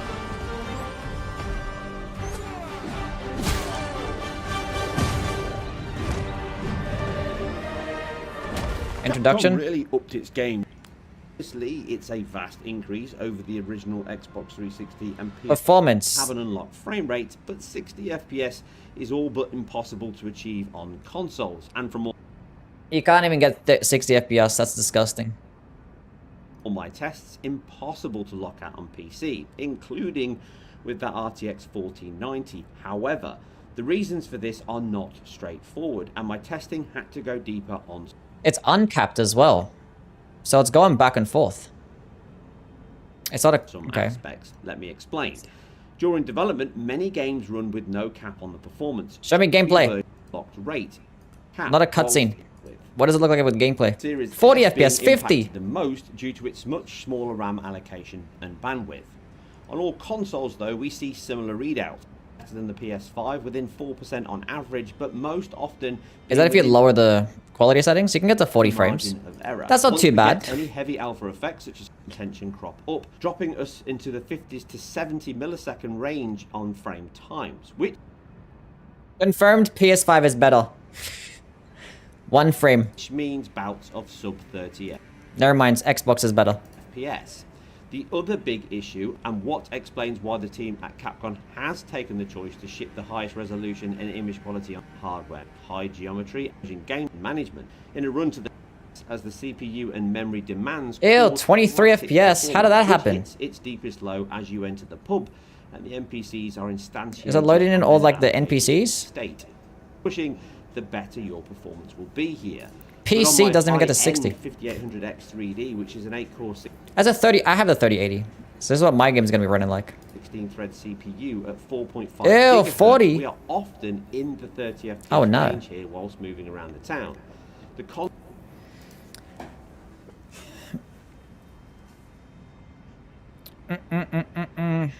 Bloodborne 2. Ah, Vita her. That is loud. That is loud. I need to turn that down. Thank you for the raid. What's going on, man? How things? Consoles do not use the SSD and dedicated hardware designs very well, or maybe even at all, with the impact being higher here than you would expect.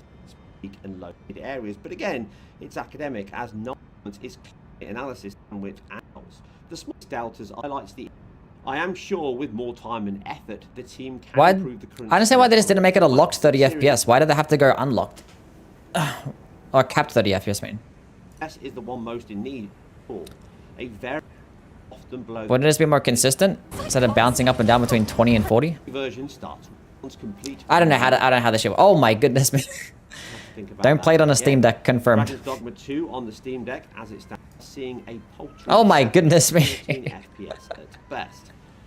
At the same time, this is the first game from Capcom Hell yeah. that appears to have had a high-end SR using DLSS quality offers a vastly superior image quality. GPU heavier sections out in the wild fighting. This might be one of those things that you probably end up getting like a year from now after they kind of they fix all the performance issues. Be one of those games. Griffin's fast camera movement plus frame rates can still drop below 60. Looks like it runs nicely on PC. 40 FPS again. You cannot run the game at native 4K. It's consistently somewhere between the A 4090, 4K maximum. In the towns, the GPU is much less of an issue, and here the CPU and data streaming demand memory bound here, and no GPU. It still drops at 40 even with a 4090. And just as this review patient tracking, so with a 6-core 12.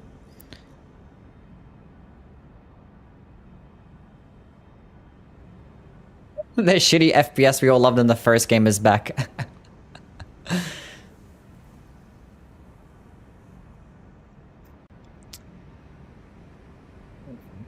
No 60 FPS mode on PS5, no $70 from me. There you go.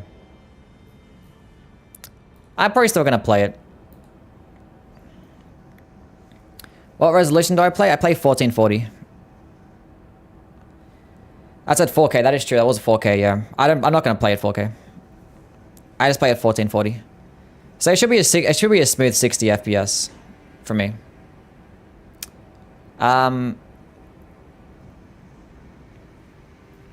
What is GamerRank saying? Welcome back to another episode of Beef. I mean, it's not a review. My initial thoughts. Is there a... Who else made a review? Fighting Cowboy and Modern Masterpiece. Every now and again you start playing a game and you can tell it's going to be fun even within the opening hours. It's when you're 70 plus hours in and having just as much fun as you were at the start that you know you have something truly special on your hands. What is happening, y'all? Cowboy here, and this is my review of Dragon's Dogma 2. So, as I said, I am over 70 hours played at this point. 70 hours? When do they give the reviewers these games? They give these reviewers like a game like a week ago. Where's my copy? Is the start of New Game ++, so very early, very minor spoilers, but let's talk about this game because, man, I'm gonna be honest with y'all, I have not had as much fun with an action RPG as I have with this since probably Elden Ring. The combat in this game is absolutely top-notch. It's probably my new all-time favorite combat in an RPG. The world is great to explore. The vocational differences are awesome. And I'm just having a blast with this. So he likes the game. He said the combat is really good. If the combat is good and I can make some good builds, then we could be a part of this. I'm not gonna like... I know what I'm not gonna like about the game already. I kind of already know what I'm gonna get. And let's go play our stupid fucking game. Cowboy is biased though? I mean, everyone's biased. You're always gonna be biased towards the genre that you like the most, you know? He probably likes that stuff. Oh my god, my... See, if anybody ever tells you that there's no difference between 30 FPS and 60 FPS, they're absolutely lying. I was just watching 30 FPS video, and now I'm playing this, and my eyes feel so much better. Holy shit. It's just 10 times more smooth. Wait a minute, I need to go level up my shit. There's stuff that I like in a video game and what I don't like in a video game. I'm probably going to be torn on Dragon's Dogma. There'll be things that I like about it and I'll be like, why the fuck is this like this?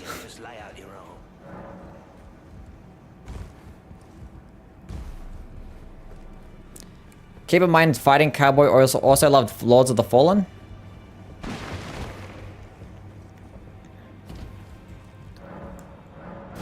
He's allowed to like Lords of the Fallen.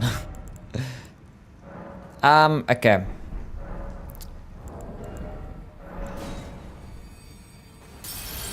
All these new games, I just want Shadow of the Erdtree. You'll like it way more than Elden Ring.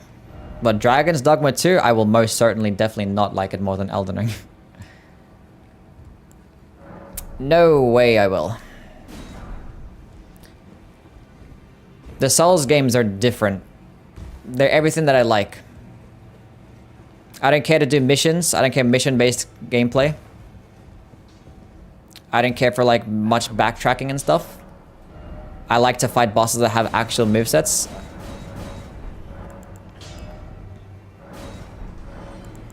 All things that Dragon's Dogma lacks.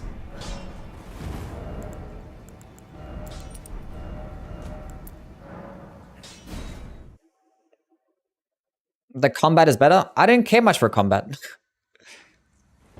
I don't care much for combat.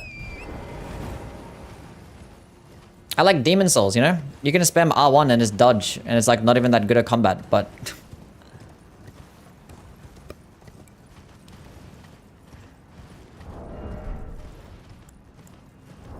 Combat is not the biggest thing for me. I like combat. I like build creation. It's like if something's like really cool and fun to use, it'd be great. But the thing is like if you, it doesn't matter how fun whatever that you're using actually is. As long as if you use it for like a certain amount of time, it's gonna get boring. Which is why the Souls combat is always like amazing because every single boss that you fight is a different experience. So you're gonna spam R1 the entire time, but every single boss fight just feels fresh because the combat is centered around the bosses and not centered around the player character. Does Fire Giant have a holy resist? Yeah, he does. He's like 40% resist to holy. Actually, 50? I think 40%, yeah. I think he's like 20% to the other elements, but I think he's 40% to holy. That's just me though. I'm still gonna play. I'll probably still enjoy it. I probably have really fun a lot of fun playing Dragon's Dogma, but there's no way that I like it more than the Souls games. Why is he resistant? I don't know.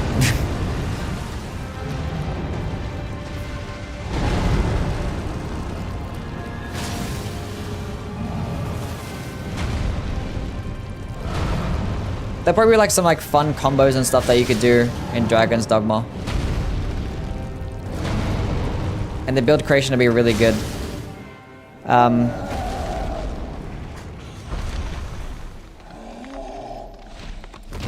don't know about having the best combat though. How good can the combat be if there's no deflect mechanic, you know? Or maybe there is a deflect mechanic.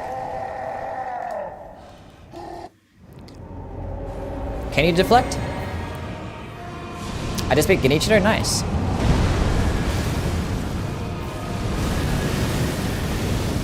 I should have hit him in the head instead. Oh, we got a poise break, huge, massive. Nice.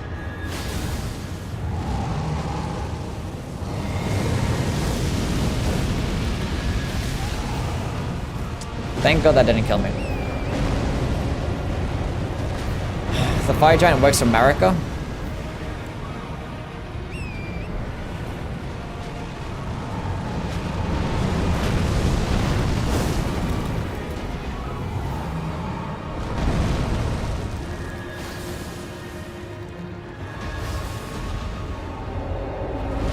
My guy is literally one shot.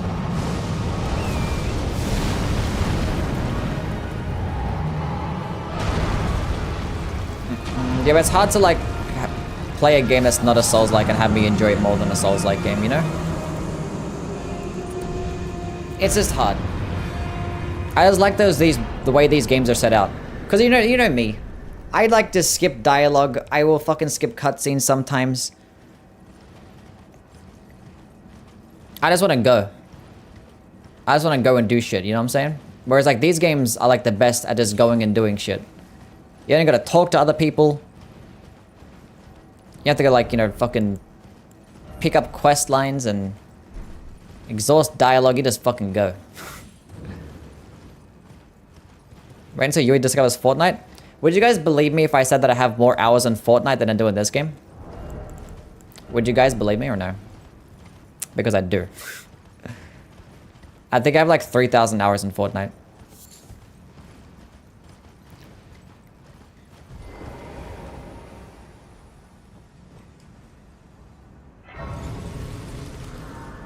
It was a long time ago, like when the game first came out. It was like all like in the first couple years.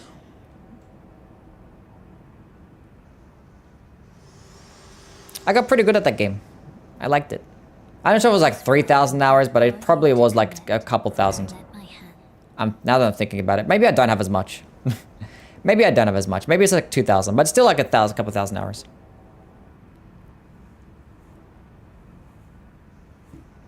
I was gone for an hour and this person beats the fire giant and gets an illegal armor set. What did I miss? I mean, we're actually just watching the Dragon's Dogma reviews for like the past like 30-40 minutes, so. Honestly, we could be finished the game by now, but we're watching Dragon's Dogma reviews. Yui's a legit Fortnite OG. Yeah, I played the game in Season 0. I could probably sell my Fortnite account for a decent amount of money because I got some old OG gliders and skins and stuff.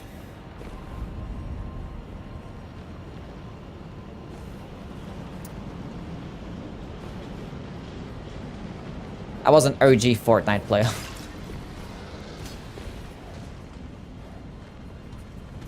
Look, Battle Royale games were actually fun. Obviously, you needed to play them with friends. Like, that was just the best that way, but like, I don't know. It's such like a revolutionary concept for gaming. Like having just 100 people in a server. Finding your own stuff.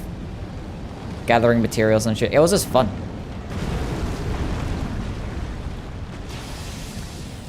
I can never play him again though. I could never go back to a Battle Royale game. Shit's outplayed now. It was kind of more of just like a trend for me. Even though I did play it for like years, and I kind of played this. I played a lot of Apex too. I had like 500 hours in Apex, probably more than that.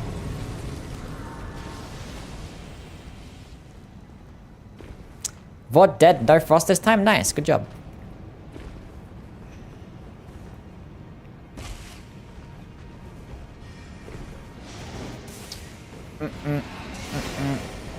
Have you seen the movie Battle Royale? No, I haven't. But I've heard that was the inspiration. Apex is still really fun.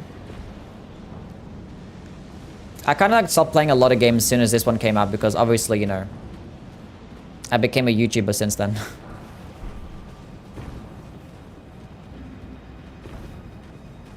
Got into Millennia next? What, Millennia? No. Not next.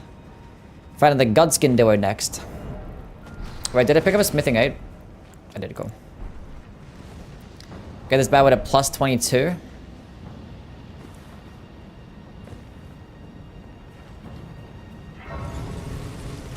Creative changed the whole game. Yeah, Fortnite is definitely not what it was. Started playing Helldivers 2, and the game is so sick, it's basically just like the old, or the movie Starship Troopers in a video game form. I've heard of Starship Troopers, but I haven't seen it though. But I heard that Helldivers is really good. So League of Legends is the best game ever.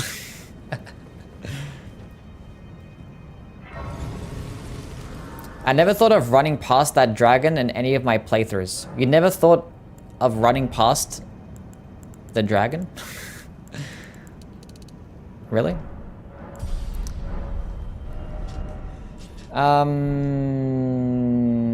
Cool. You can do that to get to the Grace? Yes. Now you know. Ever read Bobok? Ever read Bobok? I don't know what Bobok is, no. What's Bobok?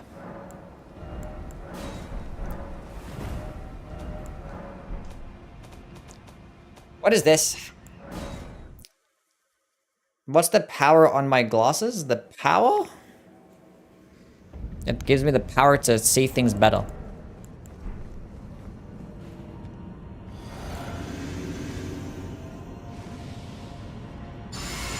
It's repetitive, but it gets fun when you unlock stuff like the mech. And playing with your friends is a blast. Yeah, I don't have friends, you know?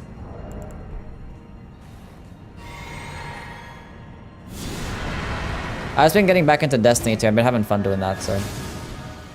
Ew, the damage is doo-doo.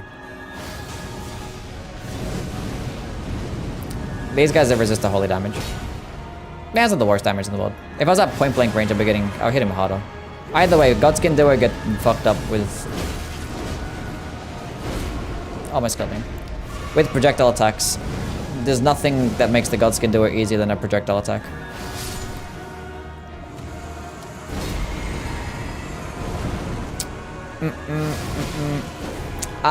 Metz, thanks for stopping by, man. I appreciate it. You have a wonderful sleep, my guy.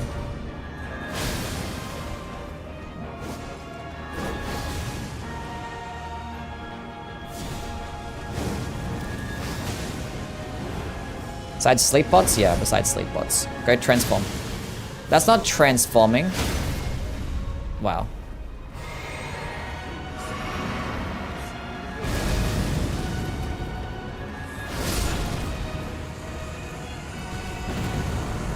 Godskin resisted both fire and holy. Couldn't decide if this gave him both, yeah. The first live I watched from you fought these guys on the level 1. Oh my god, I remember the level 1 Albinuric build. That was so bad. Like, I almost had it pretty early on. It was like a fucking 8-hour experience. It was like so shit.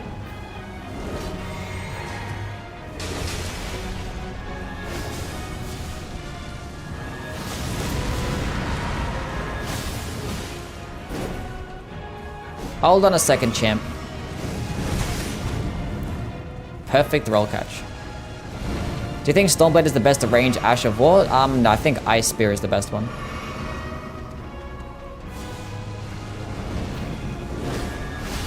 Stormblade is pretty good though. It's up there. Probably second or third best. I think it's probably Stormblade then Bloodblade. Although Bloodblade is probably just best at point blank range though.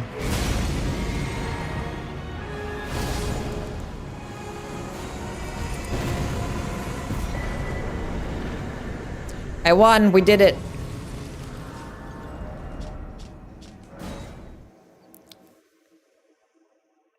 How's the P/run going? It's going okay. It's not too bad. I mean, at this point, it's gonna be like all downhill. But it's not too bad. I forgot to go get some Dragonstone. Fuck. I got 10 of those. Go get a Dragonstone. Where do you place the Bastard Stars in terms of... I think the Bastard Stars is like a comfortable B2 weapon. It's actually like really good, but like the fact that the Wing of Astel exists kind of makes it useless. So I've comfortably placed it into the B2. If the Wing of Astel didn't exist, I'm not even lying, it'd probably be an S2 weapon. It'd probably be an S tier weapon. Because the weapon skill, like, I did a whole run only using the weapon skill of the Bastard Stars, and it was like one of the easiest playthroughs I've ever had. It was actually amazing. But like, I still would never use it over the Wing of Astel. Because one, it's a flail, so it's gonna get a doo-doo trash moveset. And Nebula on the Wing of Astel is just better because it can just output more damage for cheaper, quicker, and do more stance damage. And the Wing of Astel also gets a projectile heavy attack, and it's a curved sword. But the Bastard Stars is still really good. But it's a flail, so...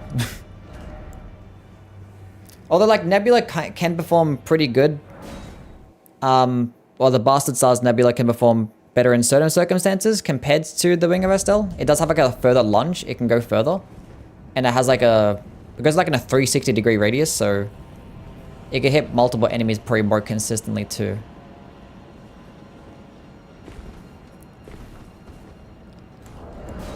Nice jump, idiot. What's my body count? 0.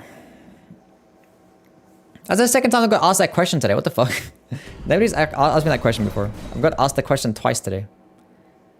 Vacuum Slice second best and then Spectral Lance.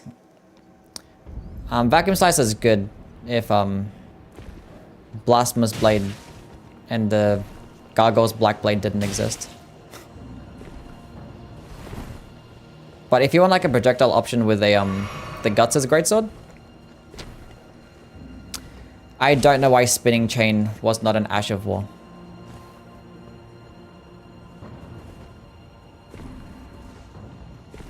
Because that would have been... Actually, that would have made the flails somewhat good. I remember doing a Spinning Chain run. It actually was pretty good. I liked it. How was the fight with the duo? It wasn't that bad, no. Wasn't bad. When you're using projectiles against the duo, they're pretty easy.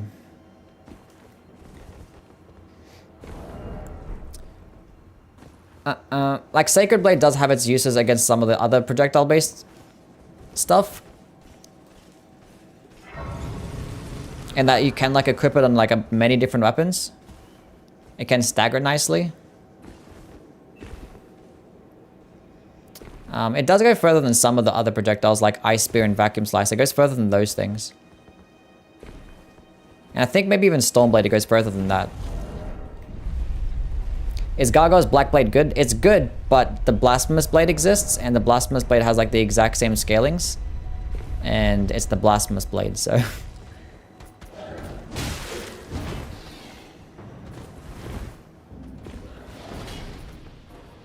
It'd just be like that. How do I rate Farum Arsla level design? It's okay.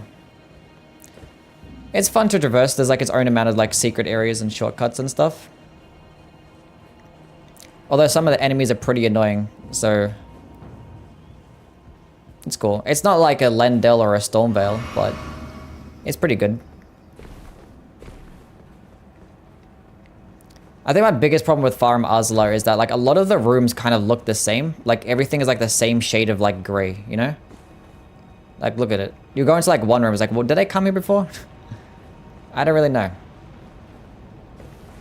A lot of the area looks the same. Waves of Darkness is a top 10 Ash of War. Waves of Darkness is very underrated. I like it a lot. I would have put it in the top 10, but... I did do a run with it, and it was still fun. Still fun. You actually might go kill Placid Dusax, because, you know, I'm not going to fight an 80% resist Holy Boss right now. Flail's a gangster.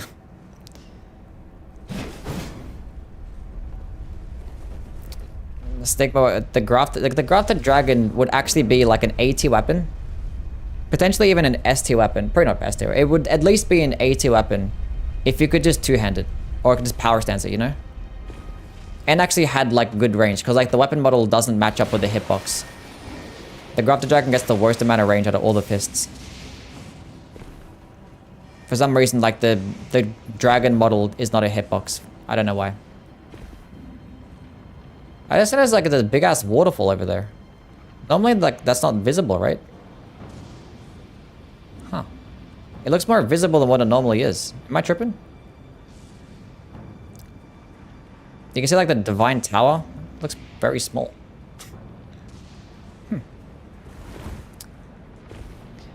Maybe I just haven't noticed it.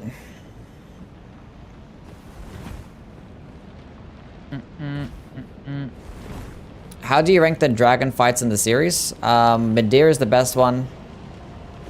And then the rest follow. I like Calamite probably second best, and then probably Placid Dusax. But like it's Midir is like, and then the major drop off afterwards.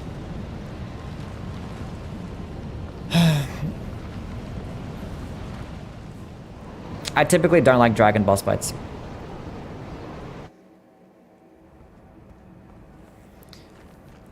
Do we have any tangible data on the stance of bosses? No. You have to go look up like... Only like mods and stuff will figure it out.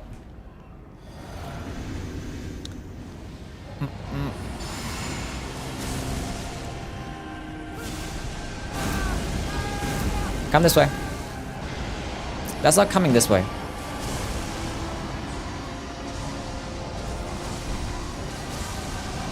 You can find out a lot of the information on what the bosses are, or their stances of the bosses. On like the wikis and stuff like that, I think. I know, what boss do you want to know the stance of? Because I can probably give it to you for some. I remember some of them. Others I'm not too really sure on. Ah, Shadow, what's got him, man? Sin is nice. I'm not a fan of Sin, I'm not gonna lie. He's still the best dragon, he's still the best Dark Souls 2 dragon fight, but... I still don't like it much. Oh fuck, he's on the breath stack. Yeah. Oh, it still hit me. That shouldn't be allowed.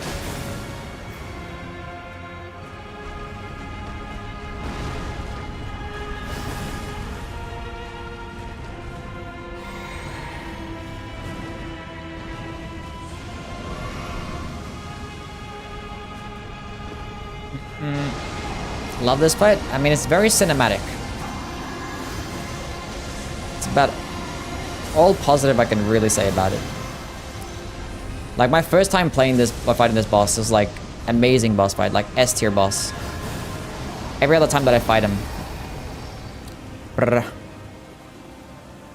Contemplating what to do with this ugly ass dude this girl started dating, bro. You still getting girl problems? Come on now.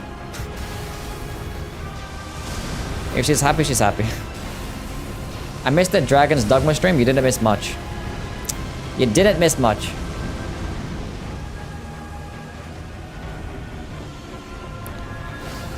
You just missed me like this complaining the entire time. I mean, some things I liked about it, but...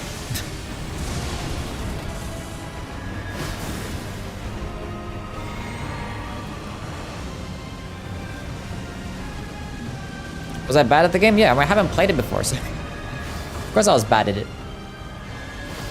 It reminded me of like my first time playing Dark Souls 1. Now come back! I have 2 flasks left. Did I pick up a Starlight Shard? I did. Cool. I might need the Starlight Shard. For the Rider Beast though. If it's doing this bad of damage to this boss, Rider Beast is gonna be an absolute problem. A boss arena ranking would be cool. Did I do one of those? I don't think so. I think I had it in my list, but I just didn't do it. Like a tier list of the boss arenas.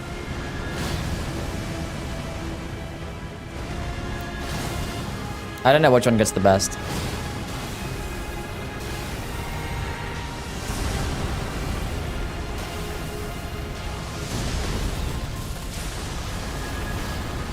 Oh.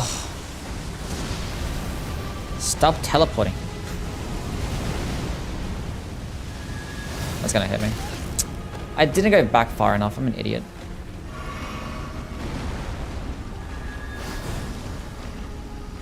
I have 1 FP flask left. That hit me? Oh, now I'm dead. That's fucking crazy, but there's no way that hit me. I dodged the exact same time. Every single time. I dodged the exact same time. There's absolutely no way. Absolutely no way. Absolutely no way I got hit by that. I refuse to believe.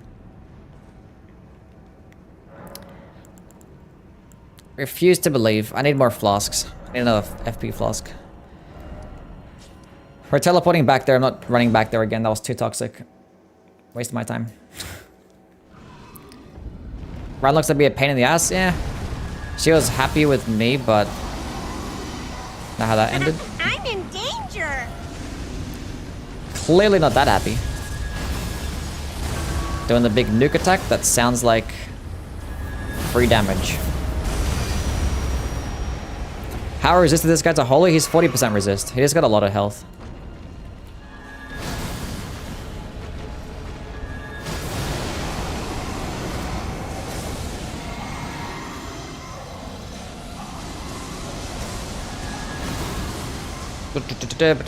He's like 40% resist to like everything. He's not like weak to anything.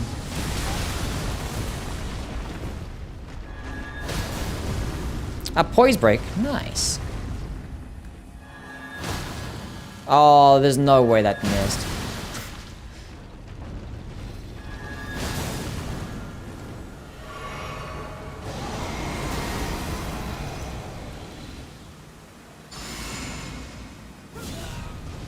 Is that gonna hit me? Yeah. I thought as much. I thought as much. I was like, I'll see if I can get it off in time. Nope. How did his heads get tangled? I don't know.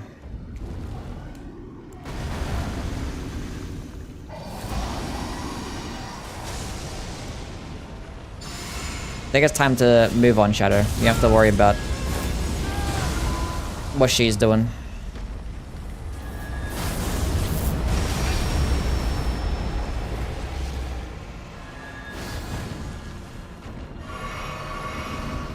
Double chug. Oh, there's no... It's fine. Not only did my projectile miss, but I missed my dodge as well.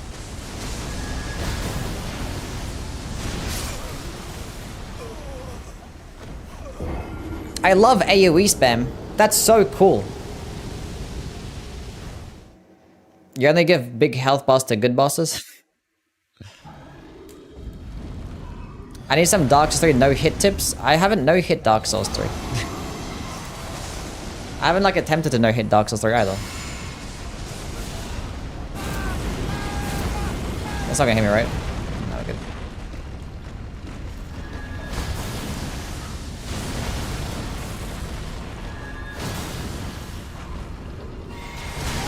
Oh, I'm just drinking my juice. Oh, he's gonna kill me. I'm still alive somehow.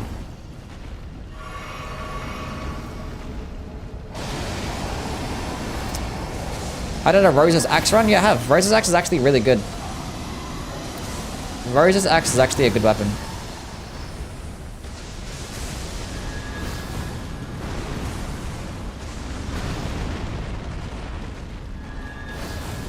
AT weapon.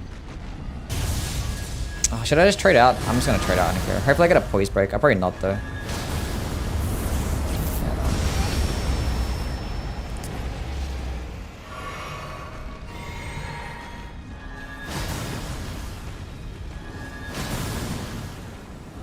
It is what it is.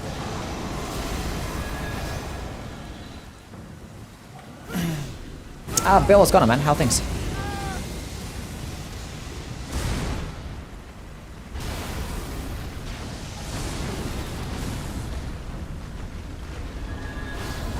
He's gonna teleport again. Really? You're gonna fly again? Why?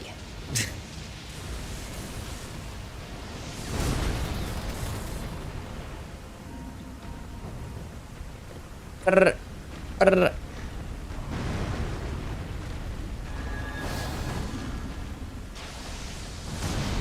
do you do it close for?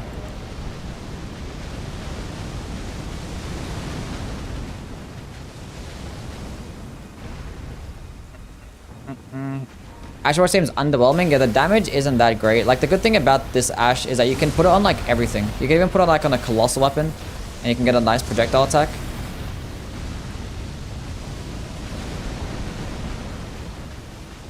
Which is pretty cool.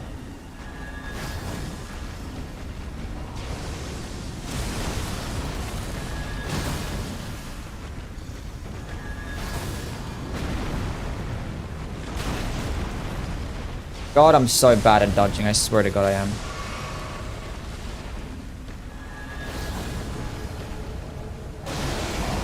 Is he gonna teleport again? Yeah, he is. Makes sense. Have you done all Remembrance weapons ranked? Yes. I didn't know where he was coming from. I looked the last place that I looked and I tried to dodge it. I wasn't looking. Ah, that's fine. Why did I decide to fight him? This is why I never fight Placid Deus Ex.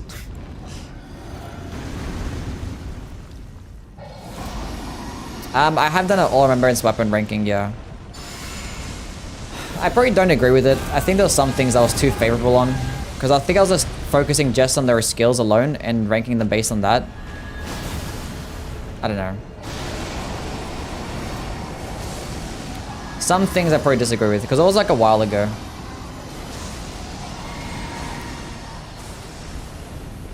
I think I put like the Bastard Stars pretty high. Even though I shouldn't have. Like, I don't know.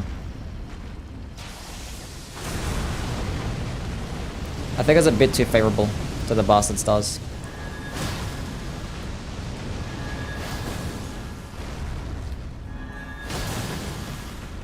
I think everything else is pretty legit though.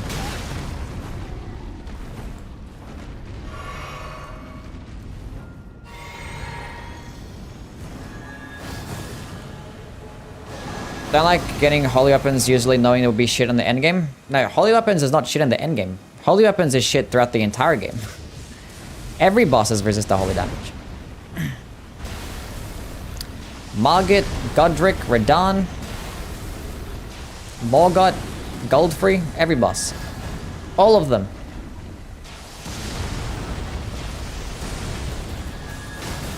It's just that the end game is like just worse because you have Malekith and Radabeast that are 80% resist. There's no like 80% resist bosses earlier on in the game. Not every boss, no. Almost every boss. Almost everyone. Ghost is gone, man. Had to leave for a bit. How's it going? It's going. It's definitely going. Not having a fun time with Flashy over here.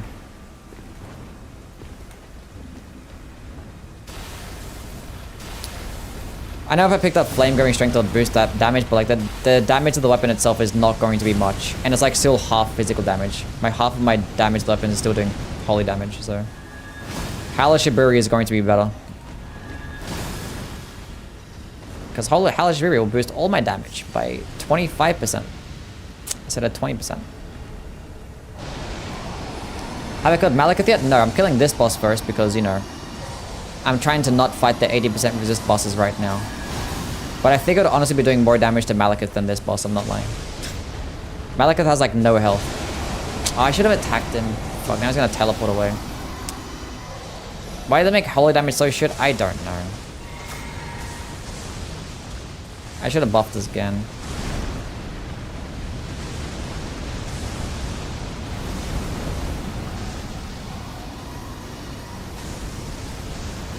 It is the coolest out of all the elements, that's true. It looks so fucking cool. Made it so doo-doo. Oh my god. I'm just gonna trade, hopefully I get a poise break. If I don't, it's fine. It's not gonna kill me.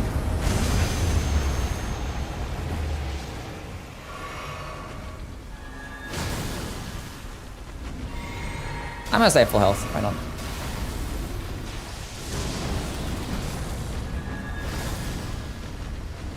I think I was gonna fly again. Oh, thank god.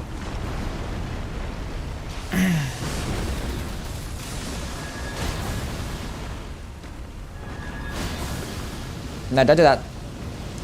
Don't do that. No, I said don't.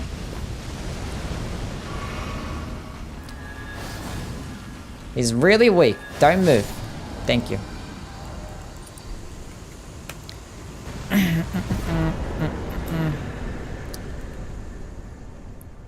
Like, how are you gonna make holy damage? You're finally gonna add it to the series with Elden Ring, and you made it what it was.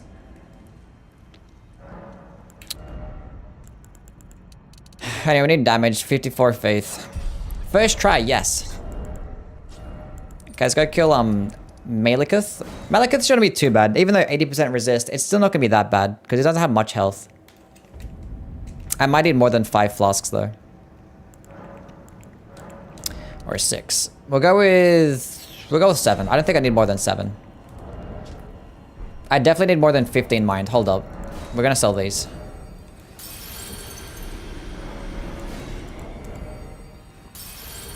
Have you ever no-hit Millennia? Yes.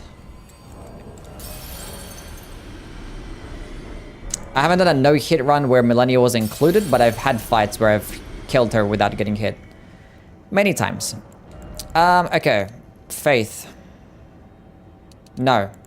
Mind. That's what I said. Deathbird is a joke against Holy? Yeah. Out of all the... yeah, there's like 3 bosses in this game that are weaker to holy damage. And the funny thing is, most of the bosses that are weaker to holy damage are also weaker to something else. Like the Deathrite birds, they're like weak to holy damage, but they're just as weak to striking damage too. Which obviously is not an elemental damage type, so it's still like unique, but... well, it's not unique, but yeah. And same thing with the Regal Ancestor Spirit. That boss is weaker to fire, holy damage, but it's also weaker to fire damage too. Basically, every single undead enemy is like equally weaker to striking damage as they are to holy damage. I think the only enemy in the entire game, that's just weak to holy damage and not anything else, is the oh, what are they called? The one that has the Mantis Blade. What's the fuck called? The Cemetery Shade. They're the only one. I think it's the only boss in the entire game. No hit the Scaly Misbegotten in the Morn Tunnel. I cannot say that I have.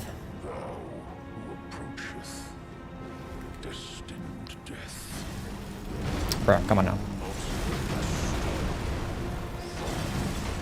I did do like a playthrough where I fought, where every enemy was Millennial, and I had to fight as Millennial, and I had a couple of times where I fought her. And it was a no-hit run. Or no-hit attempt. That was a fun playthrough. Every enemy is a Millennial. But so am I. Revenants are actually resist to holy damage. If you didn't know, they're actually resist. Hold up, buddy. They're weak to healing spells, but they resist the holy damage. For whatever fucking reason. I'm not doing every enemy as fire giant. My damage isn't too bad, it's okay.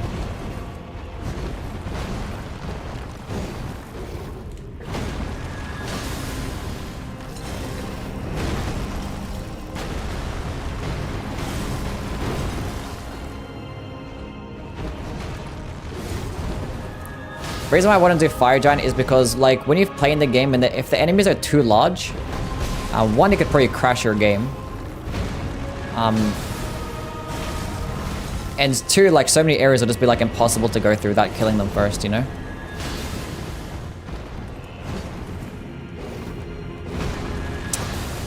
AoW means Ash of War.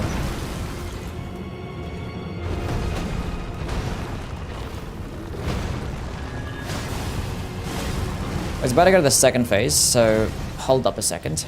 Let's go do this. 5 flasks left. I used half, didn't I? Go use Hellish Fury again. Is that 1 or 2 hits? It might be 1 hit.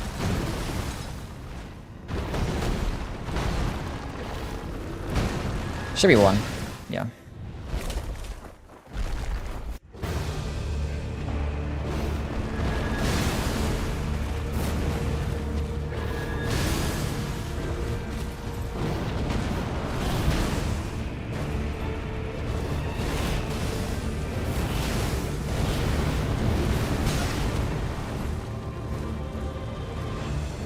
Oh, this boss, man. That attack is so stupid. And the projectile missed.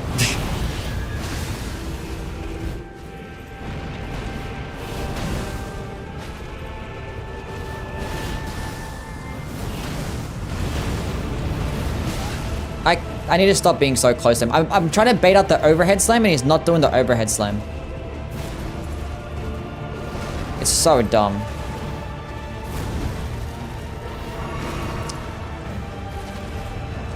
I don't know why the fuck he's not. Oh, what a dick, dude.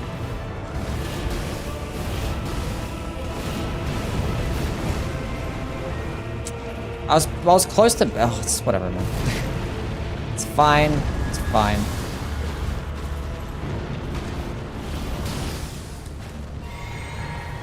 Shitty ass RNG.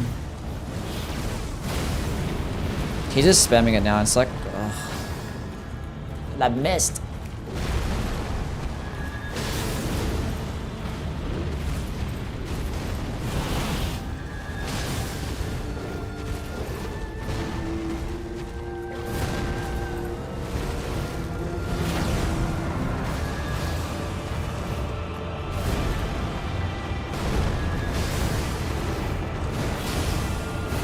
Surely he does it now. He does do it now. And I fucked up my dodge. It's fine. Get my stamina back. Why am I playing like dog shit against this guy? How much poison did it do? Like next to nothing. It does like 6 stance damage with the projectile. When you hit with the weapon itself, it's probably like an additional like maybe 10 depending on the weapon.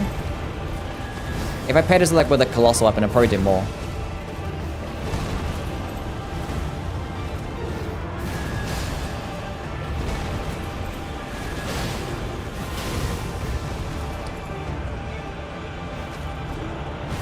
Can't punish that attack.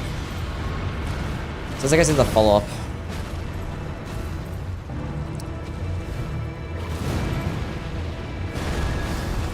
I missed. I did it too early.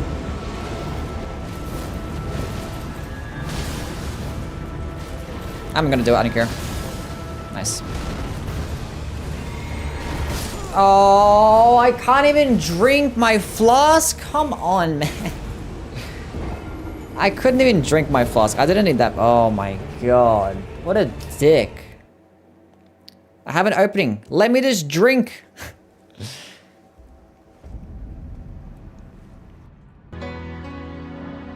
Sharufa, thank you for the sub, man. Appreciate it, my guy.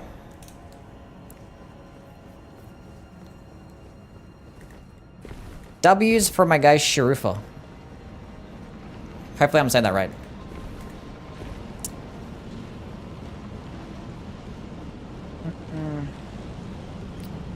This Ash is terrible against him. I mean, he's doing holy damage and he's 80% resist to holy damage, so yeah. It's gonna be that way. It is what it is. I got one of the early faulty PS5s that shut off when I play the PS5 games, but I can play PS4 games without a problem. Don't you have warranty on that shit? You're too cute when you die? Well, I'm glad that I'm cute when I die. If anything else, I'm glad that I'm cute. I'd rather just, like, not have to die.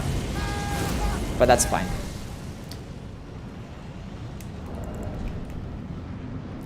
More or less damage than a plus 12 dagger? I don't know. If the dagger is doing a holy damage, then no.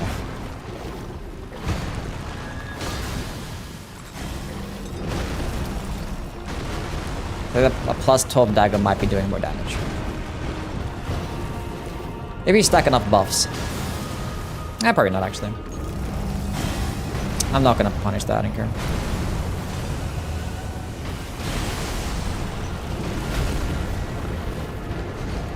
Dodge, dodge, dodge. I mean, Malekith has gave me like doo-doo RNG the entire fight. I shouldn't have like dodged close him. I should have tried to bait out the other one. Do I have my shit on? I do.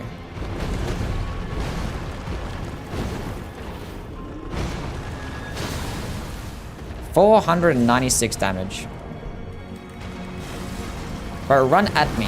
What are you doing?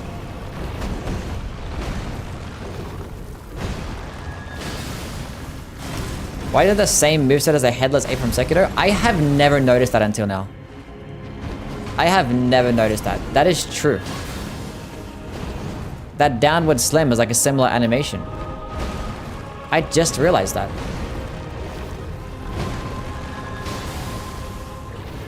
Damn.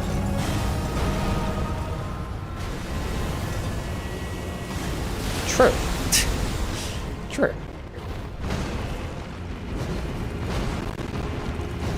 I look at it all the time, and I didn't put one and two together. Huh.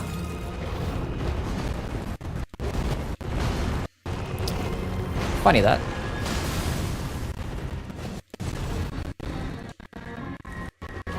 It's not as like delayed as the headless apes one though, but it is a very similar animation, and I wasn't paying attention. I wasn't paying attention. I might be able to punish this. Nice. He fell! Now he's gonna teleport away. God damn it.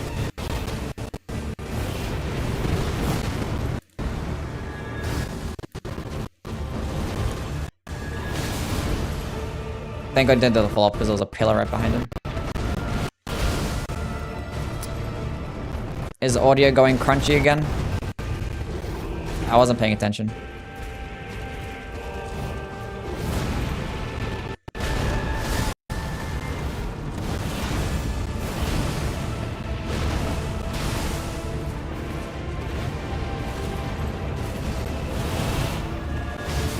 Never seen that happen? What, him phasing through the pillar? Yeah, I don't know. Sometimes it happens. He would like jump and like he would land in between it, then he has to go like despawn.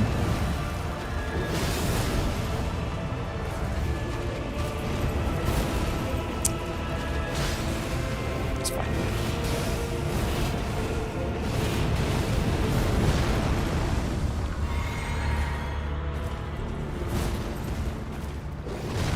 I don't know how to fix that. The stupid audio issues. Because it happens just like randomly, like I don't know why.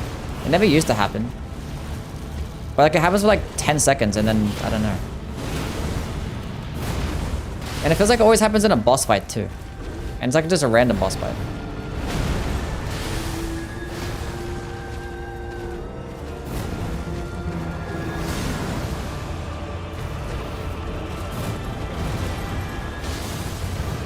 God, the fact that I haven't got a single stance break is disgusting.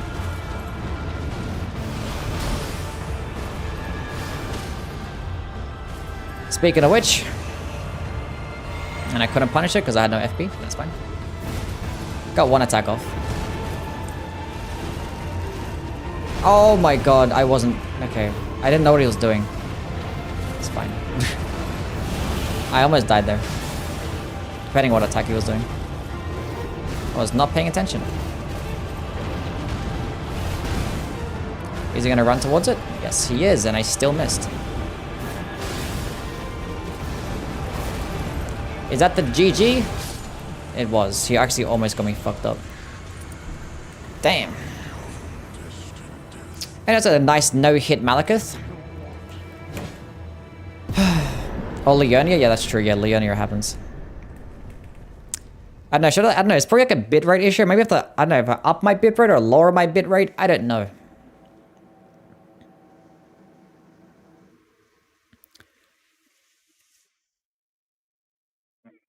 Hitbox of his hair, maybe. I adjusted. I didn't try to bait out the overhead slam that time. I just like stayed back. We adjusted. Yeah, the hitbox. Yeah, a Sacred Blade does have a hitbox of the weapon. Finally, we're gonna be fighting a boss that's not resist the holy damage for the first time in like 10 years in Gideon.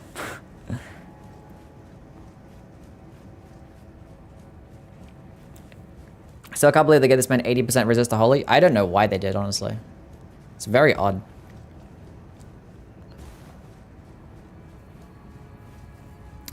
We're probably gonna have to go kill like a lot of bosses before you fight Radabeast. I want like at least 80 faith.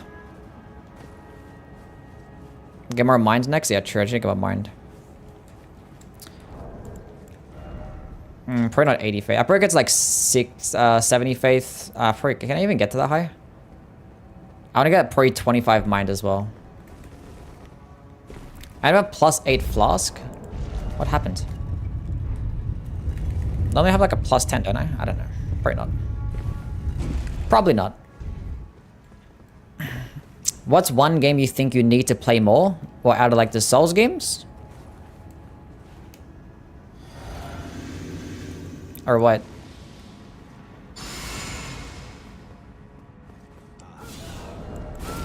I knew you'd come. Need to update the drivers? They're updated. Just anything? I don't know.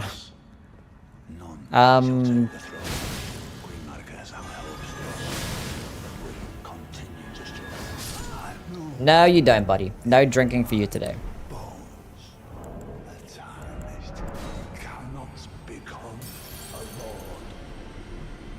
Most enemies just have a straight up 20% base resist to holy. I mean, like, a lot of enemies have a 20% resist to everything, you know? It's not just holy damage. Like, even Godfrey has, like, 20% resist to everything. But he's 40% resist to holy, though, so... Radabeast is gonna be, like, 8 FP flasks. I think it's gonna be more than that. Radabeast might need at least 10.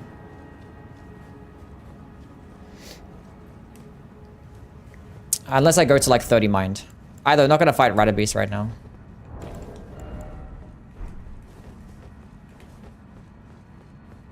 We'll go fight, like, Millennia and stuff first.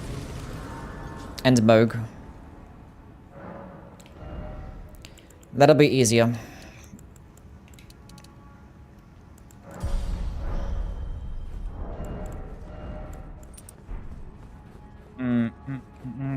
Wonder how much mind or how much FP you need for a +8 flask to fully regen. A feat reveal when? I'm not doing a feat reveal. That's not happening. Sewer Moog? I'm not gonna do Sewer Moog. Sewer Moog doesn't drop many souls.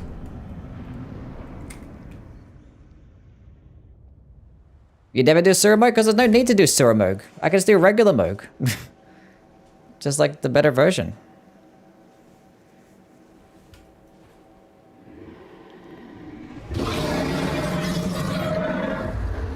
Why would I do Sewer Moog? It's been a long while, Mortal I probably just fuck him up. He's like scaled for like halfway through the game. I'm like at end game level right now. The Great Rune for extra points in mind, that is a good shout. I might go do Radahn's Great Rune. I probably just save it for Rider Beast though. Be like 15% more mind. That's a good shout. Good shout. I might get some more sacred tears too.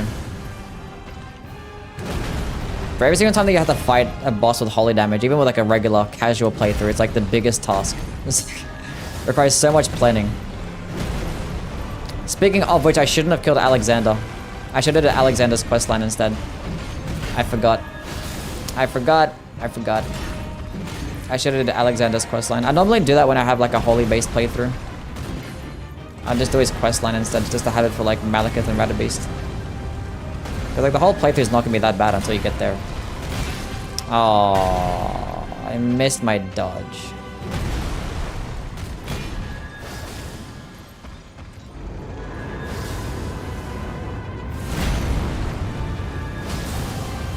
Get the Godfrey's icon? The Godfrey's icon's not gonna work. You can't fully charge this skill. Banger OST? It is a banger OST.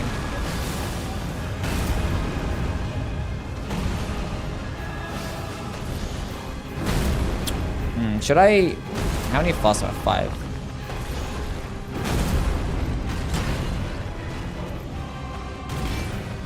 Alright, drink again, why not?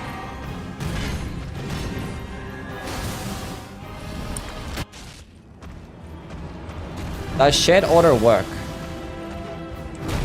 And no, shared order is only good against enemies that are... What do you call it,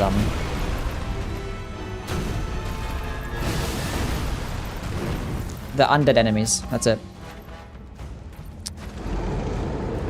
It doesn't like boost holy damage, you know? Golden Bow is still best.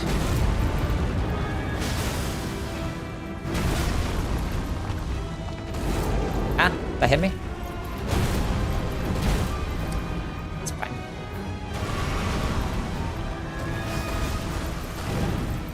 Don't do... That's fine. Good job. Thank you. Elden Ring OST tier list? I already done one of those. That was a while ago.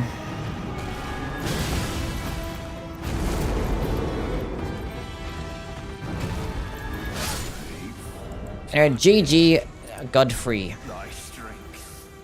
Golden Epitaph, Asher War, and Gold Vow don't stack? No, they're both both aura buffs. Ow, fuck. Yeah, I plan on playing Dragon's Dogma. 27 mind, 60 faith. We'll go to 30 mind. Okay, what sacred tears have I yet to pick up? I'm trying to think of the sacred tears that I haven't acquired yet. There is the one next to Vike that I could go grab. There's the one where Eleanor is. I might just go grab that one right now.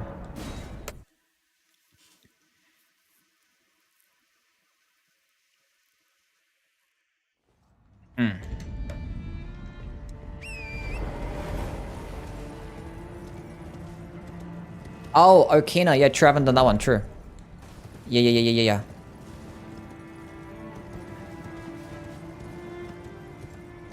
Shared order is decent, but the buff actually does buff holy, and it took me a long time to figure out. I did tests on Albinaurics, Beastmen, and Revenants, and it was equal on Beastmen and Revenants, but did more on Albinaurics. Wait, so how much... Wait. Shared order? Where am I going? This way. More on Albinaurics. Oh, Albinaurics are weaker to holy damage. I'm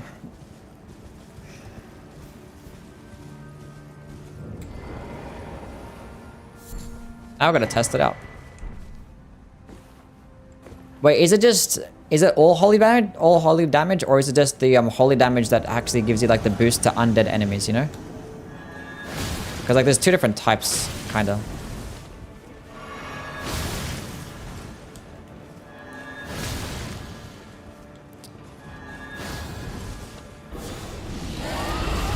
Of course that hit me.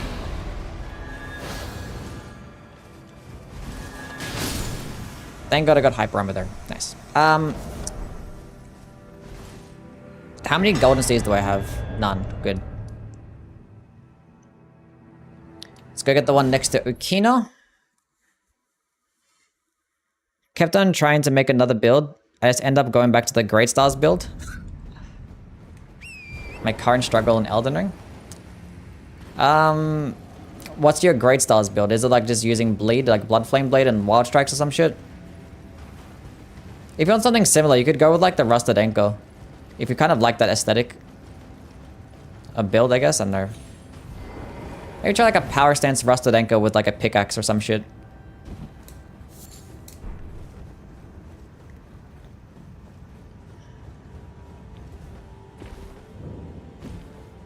And have you checked out my build videos? Plan on doing a faith only run? Well, like a run where I only level up faith? Not really, no. I fucking hate Okina so much. Millicent's Church? No, I did Millicent's Church. I was gonna do the one next to Vike.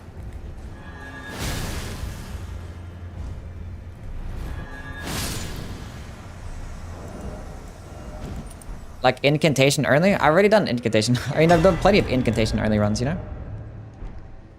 I've done a playthrough with like all the spells. Okay. Let's go get the one next to Vike as well.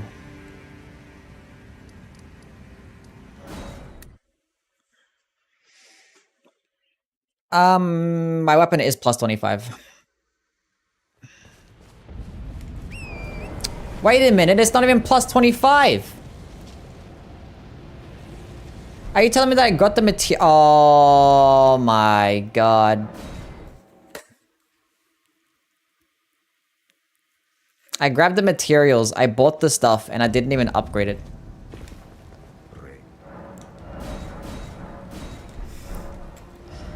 That Malekith fight should not have been that bad then. God damn it. God damn it. Bunch of health regen stuff like Praleful Strike. The charge for the power stance. Debating if I want a light roll. I mean, light rolling doesn't really do much for you.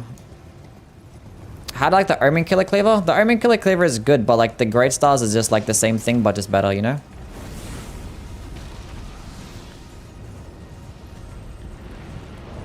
I think the Great Stars gets like more range. Actually, might be the same amount of range. Gets more damage, you get striking damage, which striking damage is just better than standard damage. And you get more poise damage because you're using a Great Hammer instead of a Great Axe. And the Great Stars also heals you. It's still really good, but, you know, it's just outclassed.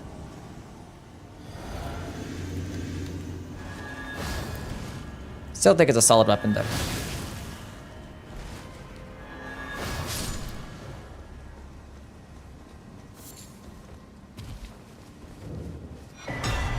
Haven't used an axe build. Don't know how they feel. I mean, it's just like using a Great Hammer, but just with less stance damage, you know? Basically is what it is.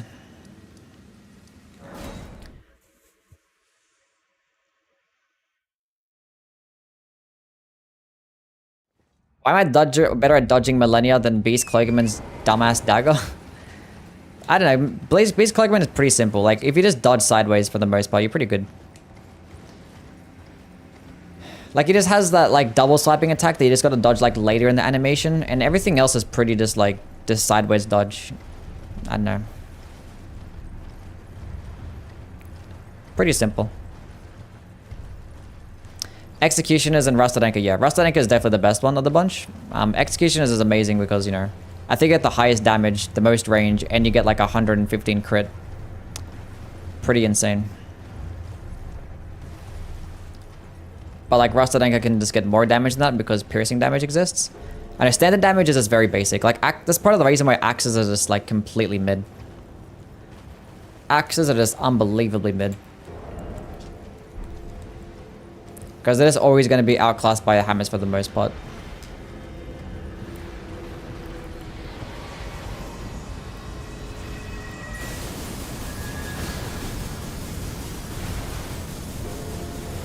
Let's kill this thing, because why not? We're doing some nice damage.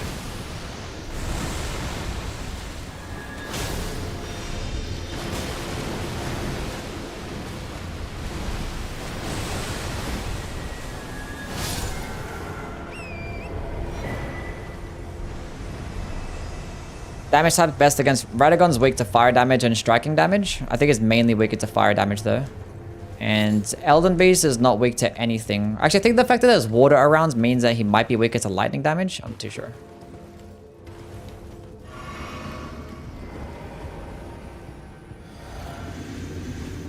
Since we're here, might as well kill this guy.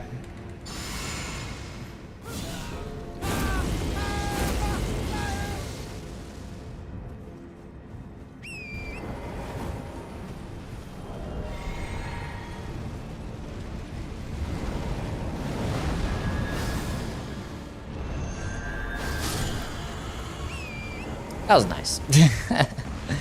That was nice. This will help me out as well. Starlight Shot.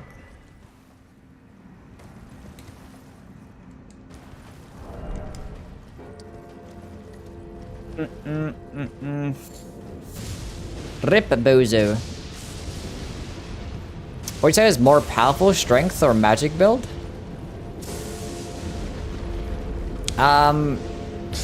Probably like a magic build. Because, you know, Darkman, Greatsword and stuff. Wing of Astel, and then you get and projectiles just make the game too easy. Too easy. And magic builds do actually offer you different damage types too. And now we have a plus 11 flask. That's good. That's healthy. Oh, I forgot to switch to the gold scarab talisman.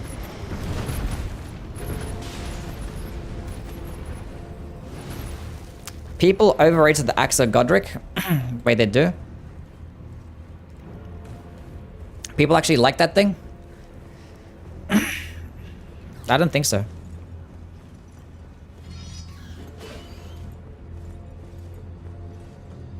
Not enough to level up? I think I can level up, I just wasn't bothered. Hate those undead snails? Those snails are cool. I need 65k to level up. I can level up.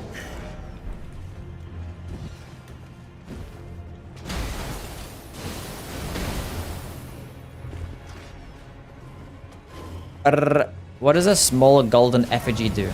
The small golden effigy, isn't that for, I think it's for like co-op stuff? Is it co-op based related things? I don't know.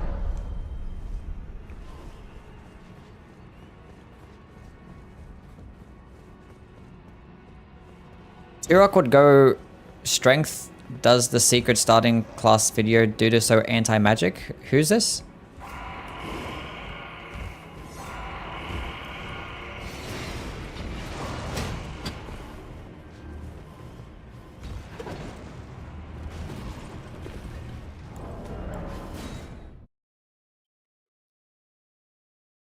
It shouldn't be too bad against this guy. Should be okay.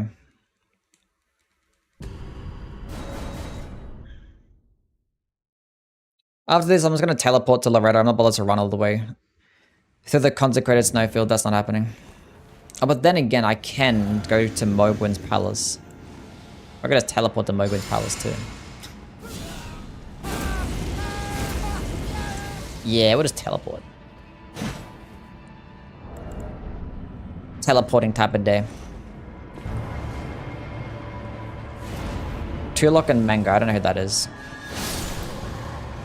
Do not know who that is. Of course he survives with 1 HP.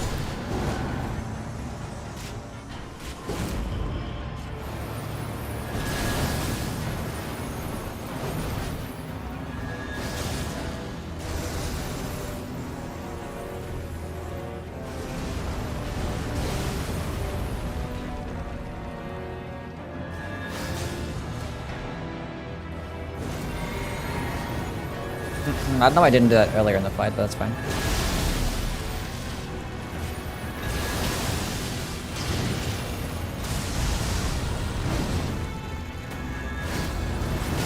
That shit missed? How did that miss? How did you miss? He was right in front of you.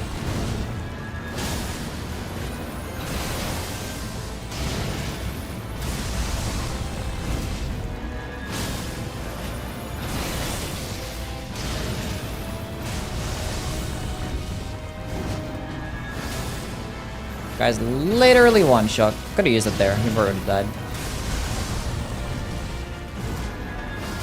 GG.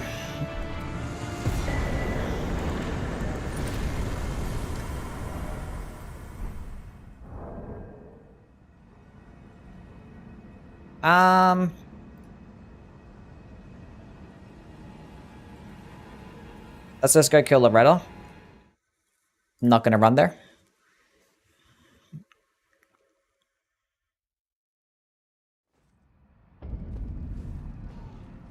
Didn't even dodge him. I should just missed. A boss arena tier list? We'll do one of those eventually, maybe one day. Okay, 30 mines. Okay, we're good now. The rest of these bosses, we're gonna go spend them on faith. Get myself to about 70 faith. That'll be good.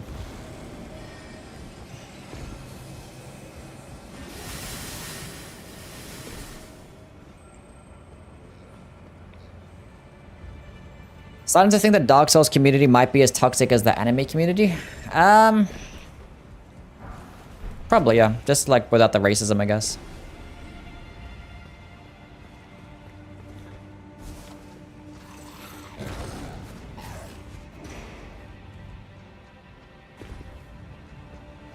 Probably something like that. What made you say that, though? Makes you say that they're toxic? What the fuck hit me? Oh, that guy. I want to see what Caelid was like before the rot. I mean, it was probably just like Limgrave, right?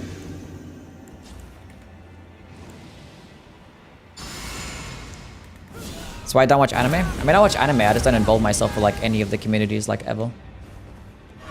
Because like all like the talks about the anime, it's like this dumb as shit. Like, just dumb stuff.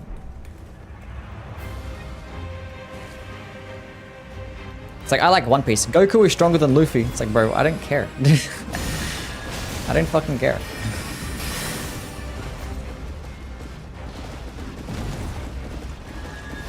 It's like, everyone knows that. No, I wasn't paying attention. Buff boy? I like to buff, yes.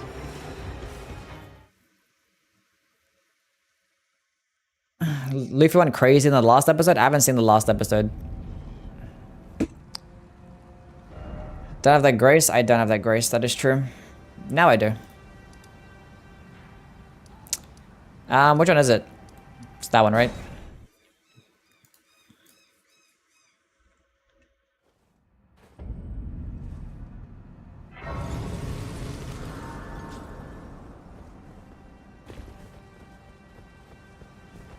I'm always using Ritual Soul Talisman because I never get hit. Casual flex. Yeah, I don't get hit. I said I don't get hit much. Wait, did I actually say I don't get hit? I mean, I don't. I've done a no-hit run. I don't get hit. Hell yeah. What time is it for you? I'm in bed right now. Always fall asleep to your lives. Must be nice.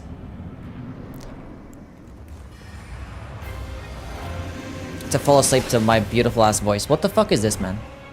It is 1:49 p.m. I can't even buff. That's like my entire personality.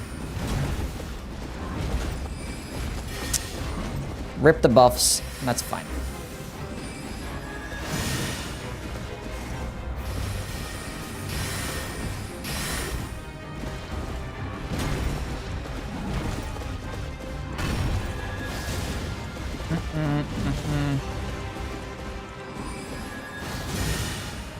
Nice. Easy game.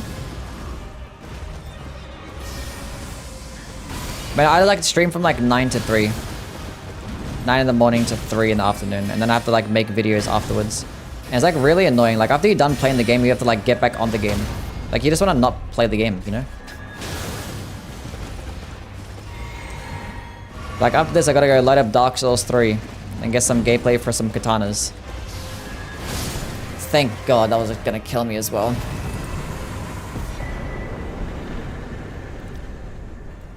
Just dodge at the right time and you'll never get hit.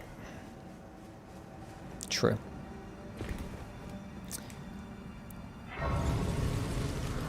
(9:49 p.m. and it's still a Tuesday. Get with the times, kiddo.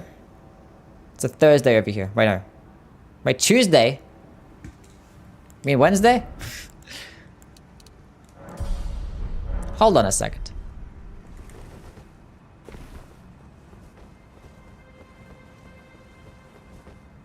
The skeletons in Lendell outskirts are literally made of gold. Oh, nice.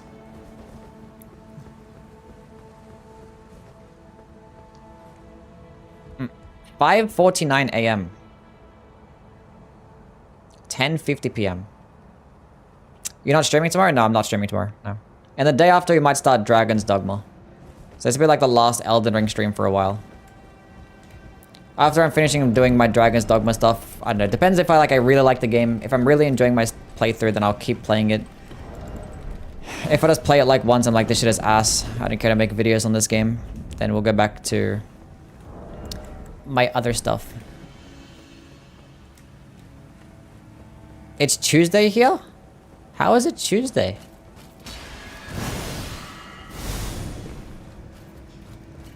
How does a Silurius tree only run? Yes.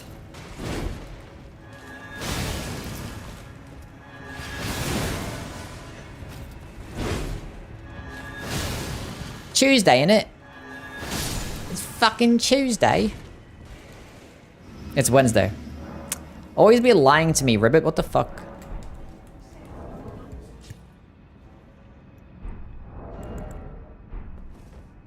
Gonna be Millennia this stream? I mean, yeah. That's why I'm here. You're giving me brain rot? I impart nothing but fantastic knowledge.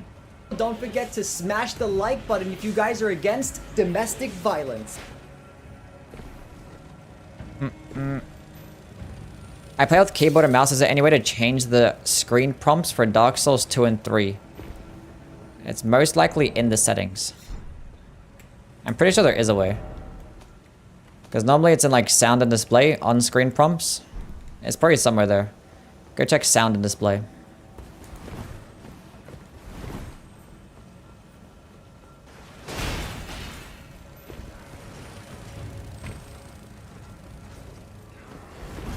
Gotta smash the like button now? Yeah.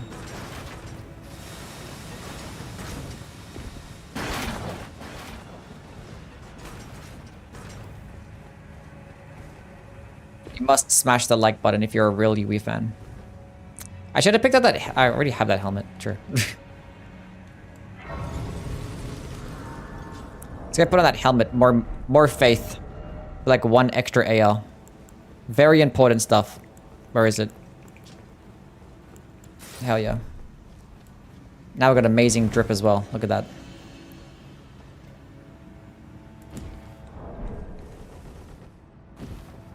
Lake of Rot is an S tier area. Sure.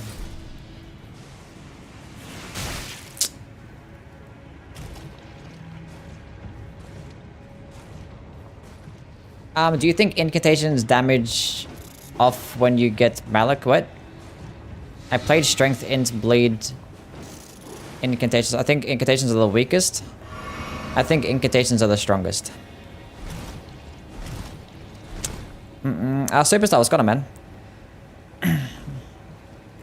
man? It's because you get access to like all the damage types and like all the buffs. And dragon spells too, so yeah. There is that. I'm not doing an Eclipse Shuttle Ash of War run. I think it's like borderline impossible. Because not only does it take like forever to get to that AoE, but that AoE does like holy damage. And yeah, no. Not happening.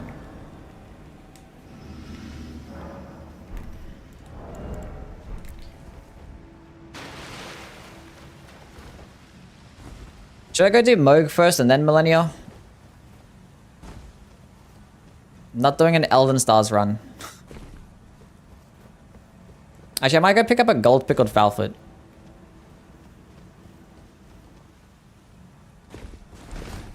Why you never talk about Rise of Ronin? Not gonna play it? No, I'm not gonna play it.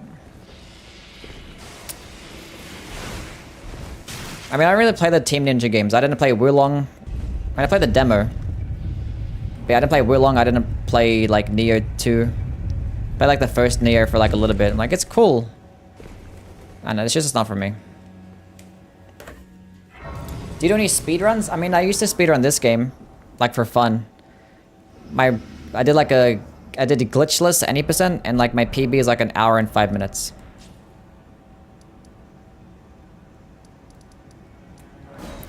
It was a long time ago, though. It was like a year ago. A Dragon Head only run. I've done Dragon Maw and Dragon Claw run, if that's what you're referring to. I played both Wulong demos and I didn't like it. It's like, I don't know, something about them that, like, I don't know.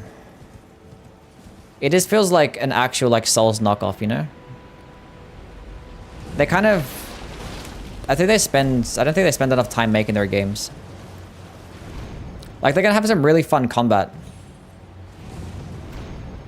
I don't know, but something about, like, the game, they're kind of just lacking substance.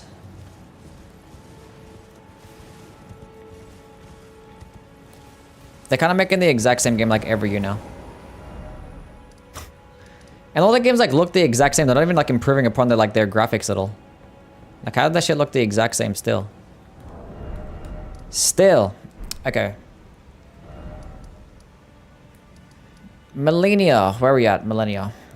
All the way up here.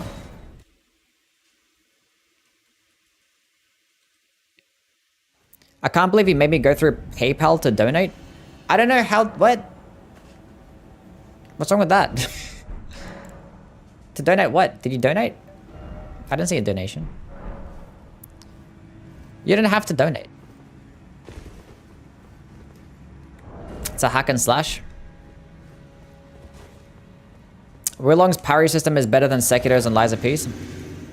I can believe that. I mean, I don't doubt the fact that their combat's amazing. It's just something about the games. It's like the atmosphere of the games. And like some of the boss fights and like the level design, it just feels cheapy.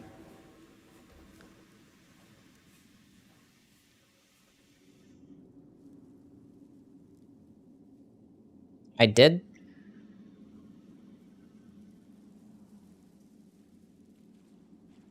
Maybe it'll come up in a bit, who knows. YouTuber's a bit delayed. How do you normally, like, donate? Is PayPal not the optimal way? Ghost of Tsushima is way better than Sekiro, Aimar. I wholeheartedly disagree. Ghost was a good game, but it's not like FromSoft games. For me, not even close.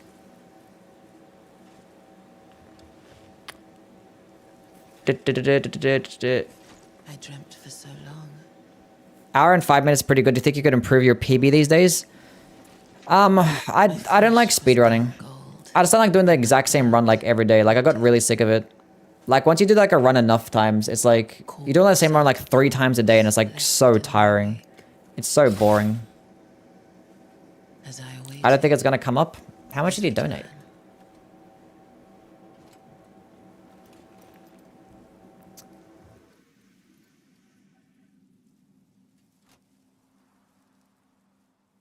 Heed my words. I am Melania. What day is it today? Blade of Mikola.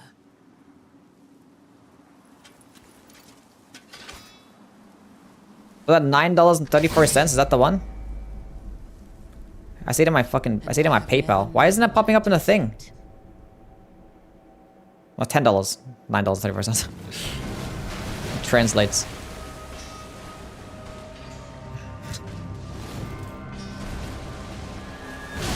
For some reason, I thought I was using spinning strikes. I don't know why I thought that. Reset. Start again. Start again. Not paying attention. Thank you for the $10 though. W's for Ribbit. I don't know why... Why didn't it pop up? What's wrong with fucking... Why are my alerts broken?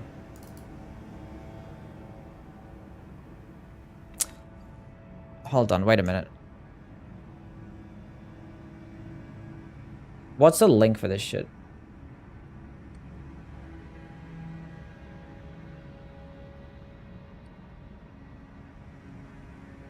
YouTube alerts. Is it a YouTube link? It might, Streamlabs, the fuck? You know what it is? It's probably when I got hacked, I didn't actually, like, it probably log back into Streamlabs or some shit. Maybe something like that happened, I don't know. I probably have to link it again. Anyway, thank you for the $10, I appreciate it. Sorry that your stuff didn't come up. Look, you know what? My next run, I'm gonna name it after you, Ribbit. How about that? Did I beat the Elden Beast? No, we're fighting Millennia first.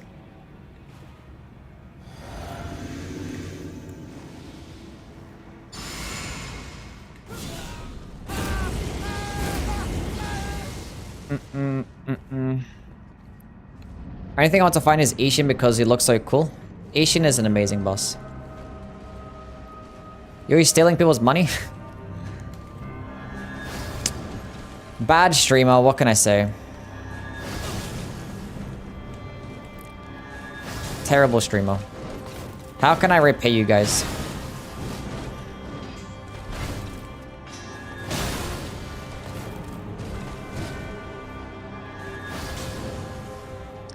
That's doing some nice damage. Ew, I got hit.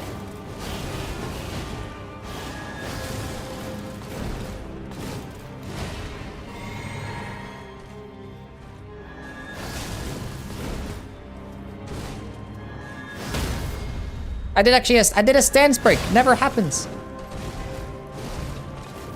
This reminds me of my first playthrough, actually. I don't think I've actually used Sacred Blade since my first playthrough.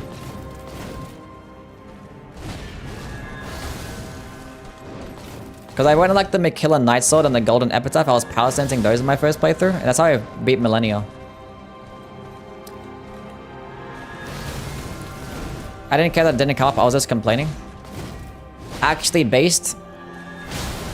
Just like me, for real. Just complaining for the sake of complaining? Nice. There's no way that missed.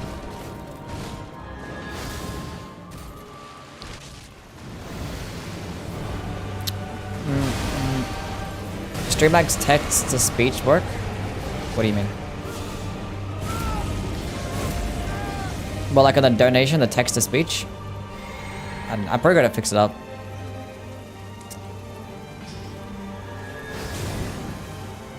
That was W spacing.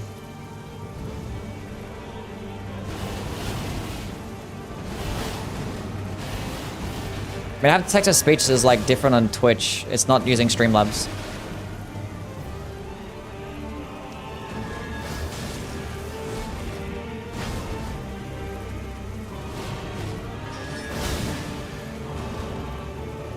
Oh, mistakes are made. Oh my god. That's fine. Is the gold foul fate? Oh yeah, true. After we kill her.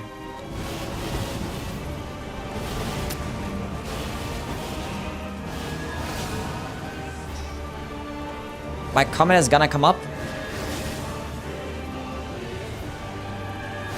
Says who?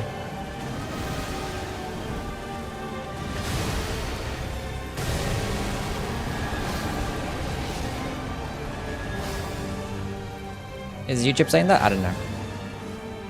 I'm not even paying attention. Am I close? Okay, she's almost dead. Okay, go. Not even paying attention.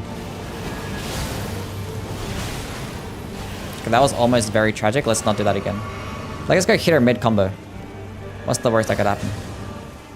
She actually input reads the attack and jumps up instead. That's like a free attack off. Nice. Nice.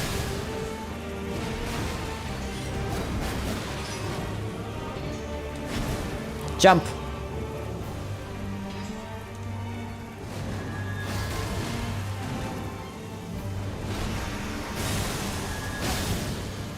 She's one shot. She's dead shot. I have 2 pickled foul food? What When did I get the second one? Oh, I got the second one in that dungeon. True. I forgot I got that one. I can use that one for Moog. Nice. Lots of souls. Don't chock. I didn't chock. Dearest Mikola, my brother, I'm sorry. Thank you for the 1 bit, Tamatim. Let's go consume these things. I'm rich now? Yes. We did it.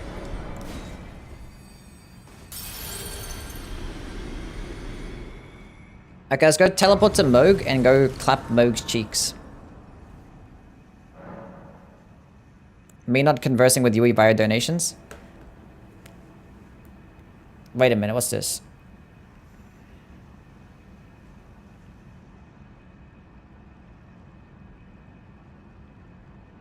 I haven't got an email of it as well. I got an email of a donation. How did you donate? I normally don't get them like that. One-sided conversation. Thank you for the 25 bits. More rich. Way more rich, exactly. Let's go to Moog. You can just... Thank you for another 25. Right, let me just think, okay? Cocoon or the Empyrean? Cocoon... Stop fucking giving me money!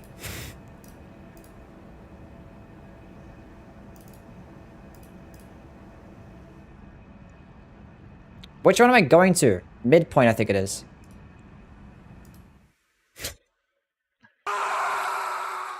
Mr. Moneybags here, there's more where that came from. Gave me that option, so I was testing out to see if it would actually come up. In a channel, but it didn't solve anything? God damn it, Ribbit.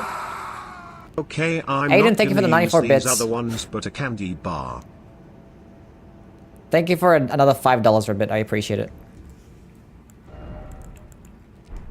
I promise it's not a one-sided conversation. It's okay. I'm actually good at communicating. Promise. Don't leave me. Cheater? I'm not... I didn't cheat.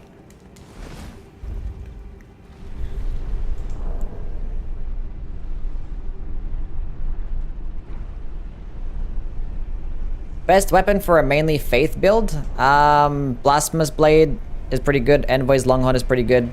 Magmorb Scale Sword's pretty good. Whatever one looks the coolest to you, I'll tell you if it's good or not. How about that? Okay, I picked the one that looks the coolest because a lot of them are pretty viable. I know someone asked me a question and I just saw it and I didn't actually answer it. How to make Bloody / Ash of War better?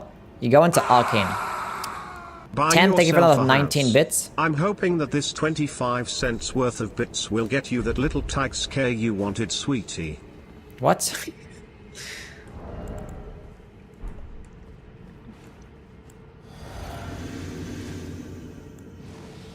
Yes, the only way to brew the damage. It actually scales purely off Arcane Bloody Slash. The thing is, it's kind of like a projectile. You actually can't hit with the weapon directly.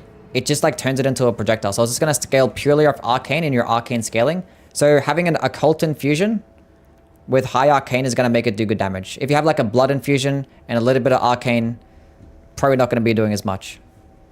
And it doesn't do much Blood Loss build up as well. So if you're going to rely on the Blood Loss build up, it's not going to happen. You need to have like an Occult Infusion with a high amounts of Arcane. I didn't hell. That's fine. I have time.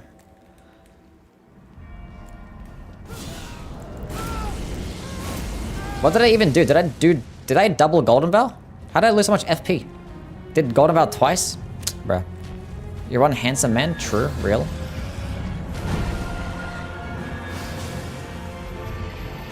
True, real, and based. You know what? Moog is growing on me on the boss fight. I'm not gonna lie. Moog is growing on me. I'm starting to like him a lot more. I take it back, he sucks. I'm kidding. I'm back. I just donated my life savings. Thank you for donating your life savings. Is that gonna kill me? No.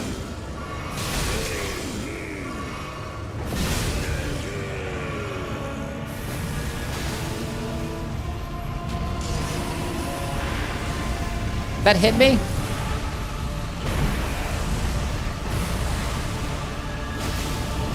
Starlight Predator, shut the fuck up. I like the mechanics of the boss fight. I don't agree with his politics. I don't think he's a good person.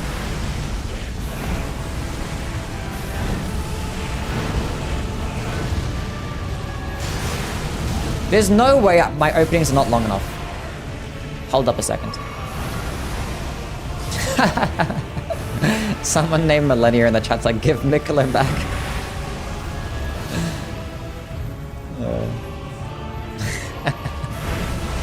Imagine finding out through like a live stream that Mikola was actually abducted by somebody else. It's like he thought it was Radon the entire time. You just watch a live stream, it's like, wait a minute. That's my brother.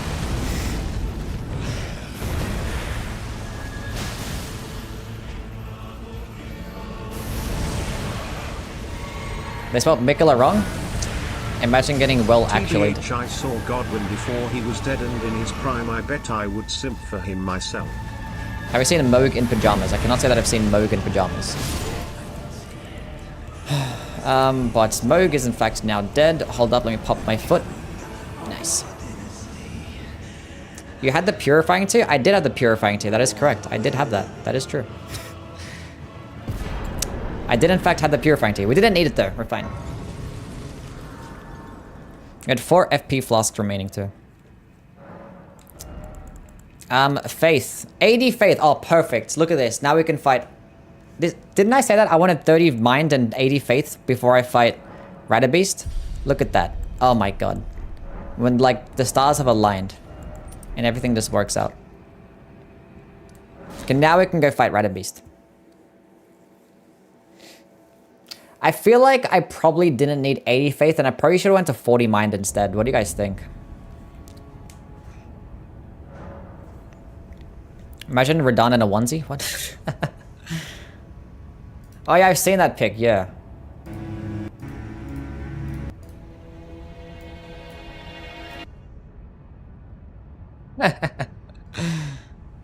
Look at this dude.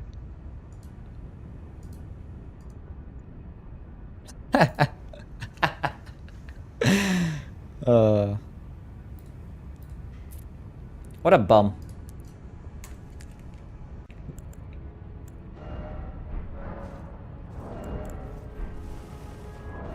Look at that. That's a perfect stat split though. Look at that. 40, 30, 15. I have 82 because I have this helmet on. It's fine.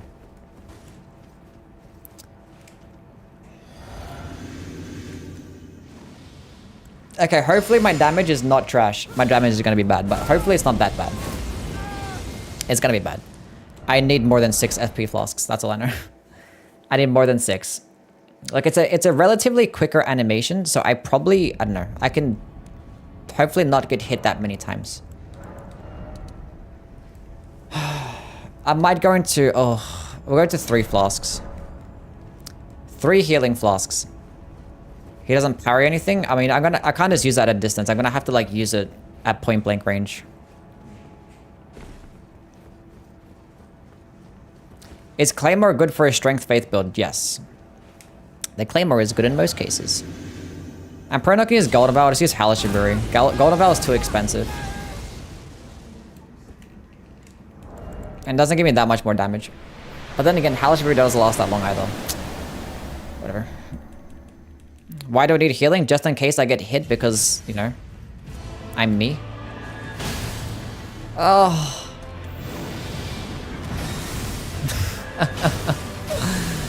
That's even with all my buffs as well. My buffs are gonna wear off by the time Elden Beast comes back around. Do the spin.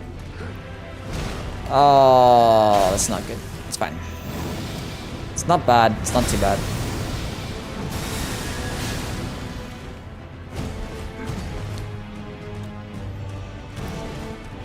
Elden Beast is gonna be an absolute problem.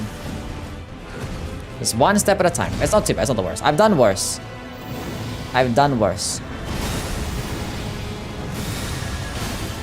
I did like Envoy's Horn run, and that was worse. I did Discus of Light only. Discus of Light was worse. This is not too bad. This could be worse.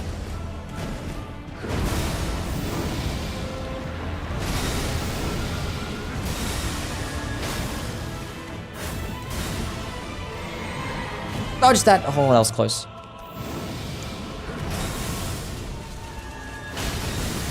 Okay, my buffs are starting to wear off.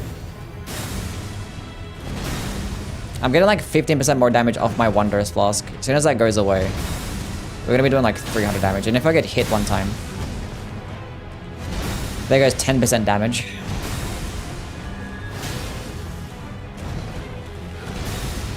Can't punish that one. Oh my goodness me, that was instant, bro. What the that was instant.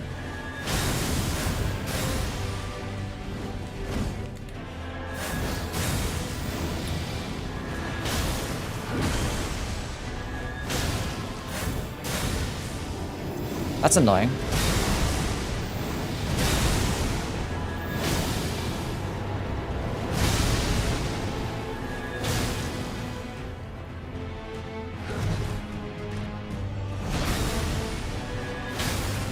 Yeah, you know what I actually could do? Like, if I really wanted to, right? I could just go spec in... Oh my god.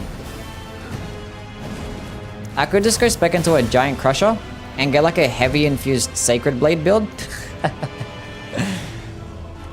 And just go all into strength. And not have to worry about my faith at all. And I'll be doing like 10 times more damage. That could actually work better.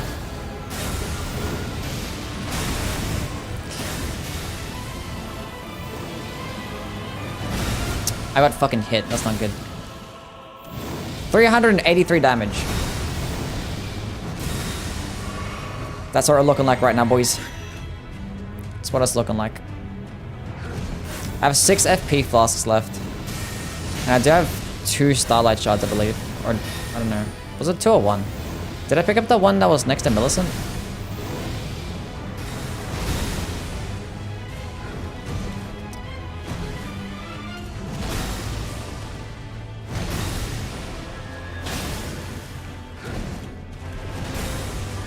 Don't teleport. Thank you.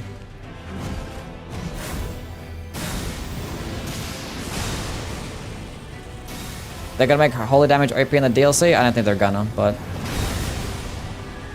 I just hope that it's not trash.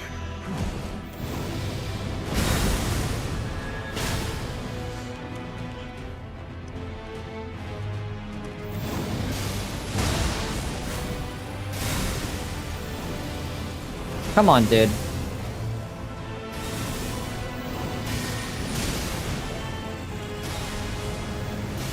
It doesn't have to be OP, just have it be not trash.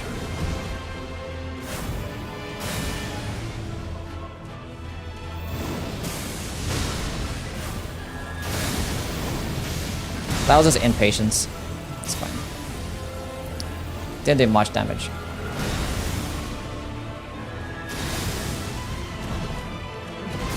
Don't teleport. Thank you. 247 damage, bro. What is this?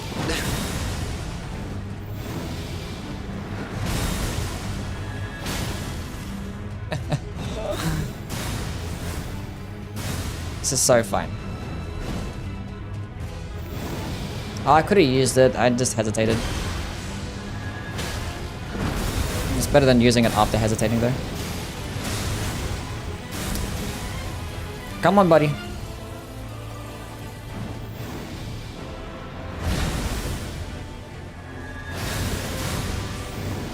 Oh, I missed.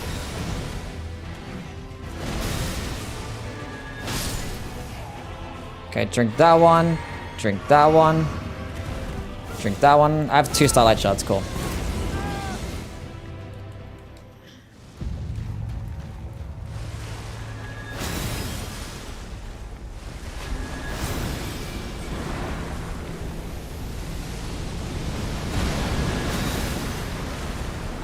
This is okay. Missing the one of the Consecrated Snowfield. What's this? Oh, the... Talk about the Sacred Tier? Yeah, no, I don't have a max Sacred Tier, it's fine.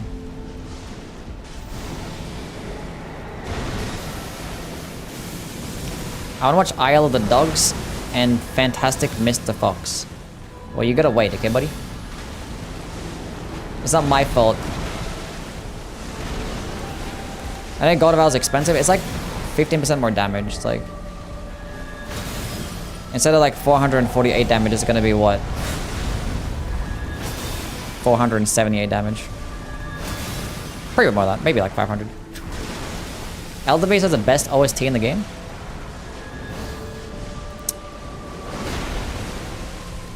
I have no FP. It says 314 damage without it.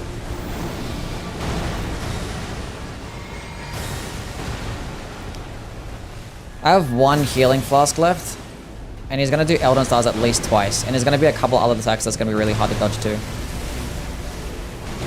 This is so not good.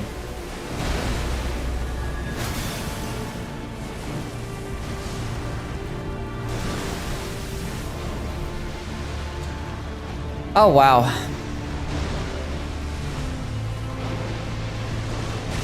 $80 was worth it, not if he starts like swimming around a whole bunch. I'll probably hit him like 3 times. I can use it again, right? Oh, I can't use it again. There's no like items that can help regen your health. Is there?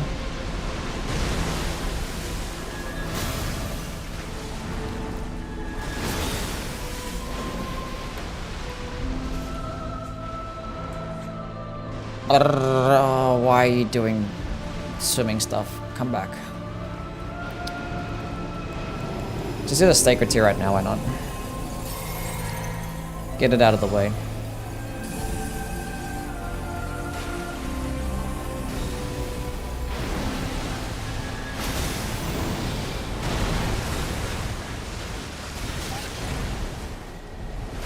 That's a GG. I got stuck in his body. That's a GG. Because he's going to use Elden Stars and that's going to hit me a whole bunch.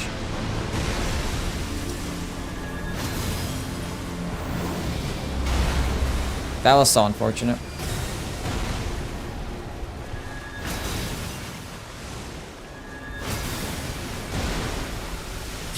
Look at this damage. I have 4 FP flasks left.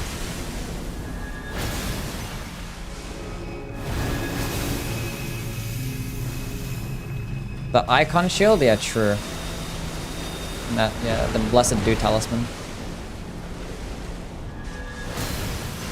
I don't have any of those things right now, so...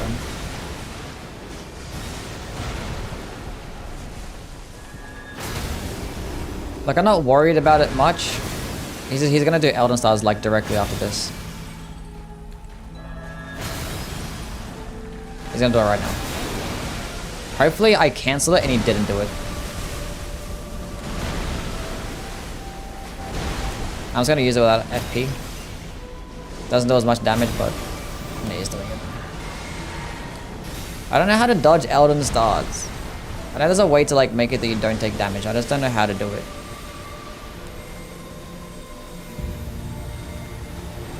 And of course he does this at the same time.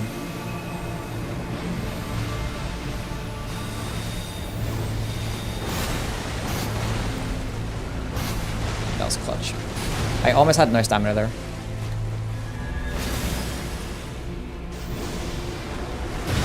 And of course, I just missed the most simplest of dodges. Oh my god, I do everything perfect. I do everything perfect and I miss the most simple dodge. Oh, what an idiot. What a stupid play. Stupid play.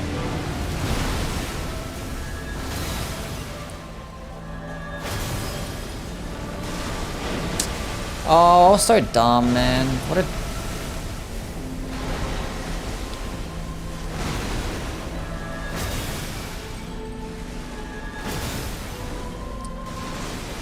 I have 3 FP flasks left. I didn't even need that many. You know what I should have done? I should have picked up like a health regen spell. Or put on a health regen spell at least. I could have put on like Blessing's Boon, because I think I picked that up. Or Blessing of the Earth Tree.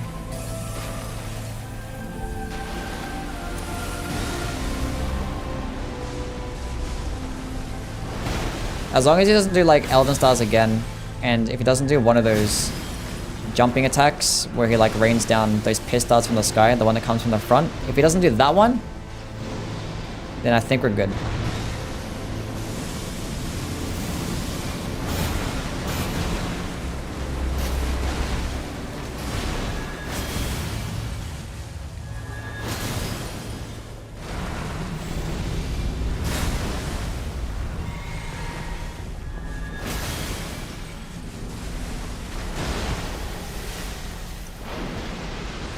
I just wish that I didn't get hit by that other attack. See, that's how you dodge it. Simple dodge. Okay, we're not gonna go do another one.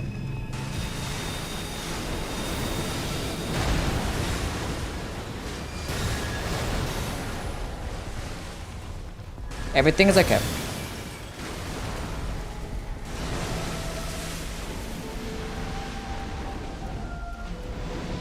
Wait, did he do his onion ring attack the second time? I think he did, right? I wasn't paying attention.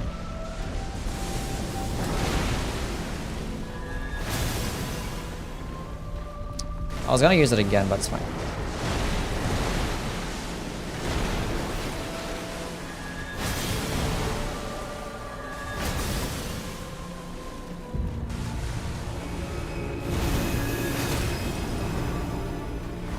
Did it come out? I wasn't paying attention.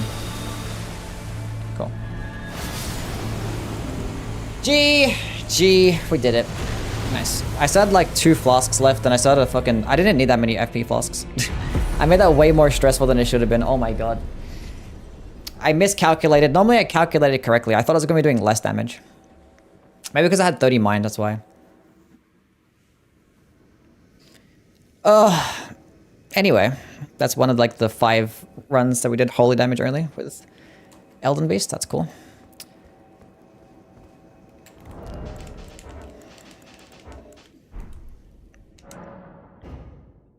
We did it. I see you, Superstar. Thanks for stopping by, man. We beat the game. It's hard for them to even top Atmosphere of Bloodborne. Yeah. Test Giant Crusher. No, it's fine. I gotta test the Giant Crusher. It's okay. It won't be doing much damage. Should look at that video on how to dodge Elden Stars. I sent a link.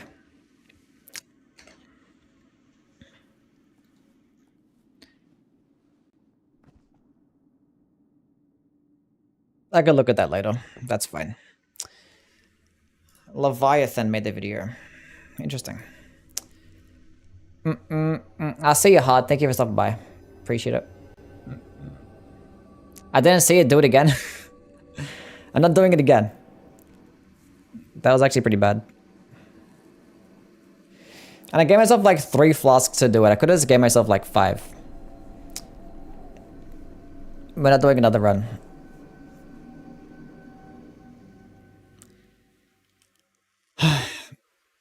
Bro, what's with like these ending cutscenes? They could be so much better. Like what even happens? I just like sit in a chair. Tell a story. Say ooh, I'm not saying ooh, no. Even though I just did, but no. Became Elden Lord. A tarnished became the Elden Lord. Across the fog. That was me. I did it.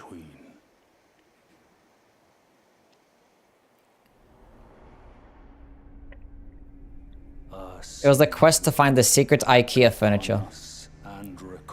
Was it good before the final boss? Not really, no. Because it's still holy damage, and like, I mean, it's a projectile, so projectiles are still going to be pretty nice. It's still like a quicker animation. It still buffs you up in with more damage.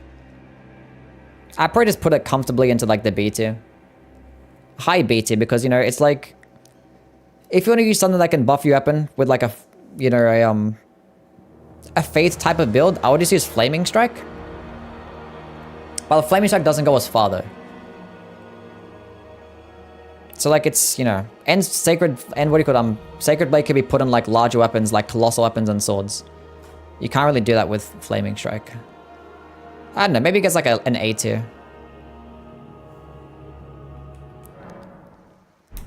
I don't know why they made it the new damage type, then decided to make it bad.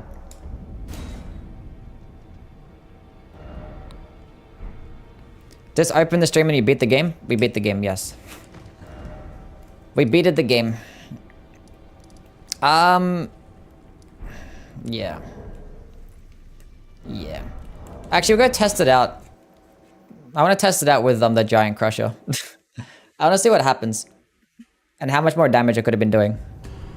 It would have been like 10 times easier. I could have just respect, but for the sake of doing the run legit.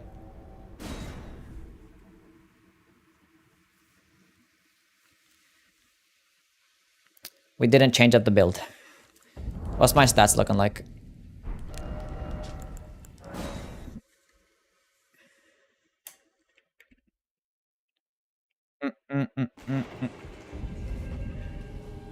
Ignore what's happening here. Cheat engine doing its work.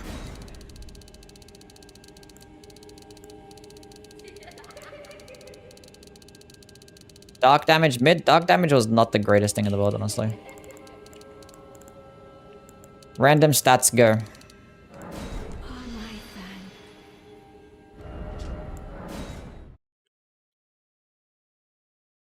I just want to see exactly how this works.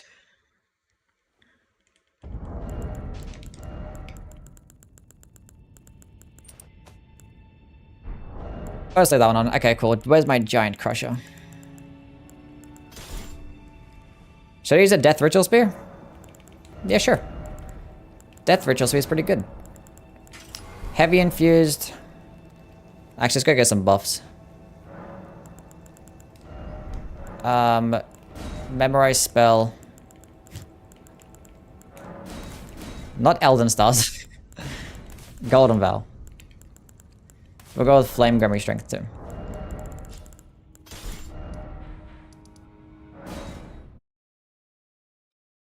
Mass, that's gone, man. Dark damage looks good enough. Yeah, dark damage was... I don't know, it's never been like the best damage type. A lot of enemies tend to be pretty weak to it, especially in Dark Souls 3. See how much damage this is. It's more damage.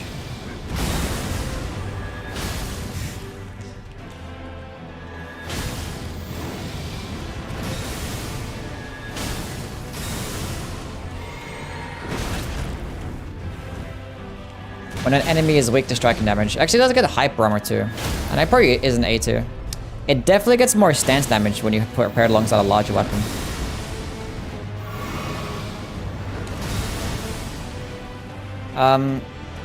That's fine.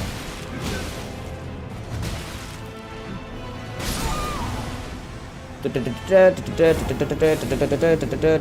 want to see how much more stance damage it does do compared to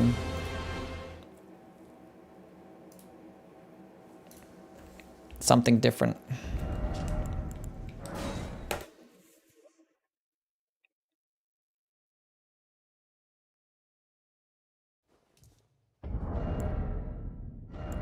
Where is my Banished Knight Halberd? Is it still equipped? Where's Halberd's? Halberd.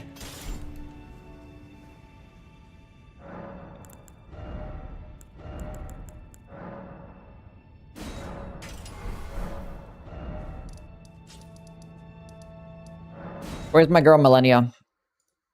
Do you have every grace on your main? No, probably not. I know, you can just use cheat engine to get it anyway. There's like 300 and something graces. I probably don't have a couple. Cool.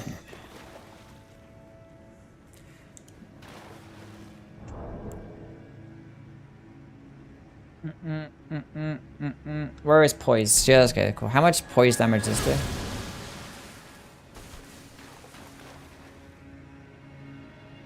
I did 16 poise damage. Also did 16. Cool.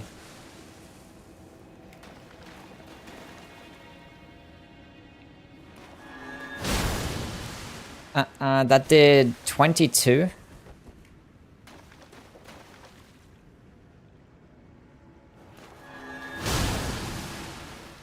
That did 35. Right, 25. You get 25.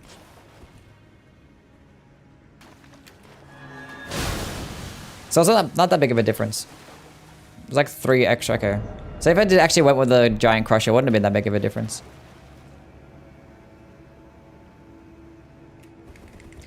Does account on you right now have any cheated items? Everything is cheated. Almost everything is cheated items.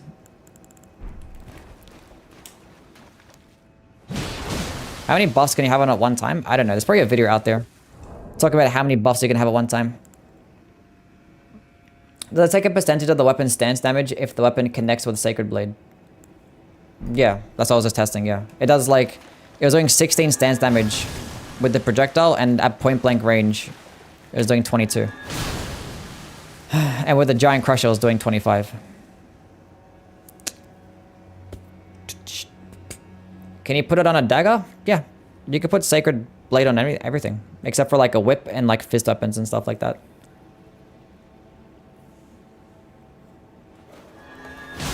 It's the same speed for like everything as well. Same speed. Leveling up my guy for the DLC, I currently have 710 million runes. Damn. Good luck, man. Also, how do you respec so much to show off your builds in your ranking videos? Cheat engine. I can just get an infinite amount of lava tiers. I have 22 at the moment. But I can just like, you know, go here, click a button.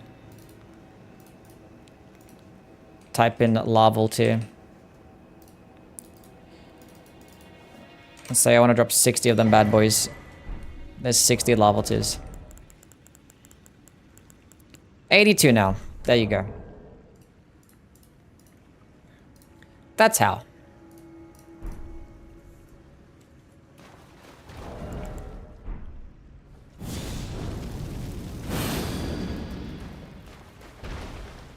So I have dementia. That's fine. Yeah, we need infinite lava tiers in the DLC. That would be nice.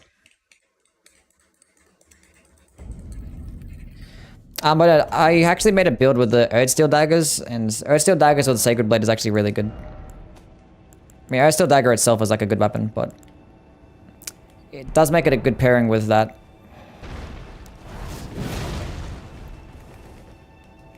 Why are people so obsessed with over-leveling for the DLC? Because why not? You get to like test out everything that you want to. If you have like everything all leveled up nicely, as soon as you find like any type of weapon, you can try it out and test it. You don't have to respec your build. Ugh. What's the best PvP weapon? Anything that does like poking attacks. You're good. If it has poking attacks, you're probably fine. Anyway, we're done for today. We are dunzos. We are dunzos. Cool. So tomorrow I'm not going to stream. Probably stream the day afterwards. I don't need that full screened. And I'll probably play Dragon's Dogma 2. Oh god, my knee hurts. Damn. 982 hours? Yes. Many hours. I have like 2,000 something in total. I'm not gonna stream tomorrow now. I gotta get started on making, I gotta go finish off my katana ranking video. Ranked all the katanas. Anyway, I should go consult this. Where did I have Sacred Blade? Where is this? Like, I had it lower 80. I probably just leave it there. That's like a nice spot for it. I think Sacred Blade's lower A tier still. Yeah, I think it's a nice spot for it. You have a gigantic nose?